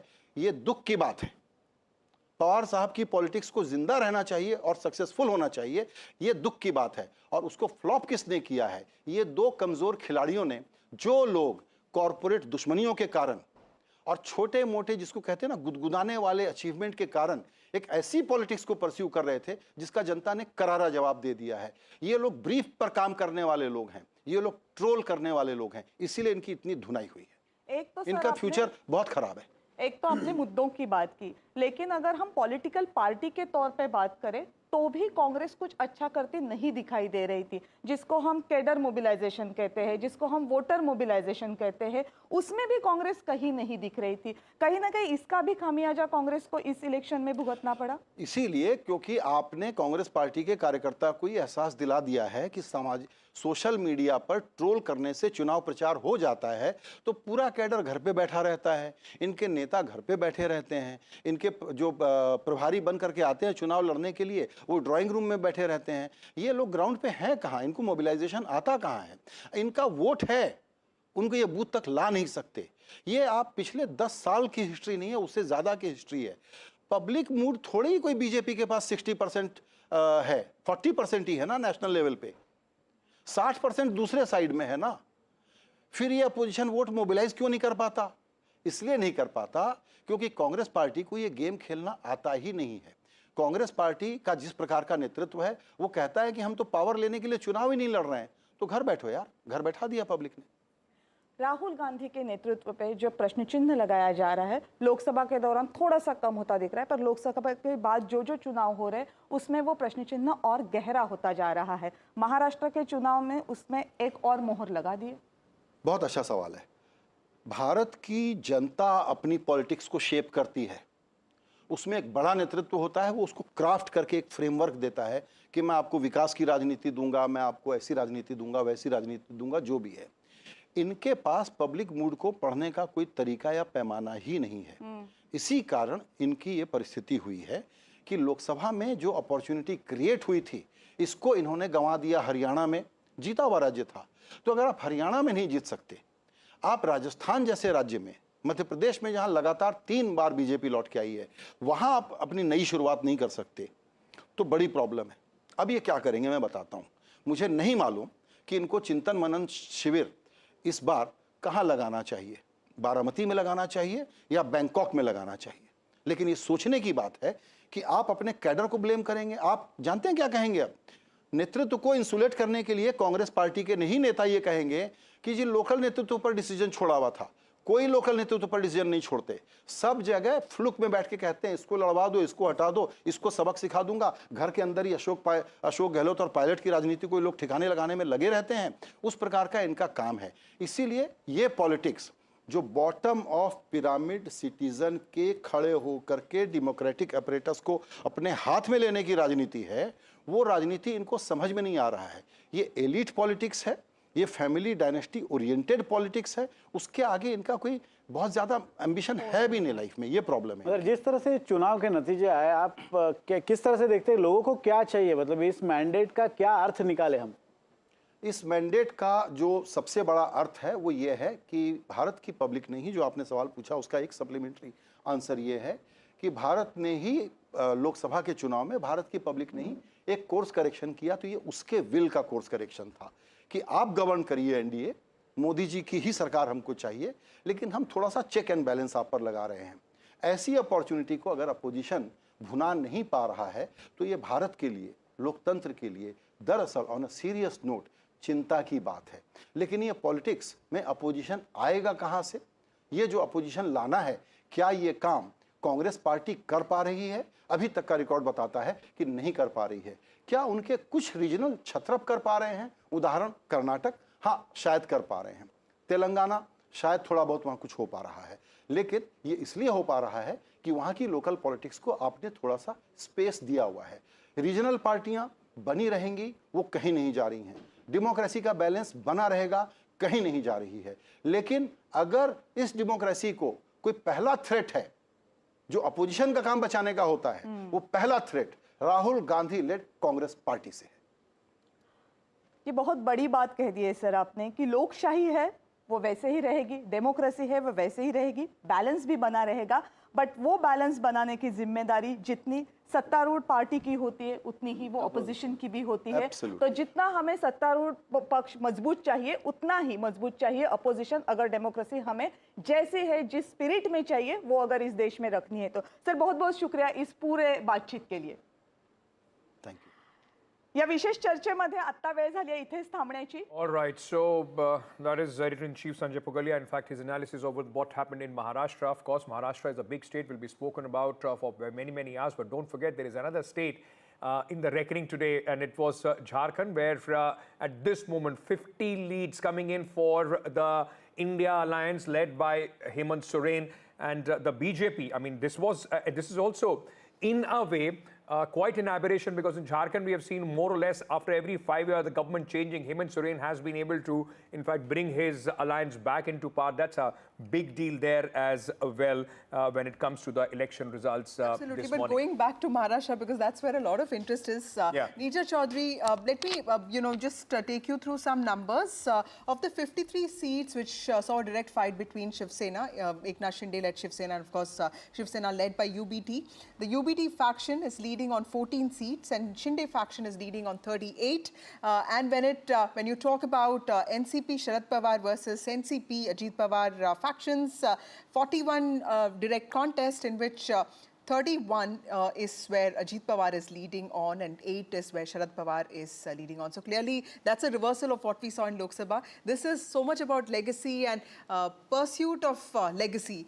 Tell us what are the larger implications for Uddhav Thackeray and of course Sharad Pawar? I think for both it's a huge challenge. As I say, you can never rule out anybody in politics, never write their obituary. They have a tendency to bounce back. But it is a very difficult situation because Uddhav Thackre's party having almost 1/3 of what Shinde has. Not only is it an endorsement of Shinde as a leader of the Shiv Sena, and he would say as a legatee of Balasaheb Thackeray's politics. Even though Uddhav Thackeray during the campaign had said, why is he using my father's photograph? Why doesn't he use his photograph? But that's not the way, legacies are determined. So one, of course, is, he has fought back.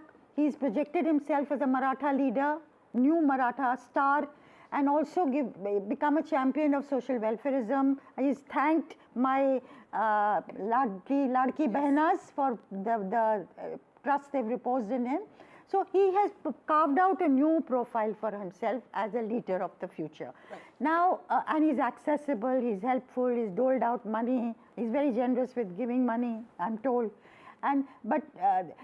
So smaller number with Uddhav Thackeray, Eknath Shinde with not only numbers, ground support, people support, as well as power. Nisha, does this mean that these smaller numbers can even shift? That's the point I'm making. It'll be more attractive for the smaller numbers to split and break and go there rather than for those in power to move to no power. In days to come, we may see further consolidation. Erosion in their ranks, and this may also happen to the NCP. Yeah.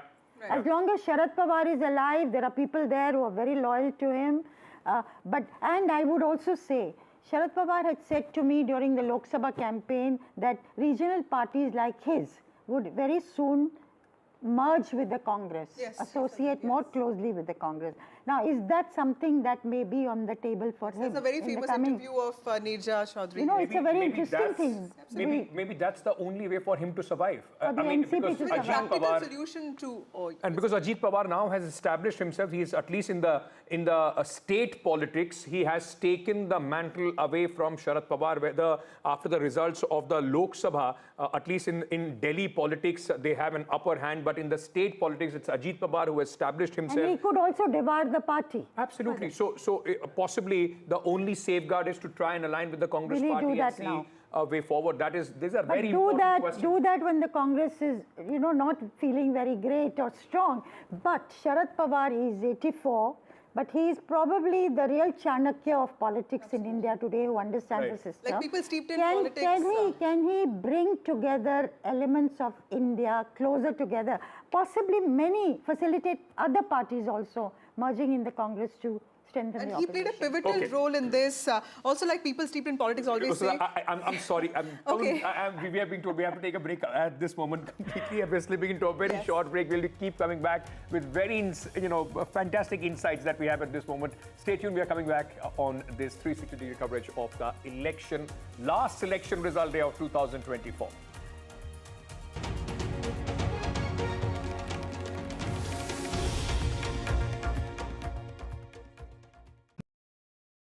In today's interconnected world, India's voice is more crucial than ever. When India speaks, the world listens.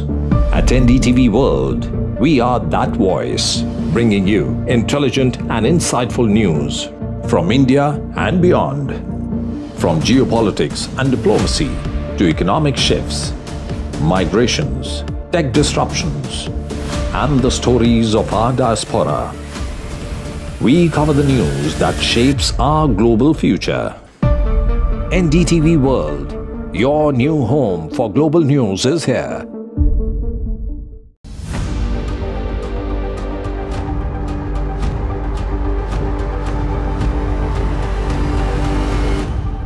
This week on, India Ascends. Why is Africa crucial to India's strategic and geopolitical calculus? Will COP29 address climate catastrophes, or will the deadlock in negotiations hurt global climate goals? What does thaw in India-China ties mean for business and regional security? And big global voice on India Sense this week, Ian Bremmer on Donald Trump 2.0. All this and more only on India Sense with me, Gauri Dwivedi, at these timings on the NDTV network.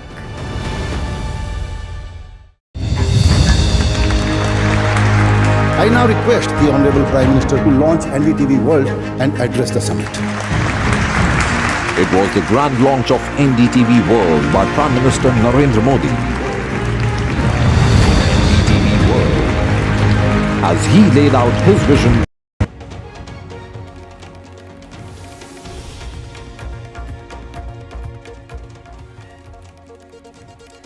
Good afternoon, everyone. The Mahayuti seems all poised for a comfortable victory. In fact, a sweep in the state of Maharashtra, a state that's known for being so restive. It's a state that has seen 3 chief ministers in the last 5 years and also 4 deputy chief ministers, multiple wards for symbols and name. But of course, there's some sense of clarity that's coming in now. The BJP out there putting on its best performance. Remember, Devendra Fadnavis, the first BJP chief minister of Maharashtra, is at the center of all of this celebration. Also because in Vidarbha, 62 seats, the BJP has put on a remarkable performance.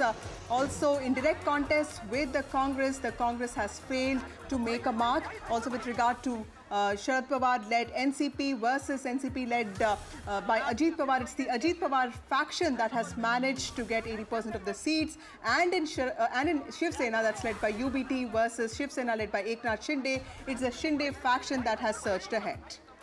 That's right, and the celebrations, of course, have erupted in the NDA camp. You can see on your screens right now, Eknath Shinde there holding up the victory sign.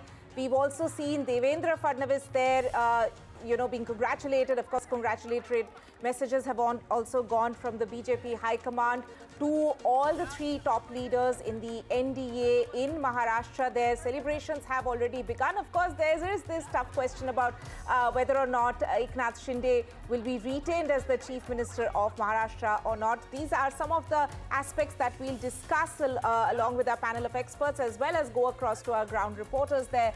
But first, let's take a look at the top headlines. Celebrations erupt as NDA is all set to sweep elections in Maharashtra. BJP wave stuns Vikas Aghadi.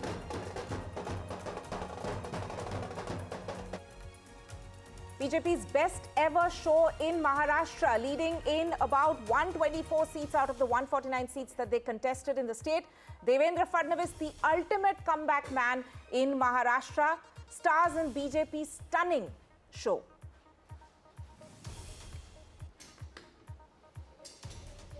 Home Minister Amit Shah congratulates Mahayuti leaders. The Home Minister has spoken on the phone to Eknath Shinde and also Devendra Fadnavis. He has also spoken to Ajit Pawar.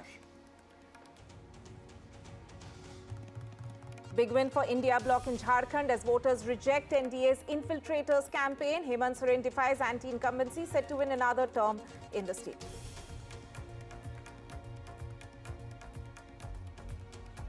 Congress's Priyanka Gandhi on her way to win the Wayanad Bypoll leads by a margin of 3 lakh. Finally, all Gandhis in the parliament now.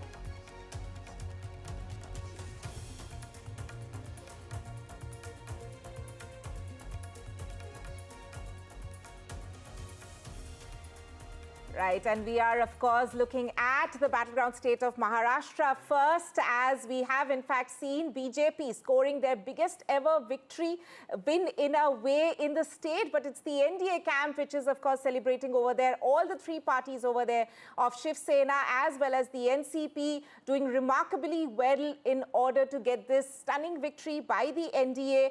At the moment, there's, of course, we are looking at a landslide victory of the NDA in Maharashtra. Vasudha. Absolutely. absolutely. And Tanima, you know, if you look at the different issues that played out in this election, there were slogans like "Ek hai to safe hai."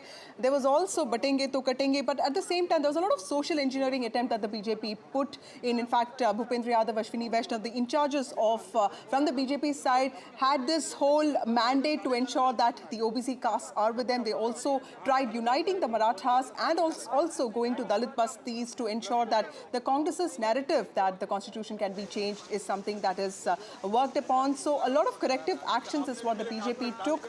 This is after the BJP faced its worst setback in the 2024 Lok Sabha elections, Mahayuti winning just 17 of the 48 seats. But major takeaways there. For that, we have with us Aarti Jairat, senior analyst and senior journalist, and we have Mayank Mishra, who's also with the NDTV. Hey. Thank you, both of you, for being here. To you, Mayank Mishra, first, the Congress clearly is the weakest link, because if you look at Vidarbha, it looks like the BJP has put in a lot of effort there. It's winning more than 70% seats there. Tell us, what are your big takeaways from the election outcomes as far as what we see right now?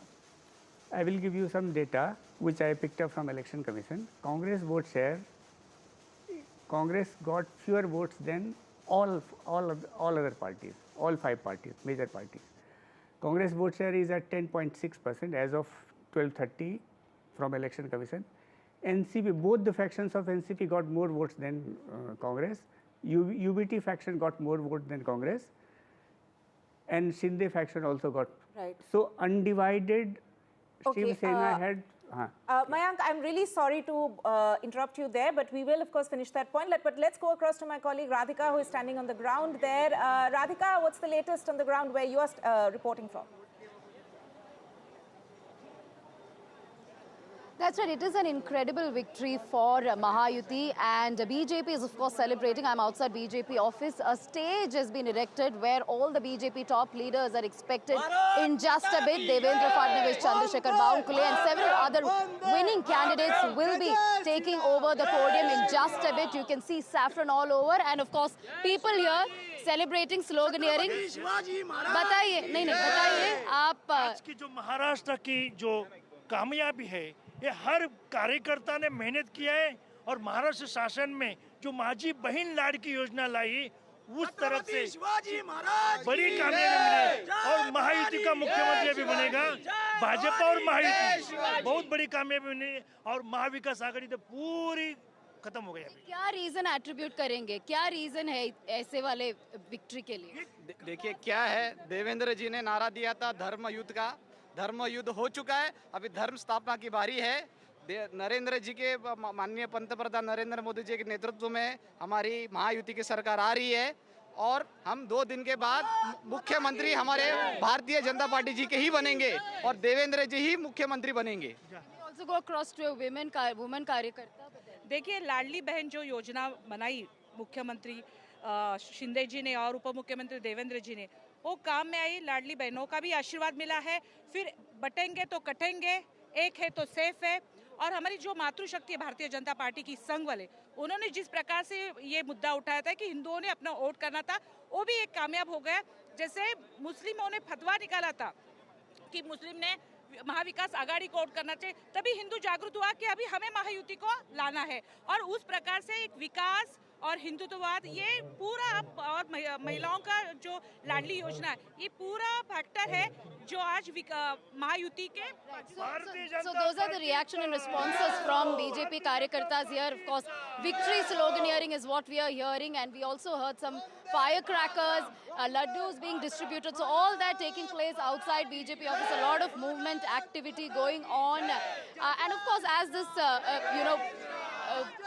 this particular person was in fact commenting, it is the development factor as well as women's schemes that seems to have worked well as far as Mahayuti, particularly BJP and Shinde Sena are concerned. So Radhika outside the BJP office and reporting all those visuals there. Radhika, tell us, this is the best performance of the BJP when it comes to Maharashtra. And of course, the party is leading in more than 129 seats. Tell us what is the demand of the BJP workers? The Prime Minister is also expected in the BJP headquarters today evening. There will of course be a lot of meetings today. This is not something that the BJP will let go of, and there will be a lot of power play that we can see in the next few days.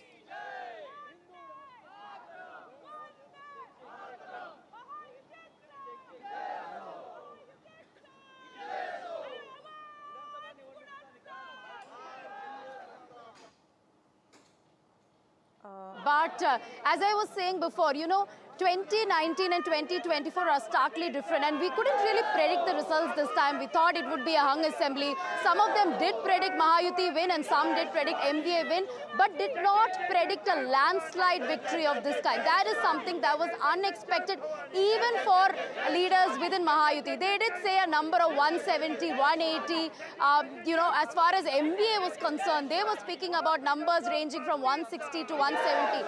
But above 200 was something that even pollsters perhaps did not predict as far as Mahayuti's performance is concerned. And all this, just a couple of months after the Lok Sabha elections saw a defeat of sorts as far as Mahayuti is concerned. And we saw what happened to Devendra Fadnavis. Soon after Lok Sabha defeat, Devendra Fadnavis decided to resign as the Deputy Chief Minister. He wanted to concentrate on strengthening the organizational structure of the BJP obviously, his resignation was not considered by the BJP top brass, but he continued to work for the organizational structure. And this time around, what was different from Lok Sabha is that, of course, there are unlikely alliances, unlikely parties within Mahayuti as well as within MVA. During Lok Sabha, there were a lot of disputes, bickering over seats, candidates. BJP as well as Shinde Sena announced candidates and seats in the last minute. That really cost them dear. Constitutional narrative by the Congress, that cost them dear. But this time, they made sure that those narratives did not adversely impact Mahayuti, one. And secondly, they made sure that the candidate selection, the meetings, all of them happen in a very structured way and much before the election. So they were very careful in terms of planning for these elections, and certainly the campaigns and all the schemes seem to have worked wonderfully well as far as BJP, Shinde Sena and Ajit Pawar NCP are concerned. Right. Thank you, Radhika. We'll keep coming back to you. Joyce, celebrations happening there at the BJP headquarters. We also have GVL Narasimha Rao from the BJP joining us. Thank you, Mr. Rao, for joining us on NDTV. The Mahayuti faced its worst setback in the state of Maharashtra in Lok Sabha elections 2024, winning just 17 out of 48 seats. But today the tables have been completely turned. Can you tell us what are the corrective measures that the BJP took, and also this welfare pitch? It seems like the BJP will no longer be able to blame the Congress for its guarantees, because welfare has also become your hallmark. Yeah. Good afternoon to you and all the viewers watching NDTV. First of all, we'd like to thank people of Maharashtra for giving us such a massive mandate. I think first let me explain the significance of this mandate. For over 4 decades, a magnitude of this magnitude has not been given by the people of Maharashtra. This is the largest seats tally for the BJP. This is the lowest tally for the Congress and the opposition. And the most important, the headline point is, there will not be any party which can really claim the leader of the opposition status in Maharashtra Assembly. Congress will fall in the same league as they have in Lok Sabha. For 10 years, they could not claim a leader of the opposition post. So this is and then we have polled close to 50% votes. Last time when we won the mandate in 2019 with Shiv Sena, we polled only 42%. Together, this time we polled 50%. So a big voter, big support from the public across segments, various sections and segments. I think in the recent elections, we are seeing people cutting across the geographic divides, the demographic divides. They're voting for development, they're voting for Vikas, they're voting for welfare. And this is the welfare pitch of the BJP is different from that of the Congress. Because for Congress, welfare is deceit. they've only been making empty promises. They've done that. They have won elections in Karnataka, Telangana, Himachal, making such promises which they never fulfilled. On the contrary, BJP has fulfilled every promise that we have made. So that certainly there is a credibility gap for the Congress party, whereas the BJP under the leadership of Honorable Prime Minister Modi ji and the state leadership in Maharashtra has the credibility. Today the Congress has plunged to its lowest ever tally because the Congress suffers a serious credibility question. Okay, they have Mr. made Rao, first of several all, also lucrative congratulations, promises, given that, you know, the but BJP has people have not performed believed them. remarkably well. You know, can we also expect the party to, you know, to really align with the alliance dharma? But, you know, this is politics, and given that the party may not really need two of the allies who have also not really performed that badly, what can you tell us about what is in store for the future? Because this is politics, and I'm sure BJP, I mean, this is also BJP's chance of making Maharashtra BJP yukt, you know, something that the state has not been in the last many years.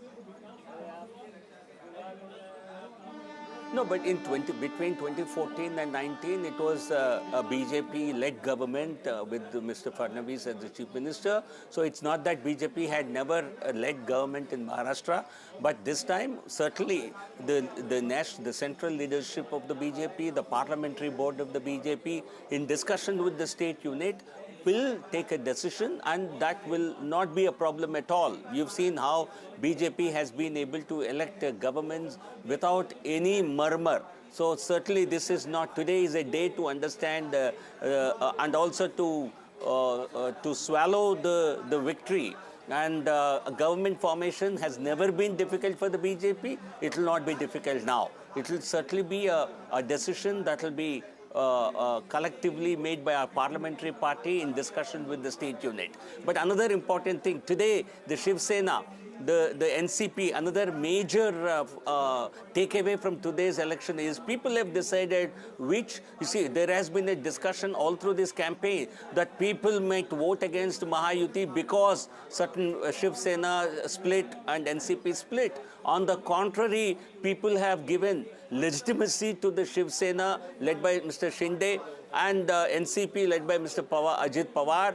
They have given legitimacy to them. They have clearly given their verdict that they consider them to be the real parties. And they have punished these parties, Shiv Sena particularly, for betraying the mandate of the people in 2019 and siding with the Congress party, which was defeated in 2019 polls. So this is a result against Shiv Sena, Uddhav Thackeray's betrayal of the mandate of 2019, and it's certainly some sort of legitimizing. The constitutional authorities, Election Commission, Supreme Court have already given the legitimacy, but today people have put their stamp on it. So certainly in all respects, it's a huge victory for the Mahayuti and the biggest setback for the MBA ever. Right, sir. Thank you, Mr. Rao, for joining us on NDTV. Quite a remarkable victory for your party. Congratulations on that. Going back to our guests, Aarti Jairat and Mayank Mishra. Mayank, you were saying you were talking about the big takeaways from this result. It was one headline, stunning headline is stunning rejection of the Congress in Maharashtra. And I was going through some of the data. Undivided Shiv Sena had polled 16% votes. Now, if you combine the two factions together, it comes to around 23%. So everybody else has gained and Congress has lost. BJP remains intact. And second takeaway is whoever has allied with BJP, BJP has pulled them up, right, whereas Congress has pulled everybody down. That is one. On Jharkhand, I would like to say, it is Hemant Soren's victory, not India Bloc's victory. Okay. Hemant Soren has gained 4 percentage points in terms of vote share, which is huge in a multi-corner contest. Everybody else stays either at the same level or has gone down, except JMM in Jharkhand. So it is not India Bloc's victory in Jharkhand, it is Hemant Soren's victory, and it is rejection of Congress in Maharashtra and BJP lifting all its allies. The same thing happened in Kashmir with National Conference saying that, it was our victory and Congress's. Aarti Jairat, what would you say with the BJP actually surging ahead, registering this remarkable victory? Now, what happens to Mr. Shinde and, of course, to Ajit Pawar? They have proved their utility because if you look at numbers, 53 seats, Sena versus Sena. UBT-led faction is leading in 14 and Shiv Sena led by Shinde is leading on 38, which means that Shinde has actually performed very well. He's the face of the welfare. He's the Maratha face of the Mahayuti. What do you think is going to happen in the next few days?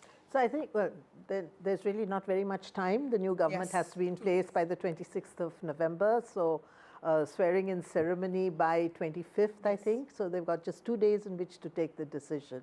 Now, it depends on how the BJP decides to play this. Are they going to sort of settle for continuity, which was the mantra after the Lok Sabha elections, and coalition dharma, in which case, maybe Shinde will be the chief minister.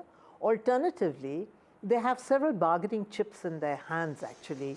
If you look at the numbers, they can form a government without Eknath Shinde, just, Ajit Pawar's faction and the BJP together.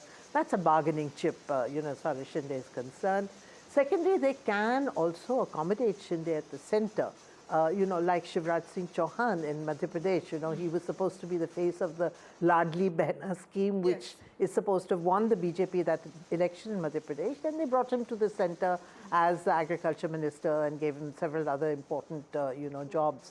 So they could accommodate Shinde here and make Devendra Fadnavis, the chief minister, because the BJP's tally is no question. It is the highest. Their strike rate is the best.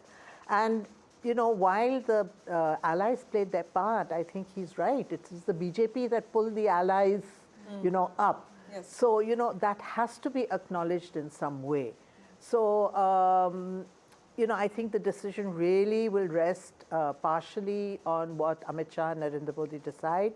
Amit Shah particularly because he's been so deeply involved in the Maharashtra elections. And I think also on inputs from the RSS, which behind the scenes has played a fairly crucial role on the ground, to help the BJP, with this Samvidhan Yojana that they started, which was basically to counter the Lok Sabha campaign of the MVA, that these people were against the constitution and they'll take away your reservation and so on. So, but, as I said, they don't have much time. So, we will see a decision very soon. So hopefully none of those midnight dramas that we saw last time. And the results are also interesting because, the satraps or regional leaders seem to have really done well regardless of, whichever party they come from, although most of them are from the BJP or Shinde-led Shiv Sena. And Jayant Patil, who is from NCP-CP, one of those tallest leaders. Dilip Valse Patil, somebody who worked very closely with Sharad Pawar. And Sharad Pawar, emotively campaigned against him. He is winning this time from Ammegaon. So clearly, a lot of it is also... Right, sorry to interrupt there, but I believe we have Mr. Prakash Javadekar who has joined us, senior BJP leader and former union minister who is joining us live directly on the broadcast there. Mr. Javadekar, thank you so much for speaking to us here on NDTV. The big question, of course, congratulations, of course, on the decisive victory that BJP is seeing in Maharashtra and, of course, the NDA alliance in total. But everyone has that big question up now, like whether or not there's going to be a change as far as the chief minister is concerned of Maharashtra. Devendra Fadnavis is being seen as the comeback man. He is actually the person who has led the party from the front in the state, and whether or not he's going to be awarded with the top post in the state, that is the question on everyone's mind. So what would you say, what is your first reaction to this? See, this is not the correct analogy. I'll tell you, in 14, BJP was the single largest party and ruled for 5 years under Devendra Fadnavis on its own. Shiv Sena backed it. Then, in 19, Shiv Sena and BJP were in alliance, and people gave the same mandate, very good mandate. But Shiv Sena wanted chief ministership, so they went with the enemies of the alliance, and now they are repenting. They must repent. because people punish such acts. And what people have now, this is the third consecutive victory in a way, I will say. What people have seen that in 5 years they have seen two chief ministers, Uddhav Thackeray and Eknath Shinde. It is exactly negative and positive. So negative was Uddhav Thackeray's when there was no development, when all the developments were stopped, and now is development and welfare both. That is very important. And one factor I must tell you, people remind it. People, Shiv Sena earlier in 19 ditched the people's verdict. So people have punished. That is the simple thing. Right. I mean, of course, that is, we have heard Mr. GVL Narasimha Rao also before you talk about the fact that this is, of course, the entire alliance which has come together to deliver this sort of a win in the state. But there's, of course, a lot of curiosity around the question of the top post in the state, Vasudha, as we have in fact seen, that it is the best ever show that BJP has put up in Maharashtra by far. Right.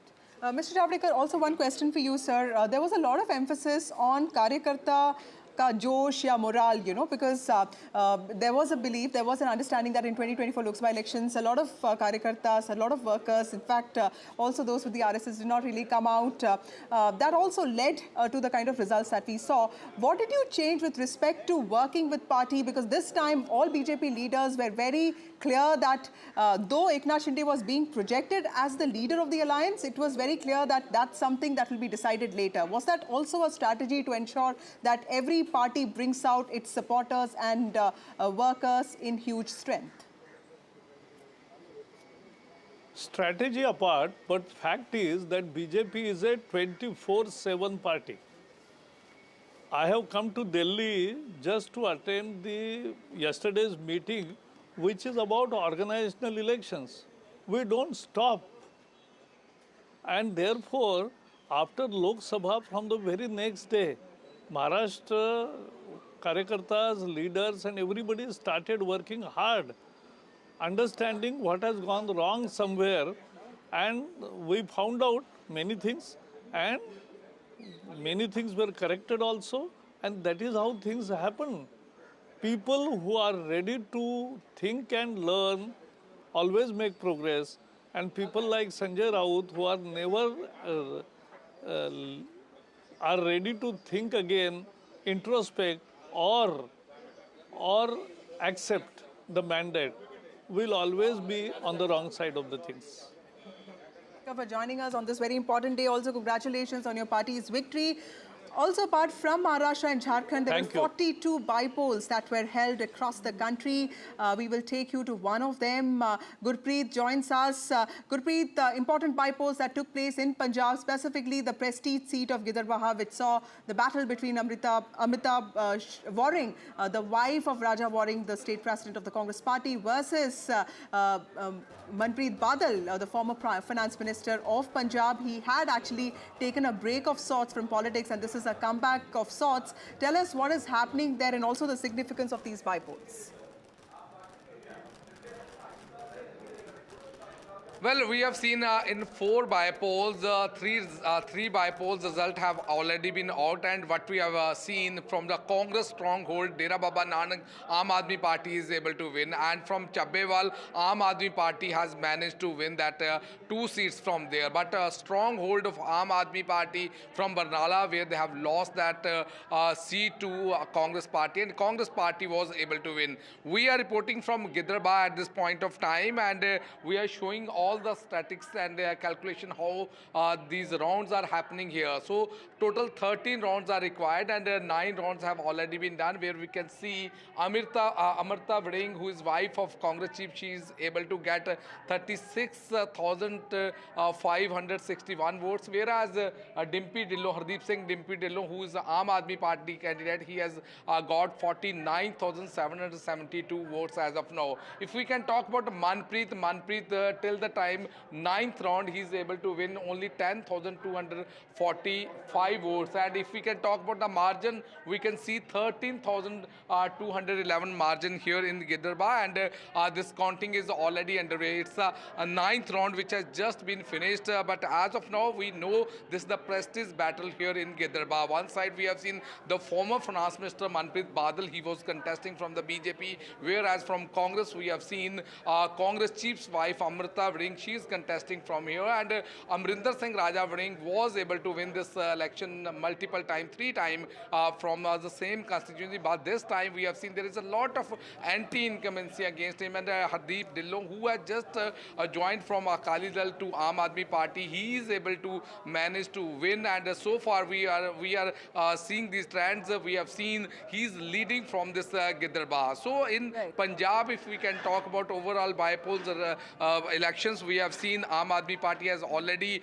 won from 2 constituencies, it's Chabbewal and Dera Baba Nanak, and from Barnala, the Congress candidate is able to win election from here, and from Giderba, the counting is still underway. So let's see, because these elections, bypoll elections, are very important for Aam Aadmi Party ruling government. It seems the way they have already got mandate, it seems from the way Aam Aadmi Party is leading from here, also Giderba, it seems Aam Aadmi Party is able to get mandate, and we have seen all the top leaders of Aam Aadmi Party, they are going to address their supporters and celebrating this victory of Punjab in national capital. So let's wait for more time to understand how this political calculation is going to happen in Giderba. Back to studio. So comeback of sorts for Aam Aadmi Party in Punjab there, yes. Very critical, I think, because Delhi elections are coming up in February. So, you know, if they win 3 of the 4 seats, it's going to be a big morale booster for Aam Aadmi Party, which is pretty much down in the dumps after all its top leaders have gone behind bars. And I can notice one more trend. After 2019, BJP lost votes and seats in all assembly elections, most assembly elections. Now, this time there has been a trend reversal of sorts. In Haryana, we saw BJP making a comeback, in huge comeback in Maharashtra, and BJP did not do so badly in Jharkhand. And now Aam Aadmi Party reversing its Lok Sabha. So we used to think that BJP performs very well only in Lok Sabha elections, and that trend is getting reversed because they're performing better in assembly polls. Also, let's go across to Ratnadeep, my colleague. Ratnadeep, tell us about these important bypolls that took place in the state of Assam. 5 bypolls. Himanta Biswa Sharma found time to campaign despite being the Jharkhand in charge, and also the importance of Gaurav Gogoi, the significance of these bypolls with respect to the kind of prestige that is attached to both Mr. Sharma and also to Mr. Gogoi. That's right. In fact, as we speak, the counting is underway. There were 5 seats for which bypolls have taken place, of which in the assembly elections of Assam, 4 were with the BJP and allies and 1 with Congress. And that 1 seat is Samaguri, where in the run-up to the polls, we saw massive pre-poll violence. There was death of 1 person. And Samaguri is a seat, remember, which is a strong hold of the Congress since 2001. Congress has never lost there. Congress heavyweight Rakibul Hussain, a former minister, this time chose to contest the Lok Sabha election and won with one of the highest margin in the country. And this time in the bypolls, his son, Tanzil Hussain, is making his electoral debut. He is just 26-year-old. And at this moment, till round 4, Tanzil Hussain was leading with about 4,000 votes. But from round 8 onwards, the BJP candidate is closing on that gap. Remember, BJP has tried a lot in terms of the campaign to try to win this seat, which is a Muslim majority seat in Assam, Congress stronghold. In the other seat, Bihali, where Gaurav Gogoi had campaigned for Congress has actually lost that seat. BJP has been able to retain that seat. So that has been a setback for Gaurav Gogoi, who is seen now as the emerging face of Congress in Assam. The BJP is leading in another seat, which is Dholai, which it was its MLA who was elected in the last election, and its allies AGP and UPPL are also leading in 2 other seats. So at this moment, BJP and allies are leading. BJP has won 1 seat and 3 seats. Its allies and BJP is leading, and Congress is leading in 1. However, let me tell you, this election was one election after 2016 Assam Assembly election, when BJP came to power for the first time in Assam. That the campaign of the party in Assam was not led by Himanta Biswa Sharma because he was busy in Jharkhand. Perhaps the Jharkhand result would be also a setback for Mr. Sharma. Remember, ever since Mr. Sharma delivered Assam elections for the BJP in 2016 and subsequently helped BJP and BJP allies to form governments in several states in Northeast, his services were taken for states like Odisha, where the BJP had done well, and this time he was given, he was made the co-in-charge for Jharkhand, where the BJP, however, could not, as of now, is trailing. So this might be a setback for Mr. Sharma. But having said that, there is good news in neighboring Meghalaya, where Chief Minister Conrad Sangma's wife, Mehtab Chandi Sangma, who made her electoral debut in the by-election in Gambagre seat, she has won her seat. So this is going to be a good news for the ruling NPP in Meghalaya. Right. Ratnadeep there, thank you so much for joining us with that update of the Northeast Bypolls, the Bypolls which are taking place in Assam and Meghalaya there. Thank you so much for joining us. I'm also being joined by Mr. Arshpreet Karyal of the Congress Party. Mr. Karyal, thank you so much for joining us here on the broadcast on NDTV. Even till yesterday, there were murmurs being made by several people from your party that Congress would be leading the MVA in terms if they get a favorable result in the Maharashtra elections today. But now we can see that Congress has actually registered probably its worst performance. It is the worst. It is the worst performance that we are seeing coming in from Congress in Maharashtra. So do you think, and there have already been a lot of questions being raised about the way Congress managed its campaign, both in Maharashtra as well as in Jharkhand. So in hindsight, do you think more effort needed to have been put in by the Congress leadership in the battleground state? Well, a couple of things to that. First and foremost, the Bharatiya Janata Party is one state and India Alliance one another state. So it's 1-1. Let's see it for what it is. Number two, the Bharatiya Janata Party has registered Guinness Book of World Records record as in the maximum number of malpractices have been witnessed in this election. We all saw how the General Secretary of the Bharatiya Janata Party, there's a BJP spokesperson here, he should tell us, was Mr. Vinod Tavade caught on camera influencing votes, distributing money, or was he not? Number two, the Operation Lotuses that have taken place under the BJP regime, everybody's witnessed that. Number three, the misusage of the agencies, whether it be the IT, the ED, the CBI. We've all seen how the arm twisting happened and how all the complaints that went vis-a-vis the violation of the Model Code of Conduct, all of them went unaddressed. We did not get any substantial action taken against any BJP leaders that were violating it. And these things have been caught on camera.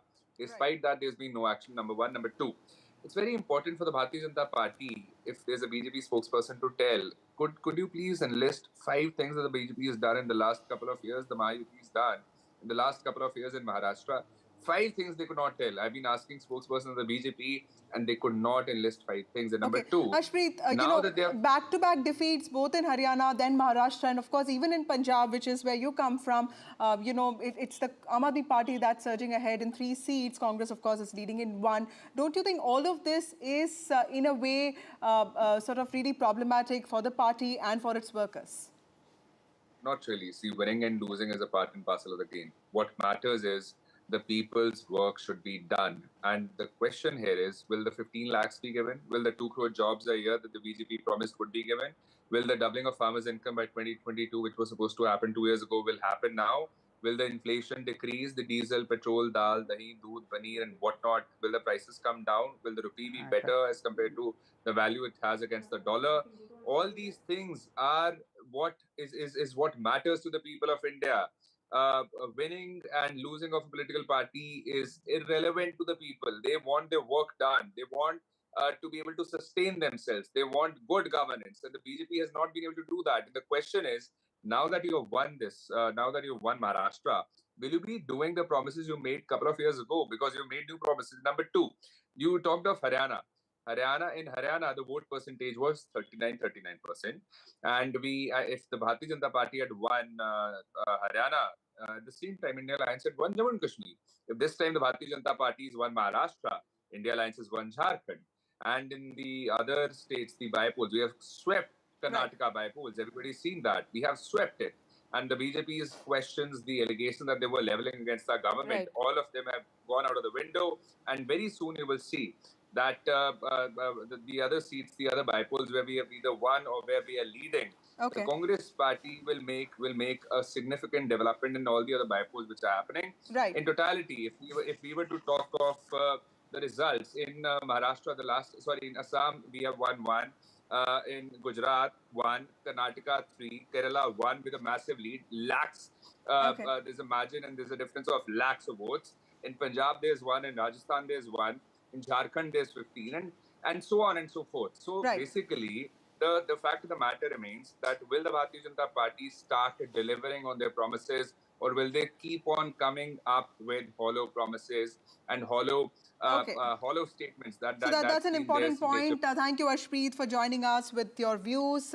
Aarti Jairat, what happens now? Because, 2024 Lok Sabha elections, we saw a different sentiment. But now, clearly, that blemish of 2024 is going to be forgotten because that will be seen as an aberration. It's the Haryana mood, it's the Maharashtra mood that is going to be there. That's going to be projected by the BJP as mood of the nation. Also, what explains this massive victories? I saw this in Gujarat, 156 seats. We've seen that in UP in the past, not this time, of course, and then Haryana and now this. So what explains, so many people voting for one party?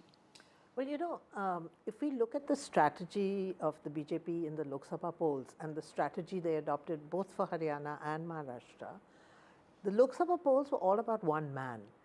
He actually led the show and nobody else was given any kind of space. In fact, Yogi Adityanath's big complaint was that he was not given a say in the polls in UP, which is why the BJP did so badly in UP. This time, the BJP went back to its roots, which is letting local leaders, take front stage.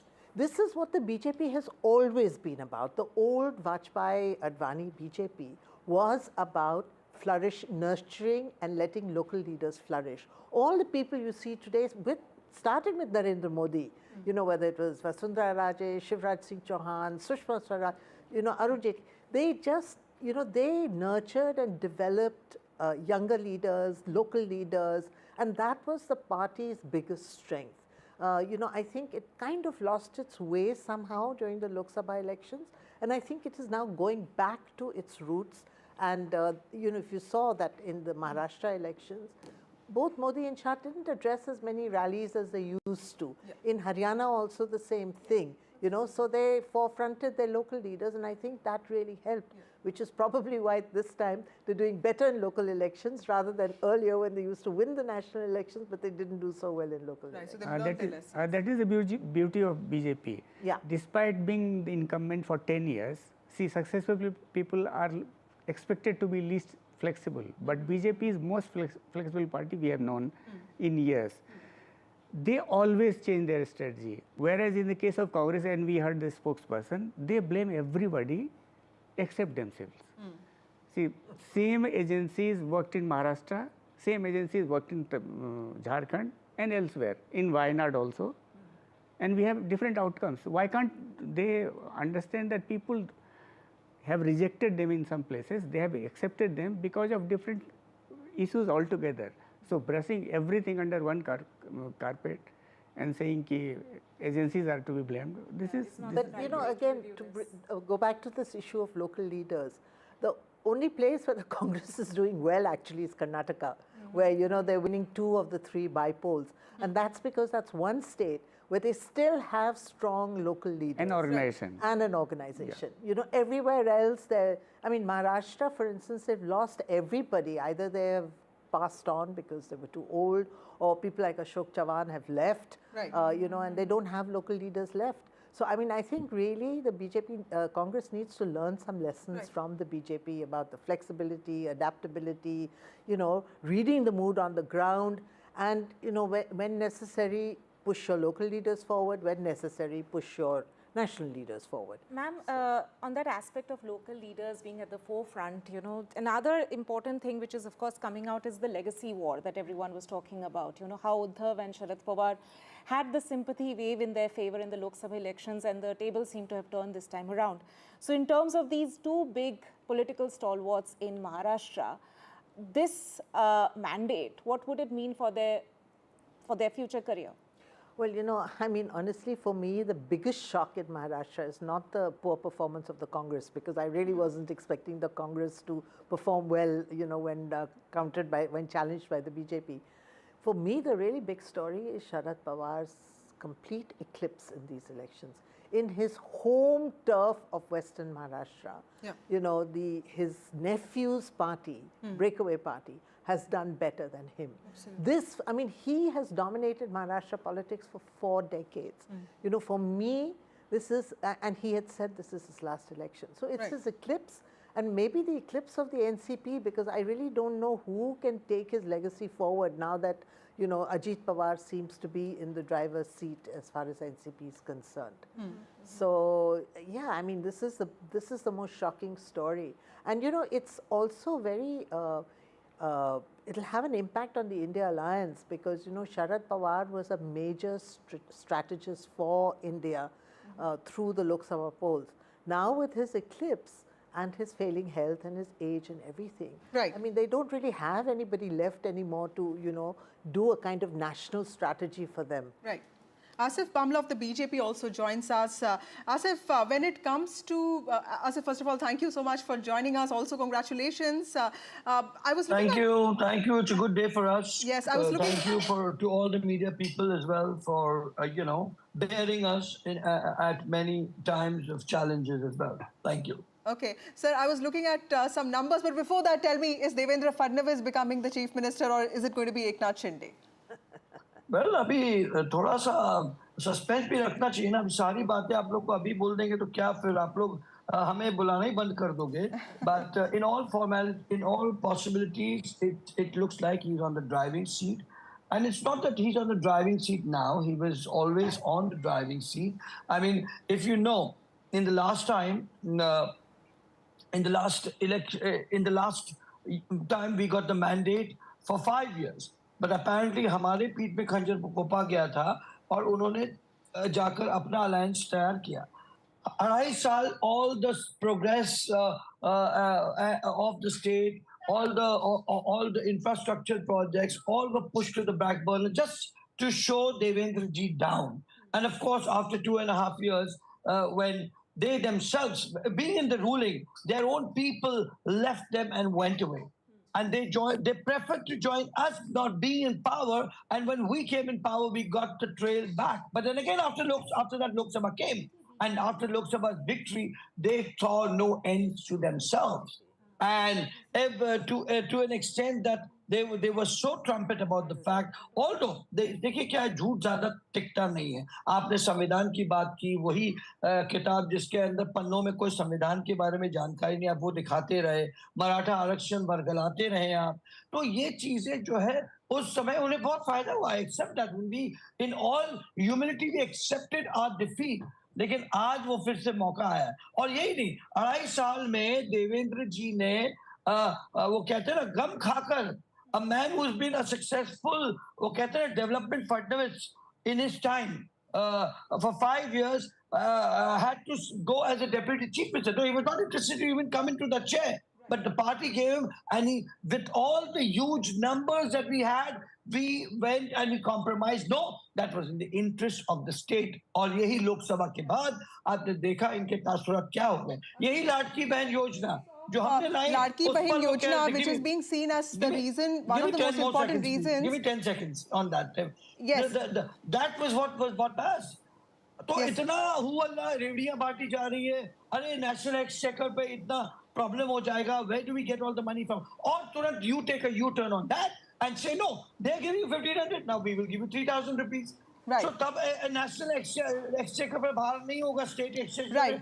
So these Asif ji, valid point there, but देखिए, you know, ये जो लाडकी बहन योजना थी, you know, which is being seen as one of the reasons for your win, उसका जो face था, the face of that was also Eknath Shinde. आपको लगता है कि, you know, the Mahayuti alliance will also remain collective, you know, और सबकी utility जो है will be taken into account when decisions of the government, you know, are being taken, and also उसमें भी you don't have too much time because the government has to be in place by the 26th. देखिए महायुति की अगर आप बात करें तो come back again. Sorry, I just got a little airy with the question. I'm saying that the face about Eknath Shinde. Yes, of course.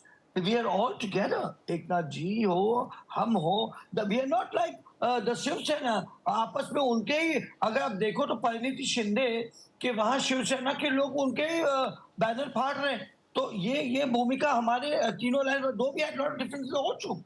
But we never had a situation like that. And let me tell you, लाडकी बहन का संकल्प था मध्य प्रदेश से Bharatiya Janata party का एक कामयाब campaign रहा जिसका एंड रीच लोगों को रहना जरूरी है. आप स्कीम्स बहुत लाते हो लेकिन it doesn't reach to the end person.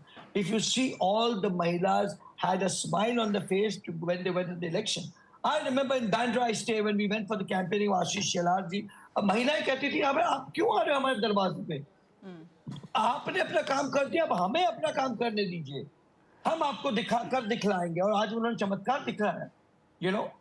That's why it's women's first, and I'm happy that you are interviewing us and you are there on heading this debate also. So this is the Ladki Behan charm and the charisma that was well crafted. And not only that, we also understood the mood on the ground.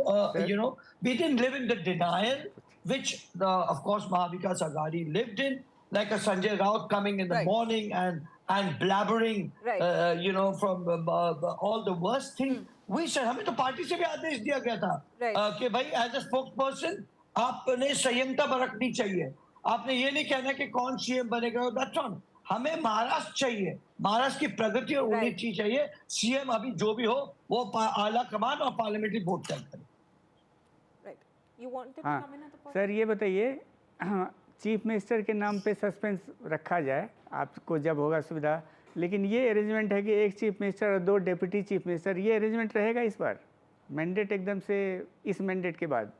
देखिए आज का दिन तो बहुत ही खुशी का दिन है, तो हम बड़े खुश मिजाज हैं और आगे क्या होगा वो कोई इतना अहमियत रखेगा जरूर कल के बाद. लेकिन आज तो मैं स्वयं पार्टी ऑफिस जा रहा हूँ 4 बजे. देवेंद्र जी आ रहे हैं वहाँ, तो बड़ा जोश खरोश और जोश उल्लास से हम आज के दिन को, क्योंकि मेहनत भी इतनी लगी हम सबकी. देखिए हमने जो है वो कहते हैं ना, जब हम हारते हैं तो हम इंट्रोस्पेक्शन करते हैं.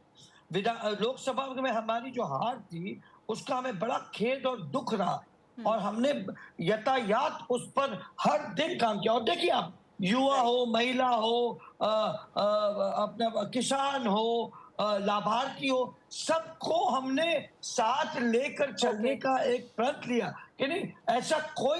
We didn't leave any stone unturned to reach to a magic figure. Absolutely, Asif Bamla ji, thank you so much for joining us. That is the blessings that the blessings that Maharashtra, my Ladki Behna, and all of us given us in the form of coming back to power. Thank you. Yes. Right, that was Asif Bamla there of the BJP, of course. Let's also turn our focus to one of the states which saw very crucial bypolls taking place, and that is, of course, the state of Uttar Pradesh, in which the BJP seems to have stolen a march ahead of the Samajwadi Party. And I have my colleague Ranbir, who is standing by to give us the latest. So, Ranbir, it's the BJP which is leading in in most of the 9 constituencies which had in fact had the bypolls earlier this week. Yes. BJP is leading on 7 seats out of 9, and 2 Samajwadi Party is winning 2, Karhal and Sisamau of Kanpur. So the ratio between BJP and Samajwadi Party is 7:2, and that ratio is expected because exit poll says that the situation is that BJP can win 6 to 7 seats, and today after the trends we can say that BJP is in condition to win at least 7 seats out of 9. So it's a setback for Samajwadi Party because in 2022 Samajwadi Party won 4 out of these 9 seats, and this time it shrinks to 2.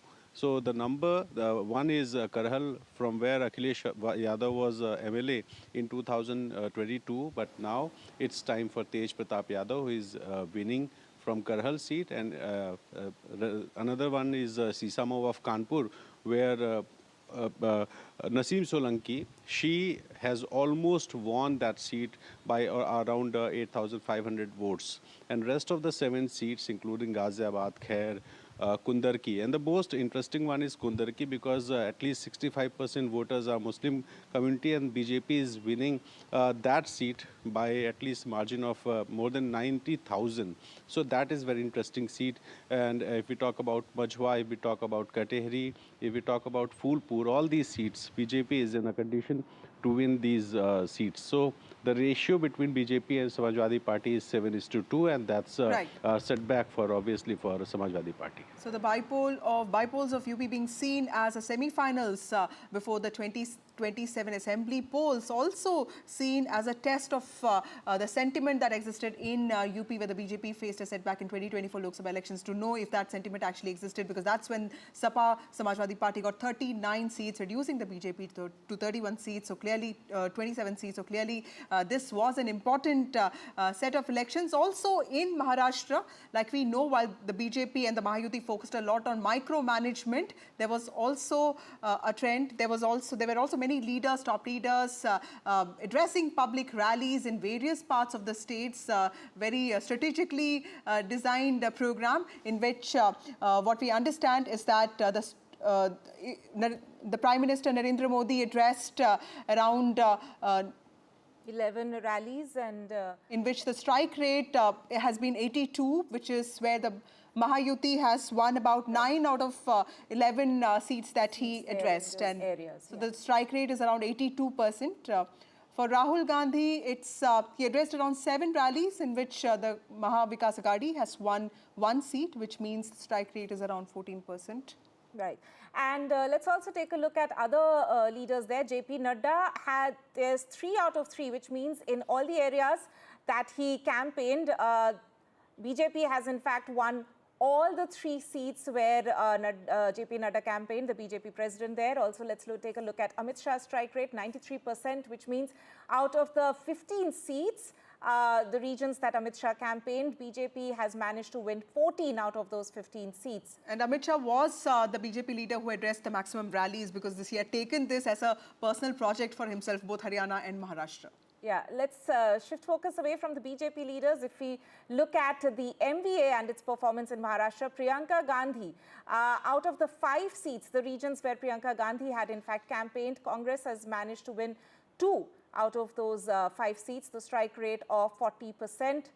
In fact, her last rally was in Vidarbha, which is where the Congress has performed the worst. Ajit Pawar, Deputy Chief Minister of Maharashtra, he addressed around 36 rallies. In fact, that was credited to him because he visited apparently every village in the sugar belt bastions, and that the strike rate has come to 67%. In some ways, also responsible to the 31 seats that his party is leading out of the 41 direct contest with his uncle's party.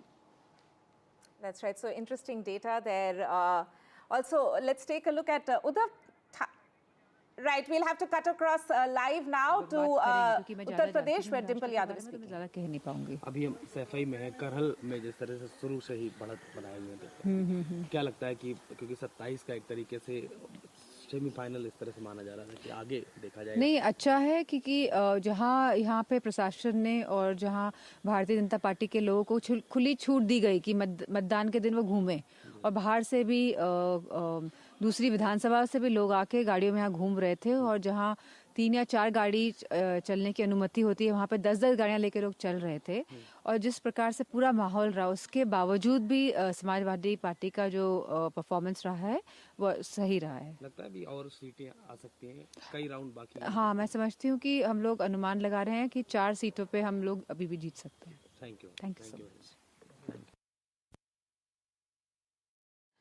Right, so Dimple Yadav there alleging that the BJP had a free hand. In fact, also suggesting that it's the UP police's role that was instrumental in BJP actually leading in 7 out of 9 seats. Remember, 5 of those seats were won by the Samajwadi Party earlier. Those are details about the bypolls that were held across the country. But of course, all eyes are on Maharashtra and Jharkhand, even as Mahayuti in Maharashtra is all poised for a comfortable victory, a sweep, never seen sweep before in the state of Maharashtra, even as Hemant Soren is all likely to come back as the Chief Minister of Jharkhand. Right, and at this moment we'll head into a short break, but Ankit Tyagi coming up on the other side. Stay tuned.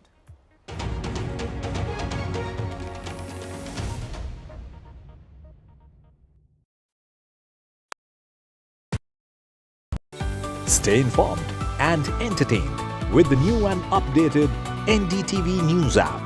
You can watch all our channels live, listen to podcasts, read breaking and exclusive news from around the world and more. Download the NDTV app today and get access to the best journalism and storytelling on your smartphone or tablet. The NDTV app. News that matters to you. NDTV proudly upholds its legacy of trust and credibility. According to the prestigious Reuters Institute's Digital News Report 2024, NDTV is the topmost news platform in the country. #1 in both online and offline reach in India, beating all its competition. NDTV stands for trust. Hello and welcome to India Sense, where I speak with global opinion makers. The United States has made a strategic decision over the last 20 years to move closer to India. So a $7 trillion economy seems a perfectly conceivable number. If you want to be a national party, it's that you sort of accept the way the world is rather than want to endlessly hark back to how it was. Modi is promoting the digitization of the economy, which is accelerating growth in the country. It's a web of frauds, calls, luring emails, threatening messages. Cyber frauds have cast their net wide and everyone is at risk. We track the victims, their horror stories as they get conned online, extorted and robbed of their hard-earned money. How to identify a cyber fraud and how to stay cyber safe. What are your options?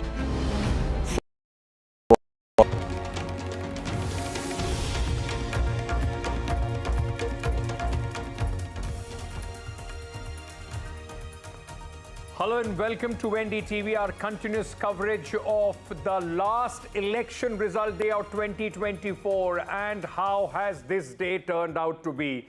A massive landslide, something that we have not seen in Maharashtra probably since 1995. The kind of victory that the BJP-led Mahayuti alliance is enjoying at this moment, and all those doles and the lovely dance moves that you are seeing on your screens are the BJP and Shiv Sena Shinde supporters celebrating the massive victory. It's not, in fact, ladies and gentlemen, something that you call a wave. It's an absolute tsunami that has hit Maharashtra in favor of the BJP and the Mahayuti at this moment. The MVA, the opposition alliance, relegated to just 55 seats. On the other hand, some good news coming in there for the India alliance from Jharkhand, where Hemant Soren is making a comeback in the state. We'll get you all the details. I'm Ankit Tyagi. Let's quickly take a look at the headlines. Mahayuti landslide in Maharashtra. Saffron surge drowns Maha Vikas Aghadi. Celebrations erupt as the NDA camp is all set to sweep the elections in the significant state of Maharashtra. BJP's best ever show with a phenomenal strike rate. 124 leads out of 149. The BJP contested Devendra Fadnavis, the ultimate comeback man. Now has his eyes all set to become the Chief Minister of Maharashtra for the third time. Big victory for the India bloc in Jharkhand as voters reject NDA's infiltrators campaign. Hemant Soren defies anti-incumbency, set to win another term in the state. It will be the third Gandhi in the parliament with the victory of Priyanka Gandhi Vadra at the Wayanad Bypolls. Stunning debut for Priyanka Gandhi, surpasses Rahul Gandhi's victory margin. TMC's massive sweep in first Bypolls after RG Kar case. TMC wins 3 seats and leads in the other 3 in the state of West Bengal. Yogi Adityanath firmly in lead in Uttar Pradesh, leads 6 seats out of 9 in Punjab. The ruling Aam Aadmi Party is leading on 3 and the Congress on 1.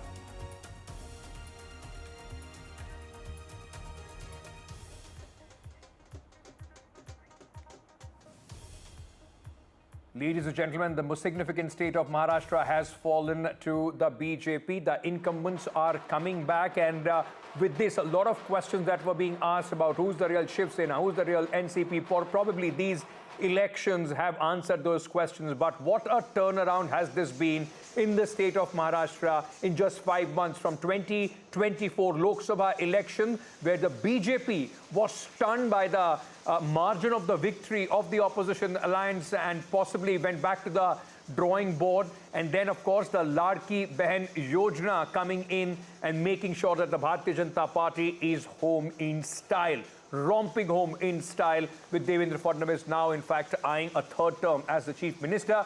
I mean, these visuals are of celebrations across, in fact, in the state of Maharashtra, where the BJP has won, even in areas where the Bharatiya Janata Party traditionally found itself on a weaker wicket.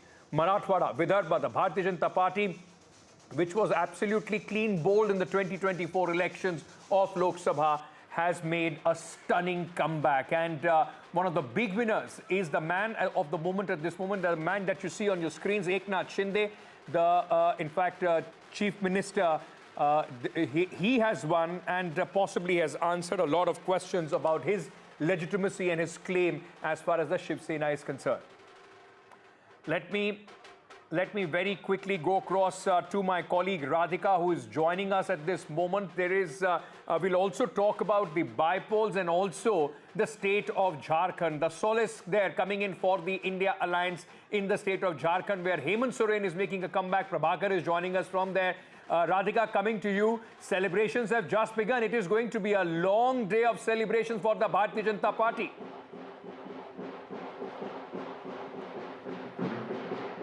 Okay, I'm not able to hear your question, but I can show you the scenes around. It is very, very loud here, but certainly celebratory. In fact, celebrations are peaking outside BJP office. As you can see, doors and drums. People are dancing all around. There is saffron wave throughout outside the BJP office here. Top leaders have already started coming in. They are inside holding meetings. After some time, we'll see Devendra Fadnavis also holding a press conference. We know for a fact that at Varsha, there is going to be a joint press conference of Chief Minister Eknath Shinde as well as Devendra Fadnavis and Ajit Pawar, post which celebrations will turn to BJP office here, and multiple activities, celebrations, firecrackers, saffron flag, BJP flag all around. And we've been, speaking to several of the karyakartas here. Of course, they are ecstatic. Several candidates, leaders have already started coming here. Winning candidates will also be felicitated in a bit. I have some women karyakartas here. Ma'am, आप बताइए victory के बारे में. इतना expect किया था ऐसे margin victory? हम लोगों ने तो एक्सपेक्ट किया था. हमें पता था कि लाड़की बहन हमें साथ देगी और ज़रूर साथ देगी. लाड़की बहन योजना ने बहुत अच्छा काम किया है और हम आगे भी सपोर्ट करेंगे उनको, इसलिए उन्होंने सपोर्ट किया है इस पर. क्या factors, what factors work for BJP? बटेंगे तो कटेंगे मुद्दा और लाड़की बहन दोनों ने कमाल कर दिया है. बटेंगे तो कटेंगे campaign as well as Ladki Behan, that's what has worked for the BJP, is what these karyakarta are telling us. But a lot of factors did work. We know for a fact that post Lok Sabha defeat, BJP had been very careful in terms of projecting itself as a party, in terms of projecting itself as a coalition, alliance in itself. We saw all kinds of schemes being launched, not just Ladki Behan, but multiple other schemes for youth, farmers, senior citizens. And then, of course, the campaigns such as Ek Hai To Safe Hai and so on. Besides that, the development projects, we know for a fact that over the last 6 months especially, there have been multiple infrastructure development projects in Thane, Konkan, especially in Mumbai, be it the coastal road, be it metro. So all that has in a way contributed. Even when we spoke to voters, they just had to speak about the infrastructure development project that has made their lives easy. And of course, Ladki Behan, that has changed the lives of lakhs and lakhs of women, especially in rural parts of Maharashtra. I'm not able to hear you clearly at all. It's very, very loud here. But in a bit from now, all the top leaders of the BJP and, of course, leaders from Mahayuti will be descending to address the media, to celebrate along with winning candidates. And that will happen in just a bit. Of course, this is a landslide victory, no doubt, as far as Mahayuti is concerned. Unprecedented and something that even the BJP or even the Mahayuti did not expect. Absolutely, it's beyond expectations of many. The margin of this victory, 227 plays 56 of the Maha, Vikas Aghadi for the Mahayuti. All the components of this alliance firing all cylinders with the BJP, of course, over 127 leads that they have at this moment. But for a moment, ladies and gentlemen, let's just take a breather from Maharashtra, and where, of course, overwhelming emotions for the winners and the losers. But let's just take a look at Jharkhand as well. That's the other big state, the last, as I said, of the 2024 election results. And Jharkhand also, the incumbent is making a comeback. Here also, what we are seeing out of 81, 55.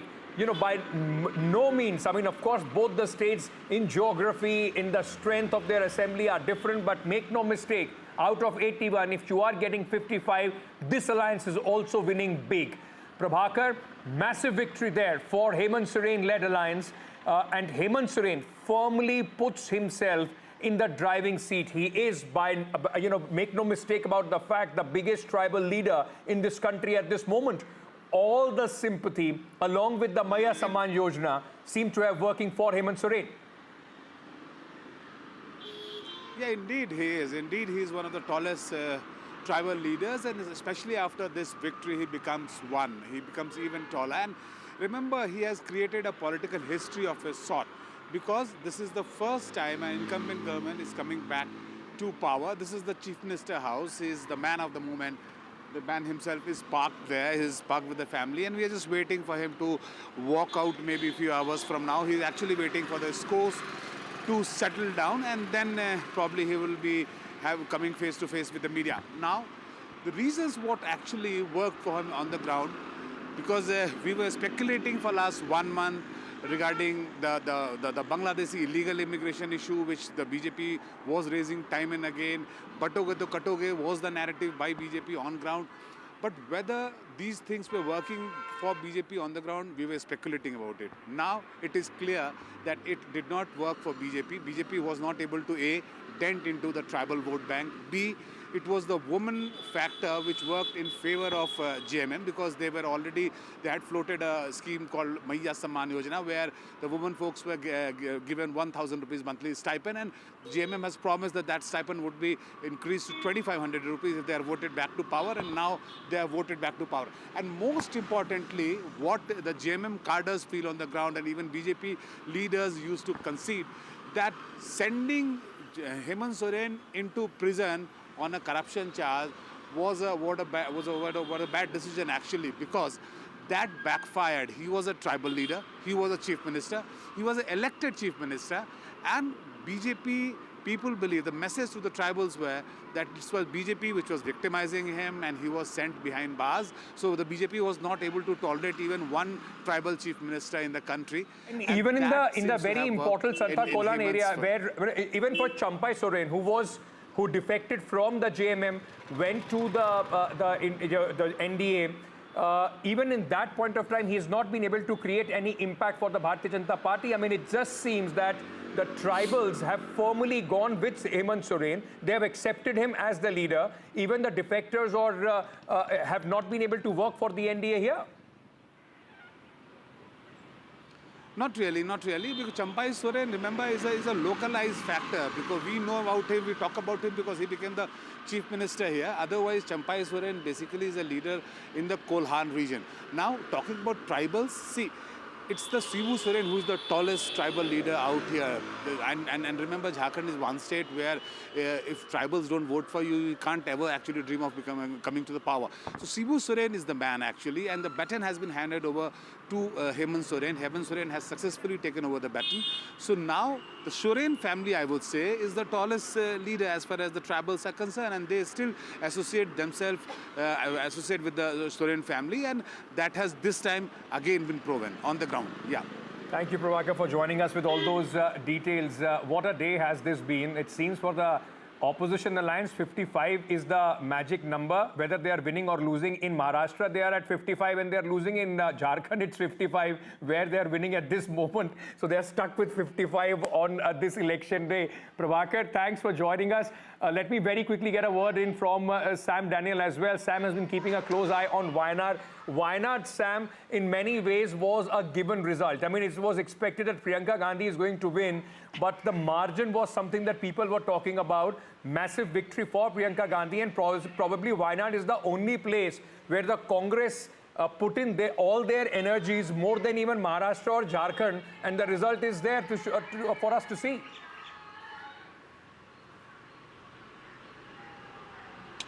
That's right, Ankit.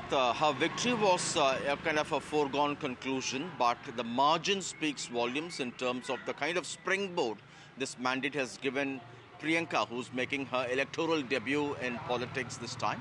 And she has exceeded the margin of Rahul Gandhi. As we speak, she is nearly 6 lakh. She's leading with a margin of nearly 6 lakh votes. The second and third, the UDF and the LDF candidates, the NDA candidates are at a distant second and third with 1.95 lakhs and little over a lakh in the case of the NDA candidate. And the Congress is quite ecstatic about this, and they look at it in a different way. They say, while another Gandhi family member has now been elected from the south after Rahul Gandhi moved to Raebareli, this would also, they say, catapult Priyanka Gandhi to be a strong woman voice for the Congress in the parliament. They say she'll be articulate both in Hindi and English, and she'll be a good bet to take on the BJP, as they say. Many Congress leaders also look as a slice of Indira Gandhi in Priyanka Gandhi, and that way they say, besides her performance and tackling of the issues in the parliament, they hope she would also be able to spend considerable time working on the organizational challenges of the Congress. They look at Rahul Gandhi as a kind of a mass leader who likes traveling across the country and emerging as a people's leader, listening to people, understanding their problems. And they look at Priyanka with the strength to fix the organizational challenges of the Congress in a bid to strengthen the party and take on the BJP in a more effective way. And they hope she'll spend more time working with the AICC leaders and taking on the challenges. But as an MP of Wayanad, the larger challenge could be also to spend enough quality time as an MP in Wayanad, as the criticism against her during the campaign by both the BJP and the left was that she could be an outsider. She's an outsider, she could continue to be an outsider, and she could abandon the constitution. So she has to disprove that and live up to this mandate she has won. So that's a big challenge for her. But certainly for the Congress, which lost Maharashtra, here is something big to be happy about. Some solace for the Congress party, and more they are consolidating in South, whereas in North India and West India, now we are seeing a complete decimation of the Congress party. Gurpreet China also joins us. We'll talk about Punjab in just a short while. Gurpreet, just give me a moment. Let me introduce my guest. Sajjan Kumar is joining us at this moment. He's a political analyst. Mr. Brij Mohan Srivastava, National General Secretary of the NCP Ajit Pawar faction, is also with us. Subhashini Yadav, spokesperson of the Congress party, is with us at this moment also. Thank you. Mayankji is also with us at this moment, our in-house political expert. Mayankji, the Congress party, like I said, more and more relegated just to the south of India. South or Wayanad? South. Also, right now Telangana and Karnataka is with them. They won all the 3 bypolls in Karnataka. But the fact remains, if you look at and analyze the numbers like you have been doing, even in terms of the vote percentage, this is warning bells for the Congress party after Hindi heartland states in Maharashtra as well. Maharashtra, though the Congress has not been able to perform like they used to at one point of time in their dominance of the 80s, but even then, the Congress party had pockets of massive influence. They have been decimated in those pockets as well. And we have discussed this before, and not in the studio and outside of it. Case of misplaced priority, and we have discussed this. Congress party gave everything in Wayanad and left everything else. See, in Jharkhand, all big leaders of Congress put together held 11 rallies. And I think they held very few rallies in Maharashtra also. Yes. And we had discussed this, what is Congress's priority. See, Maharashtra is one state where Congress has always been very strong. Even till late as 2024 Lok Sabha election, they had 16% vote share, despite contesting fewer number of seats. But now they are reduced to just 10% vote. Just 10%, which is less than all 5 major parties. Less than BJP, less than both the factions of NCP. So of the 6 major parties, Congress has number vote 6 share right is, now. yeah, in terms of vote share. Even though Congress contested more than 100 seats. So this is stunning reversal for stunning rejection of the Congress. Would you attribute that largely to the way the performance of the Vikas Aghadi has been, the Congress party not being... Congress has pulled everybody down. Congress has let its allies down. Maharashtra is rejection of Congress. It has never happened before. Maharashtra is rejection, and because of negativity around Congress, everybody else fell.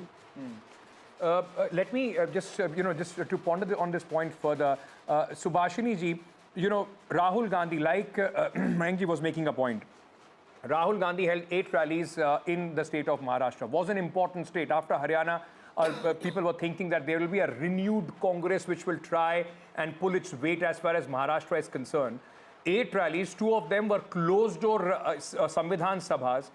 Has the Congress party, in fact, relied too much upon the narrative that they had 5 months back in the Lok Sabha election, not been able to reinvent itself, and the BJP has learned from what happened in 2024 Lok Sabha and has completely decimated the Congress party? The situation is that none of the opposition would not even have a leader of opposition in the Assembly of Maharashtra.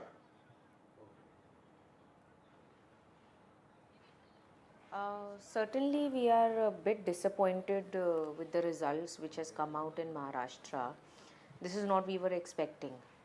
Why? Because as you just mentioned, there were a lot of rallies, programs, and I myself was there during the Samvidhan Sammelans. I am one of the organizers for them. We got the support of the people. And it was a narrative set by BJP that they will be changing the constitution. And their leaders used to say during the general election, and they themselves took this back and they took their Nara back, Ab ki baar 400 par. It was the reason why, because there was a threat to constitution. Our leader, Rahul Gandhi ji, is adamant to safeguard the constitution, and he has taken this promise that whether his life is there or not, but he will be protecting the constitution. It's not about how it has worked amongst the people in Maharashtra or anywhere else. It's about when we were on the ground, people supported us. They were organic people who attended our programs. We did not manage anything like how we saw a few days ago. The people of Maharashtra, BJP Maharashtra leaders were distributing money. So we were not managing things. We were fighting on the ground. Now, whatever the results have come, with due respect, we accept this and we are disappointed. We will get back to the drawing board and we will check where we have not, fulfilled the gaps, and we will again come back. Your own supporters, definitely even this for is your own supporters, your party cadre, not every... after Haryana, much more would have been expected from the Congress party. I mean, you are saying, all those factors, money and all. People have answered that. People have answered those questions. Is it time for the Congress party just not to go back to the drawing board, but also to think how they want to lead the kind of issues they want to pick up?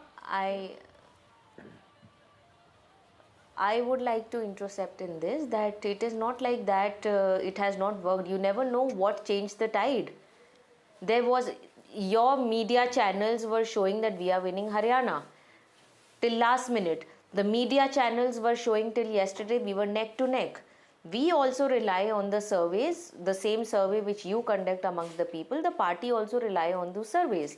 But whatever the elections feedback are we not were fought in getting, the it was television like studios, that they are only. fought And on the ground. anyway, At this moment, it anyway seems that around, on the ground, the people of Maharashtra has completely rejected they are you. I'm just fought going to on come back to you. I gave my view on that. I agree with you. I agree gave with you. my It's a view tough on day that. for We the fought the Congress. I elections on understand the that, ma'am. ground. Just We give me a went to moment. the people, and the people, wherever we went, people were supporting us. Okay. People said that we are going to change this government. If something has happened, of course, we will sit and look into this. Ma'am, I am not just something. accepting This is, the as I said, a defeat. I am tsunami not of saying that we are not proportions that accepting Maharashtra it. has not seen in a very, very long time. Absolutely. Gurpreet, our colleague, is also joining us. Maria joins me at this moment as well. Gurpreet, very quickly, a word on Punjab. Aam Aadmi Party leading on 3, Congress on 1. There also the incumbent, and it was also a prestige battle for Bhagwant Mann. A lot of questions were asked about his leadership. For the Aam Aadmi Party, this will be, especially for the Chief Minister, some sort of vindication, isn't it? Well, yes, of course, in Punjab we have seen crucial 4 bypolls are happening, and if we can talk about Aam Aadmi Party, in 2 bypolls they have already been won the election, and now in the 3rd election from where we are reporting at this point of time, showing these visuals from the Giddarbah, where we can see that a huge number of the supporters from Aam Aadmi Party, they have already been reached here, and we are joining us son of Dimpy Dillo, who is the candidate from Aam Aadmi Party, who is winning at this point of time. How do you see this victory in Giddarbah? Because before that, we have seen Congress bastion here, and before the Congress, it was the Akali bastion here. So, no Aam Aadmi Party is able to make base here. How do you see this victory? First of all, I would like to thank the people of Giddarbah who have made us win today in a huge margin, with a huge margin. And the people who call themselves like the upcoming CM, like our opposition of Congress used to call himself the upcoming CM. You are talking about the Congress chief, Amrinder Singh Raja? Yeah. In his own mind, he was the upcoming CM. But now that wishes are gone. So I would just like to say this. Your Dadiji has also made an appeal to the people of this constituency, and that was very emotional appeal when she was talking to her. Do you think that has also worked in the emotions of this election? For sure, my grandmother was very emotional in this election because for the last 2 times, we were defeated, and she was very emotional when she campaigned in the city. But finally, God has listened to us today, and it's a very blissful day, and yeah. So thank you so much for talking to NDTV. So once I'll request my video to just show all these visuals from the ground, what is happening at this point of time. We can see huge number of Aam Aadmi supporters. They have already started celebrating the victory from Giddarbah, and somewhere down the lane, what we have learned, Aam Aadmi Party says it seems the people had again given mandate, because out of 4 bypolls, 3 of bypolls, Aam Aadmi Party is able to win from the various constituencies, and 1 Barnala seat. Right. Yes, we are shifting focus now from Punjab to Maharashtra, and we have a newsmaker joining us. Naresh Arora was the strategist of Ajit Pawar. Mr. Arora, congratulations on what will be seen as an election which has settled the NCP debate. Which way is NCP heading? It is Ajit Pawar who will be carrying forward the mantle of the party. Thank you, Maria. Thank you so much. I don't know about that settlement because elections do keep coming back in circles. But yes, for now, this round has gone to the Ajit Pawar faction. Naresh, hi Ankit this side. I just wanted to ask you, remember one interview I read about, I was seeing somewhere, and you said it is a change, Ajit Pawar. In 5 months, whatever happened in Lok Sabha, forget that. It's a change, Ajit Pawar. I have taught him how to smile. He's smiling more little these days, and Pink is going to work. So Ladki Behna, Pink and Ajit Pawar, finally your strategy coming through. First of all, Ankit, thank you for noticing the interviews I have given, but I never said that I have made him smile. It's just that he has not been visibly smiling. So this time round, he was visibly smiling. He could be seen around smiling.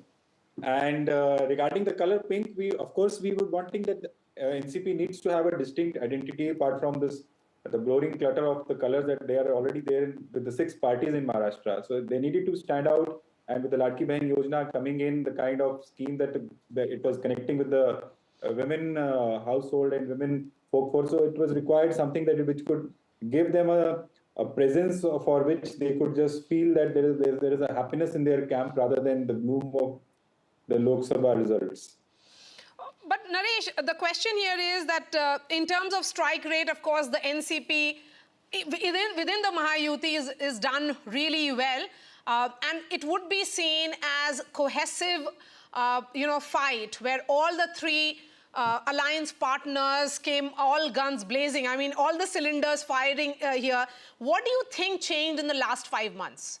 From a party which received a debilitating blow at the hands of Sharad Pawar to now, where the strike rate of NCP, Ajit Pawar is much better, much better than NCP Sharad Pawar. Over 60%. Over 60%. Yeah, of course, Maria, they are going to be nearing 70%. There are a couple of seats which we are on very tight trail at the moment, but I think they'll also come through. So we'll be touching some 40 seats. Regarding the changes in the 5 months, what I would say is that the first was a realization that they need to pull up their socks. Because till now, I think the way NCP functions for the last 25 years, they have been winning in their own bastions, and there has never been a requirement for them to work as a party. So another thing was that Mr. Sharad Pawar used to play the role of that vote getter. He was the one who used to be the public face, and Mr. Ajit Pawar was the one who was running the administration. And he runs the administration so efficiently that even his critics approve of his administrative skills. And if you talk to any bureaucratic setup, they will also have the same words for him. So Mr. Ajit Pawar was to realize that his role has changed now. He needs to function as a party president and not just as a deputy chief minister. He enjoys the role of being an administrator very much, but he had to come out of his comfort zone, which he did. And another thing which people have not been knowing about it, that Mr. Ajit Pawar is a very hardworking politician who gets up at 5 o'clock, starts meeting people at 6 o'clock, but has never been doing it in a way that people would be seeing it, that, okay, fine, this is one mass leader. So once he realized that there is a change of role required, and he came into his own, the Jan Samman Yatra, the adoring of the pink color, and of course the big smile, which is now, again, I think the bigger one has been pasted on his face today after the results. But these all things work together, and then there was the concentrated approach towards the number of seats to contest, because generally the jostling and the tug of war amongst the alliance partners always that who will get more seats to contest. So my role here was the first thing that they should be contesting the seats which are in winning distance, where we have a winning shot, because the numbers today are going to matter, not the numbers on the day the tickets were announced. Once that was clear, then the candidates were worked upon, the right candidate selection happened. He did give in to, he had to give up, in fact, sorry, I should say that he gave up a couple of candidates with whom he had emotions attached, because he could see that they might not be able to make through. Right. So some tough decisions on the course, hard work which he showed on the ground, and it motivated his candidates as well, because when the Lok Sabha results were out, I remember my conversations with the MLAs that how were they feeling at that point in time.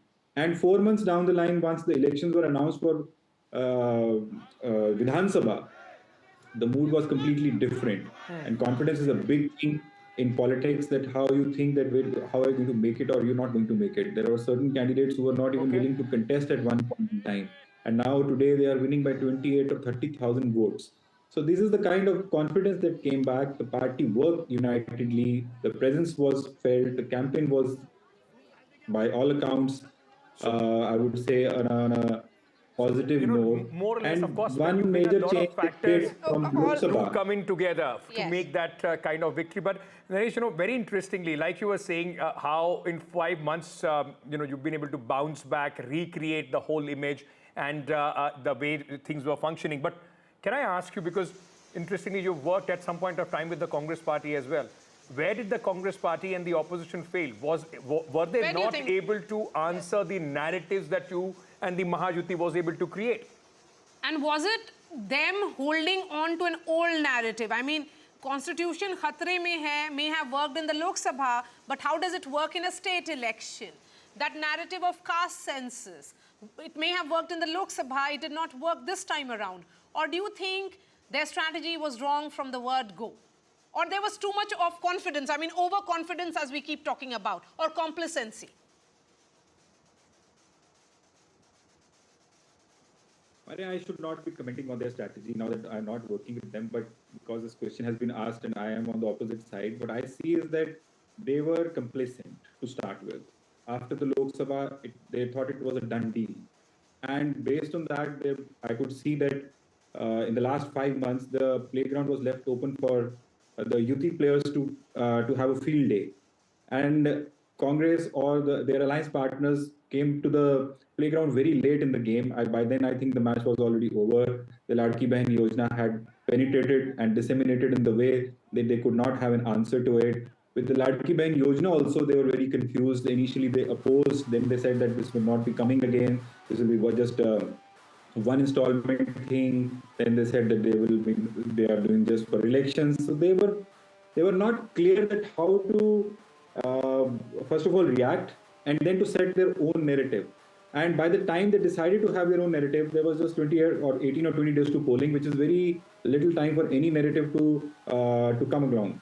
And yes, the constitution narrative or other such narratives were not holding ground, especially because the elections are localized. And in our party, we try to localize elections as much as possible with the local manifestos, etc., so that we can see that the narrative is specific to the constituency and the candidate, and not, if anything negative comes around, we can be able to hold our fort.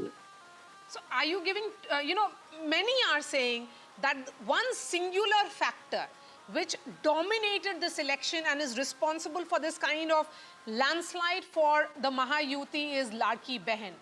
And the fact that there was DBT, direct benefit, which happened to most of these women across Maharashtra. So they had tried that party, and that is the reason why they went ahead with it. How much of Ladki Bahin was the factor in this election for this kind of victory, Mr. Arora? Oh, definitely. Ladki Bahin is the clear runaway winner. And I think if opposition, what they tried to do with Ladki Bahin was something they should have considered, that they have been implementing such kind of guarantees or schemes in their own states as well. So to criticize them, they should have thought about it twice.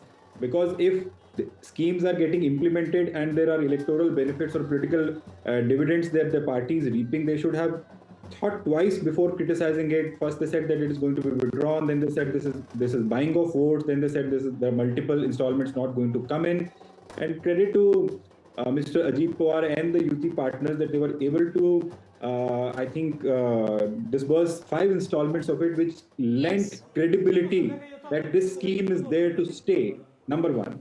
Number two, with the Ladki Bahin Yojana, the schemes don't win elections on their own, and the governments don't win elections. It is the parties who take those schemes to the voters, and in a cluttered political space as cluttered as Maharashtra with 6 symbols on display, it was very difficult, I can tell you, for the ladies to understand that which symbol they need to press, because they were going to vote for Ladki Bahin Yojana, that was a given.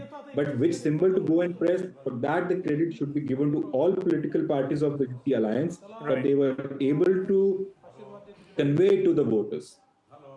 I think that's the central pivot around which a lot of other strategies also came through. The micromanagement, as Mr. Arora was also telling us. Thank you so much, Naresh Arora. Thank you so much. Congratulations today. You and the party that you're working at this moment, the leader you're working at this moment, are one of the big winners of this election in Maharashtra. Thank you for joining us here on NDTV. Maria, very interesting. Like we were talking about the Ladki Bahin Yojana, it almost now has become like some sort of a textbook case for any incumbent government. And huge recall value. Across Maharashtra, there were huge posters, be it of the BJP, be it of Ajit Pawar's NCP, or of Shiv Sena. Everybody had 1,500 rupees and the party symbol and the faces. Because they understood, if the pink voters, the women voters come out in their favor, the X factor are the women voters. Let's not forget, it's the same Maya Samman, which has In actually Jharkhand. got Precisely. Hemant Soren that victory, that emphatic victory in Jharkhand. And Sajjan Kumar, let me bring you in on this. We've seen a jump in the women voters in Maharashtra. We've seen that same in Jharkhand. And just go back, Madhya Pradesh, West Bengal for Mamata Banerjee. Nitish Kumar. Women voter now is And Prime coming. Minister Modi. Prime Minister Modi. From 2014, we have seen a concerted effort to cultivate women the toilets, as the a houses. vote bank. Which cuts across religion, which cuts across your caste arithmetic, which cuts across everything, which is paying dividends specifically for the incumbents. So if you see the shift, what happens that when we analyze it during the elections, we tend to treat voters as either community or as farmers, as women, as youth. What happens that voting is decided at the household level. And in household level, who is the pull factor? Is it going to be the women? Is it going to be some patriarch, male elderly men? So we have seen in the case of Madhya Pradesh, 6 months before the assembly election, there was perceived anti-incumbency and criticism against Shivraj Singh Chauhan. But come closer to the election, not only the women became the pull factor, they also ended up pulling in many of the male households, along. So the same thing happened in the case of Maharashtra, because the extent of victory clearly indicates that women did not just voted more for Mahayuti, but they also influenced the voting behavior within their household of the male members. Maria has to go, but before Maria leaves, let me ask you this.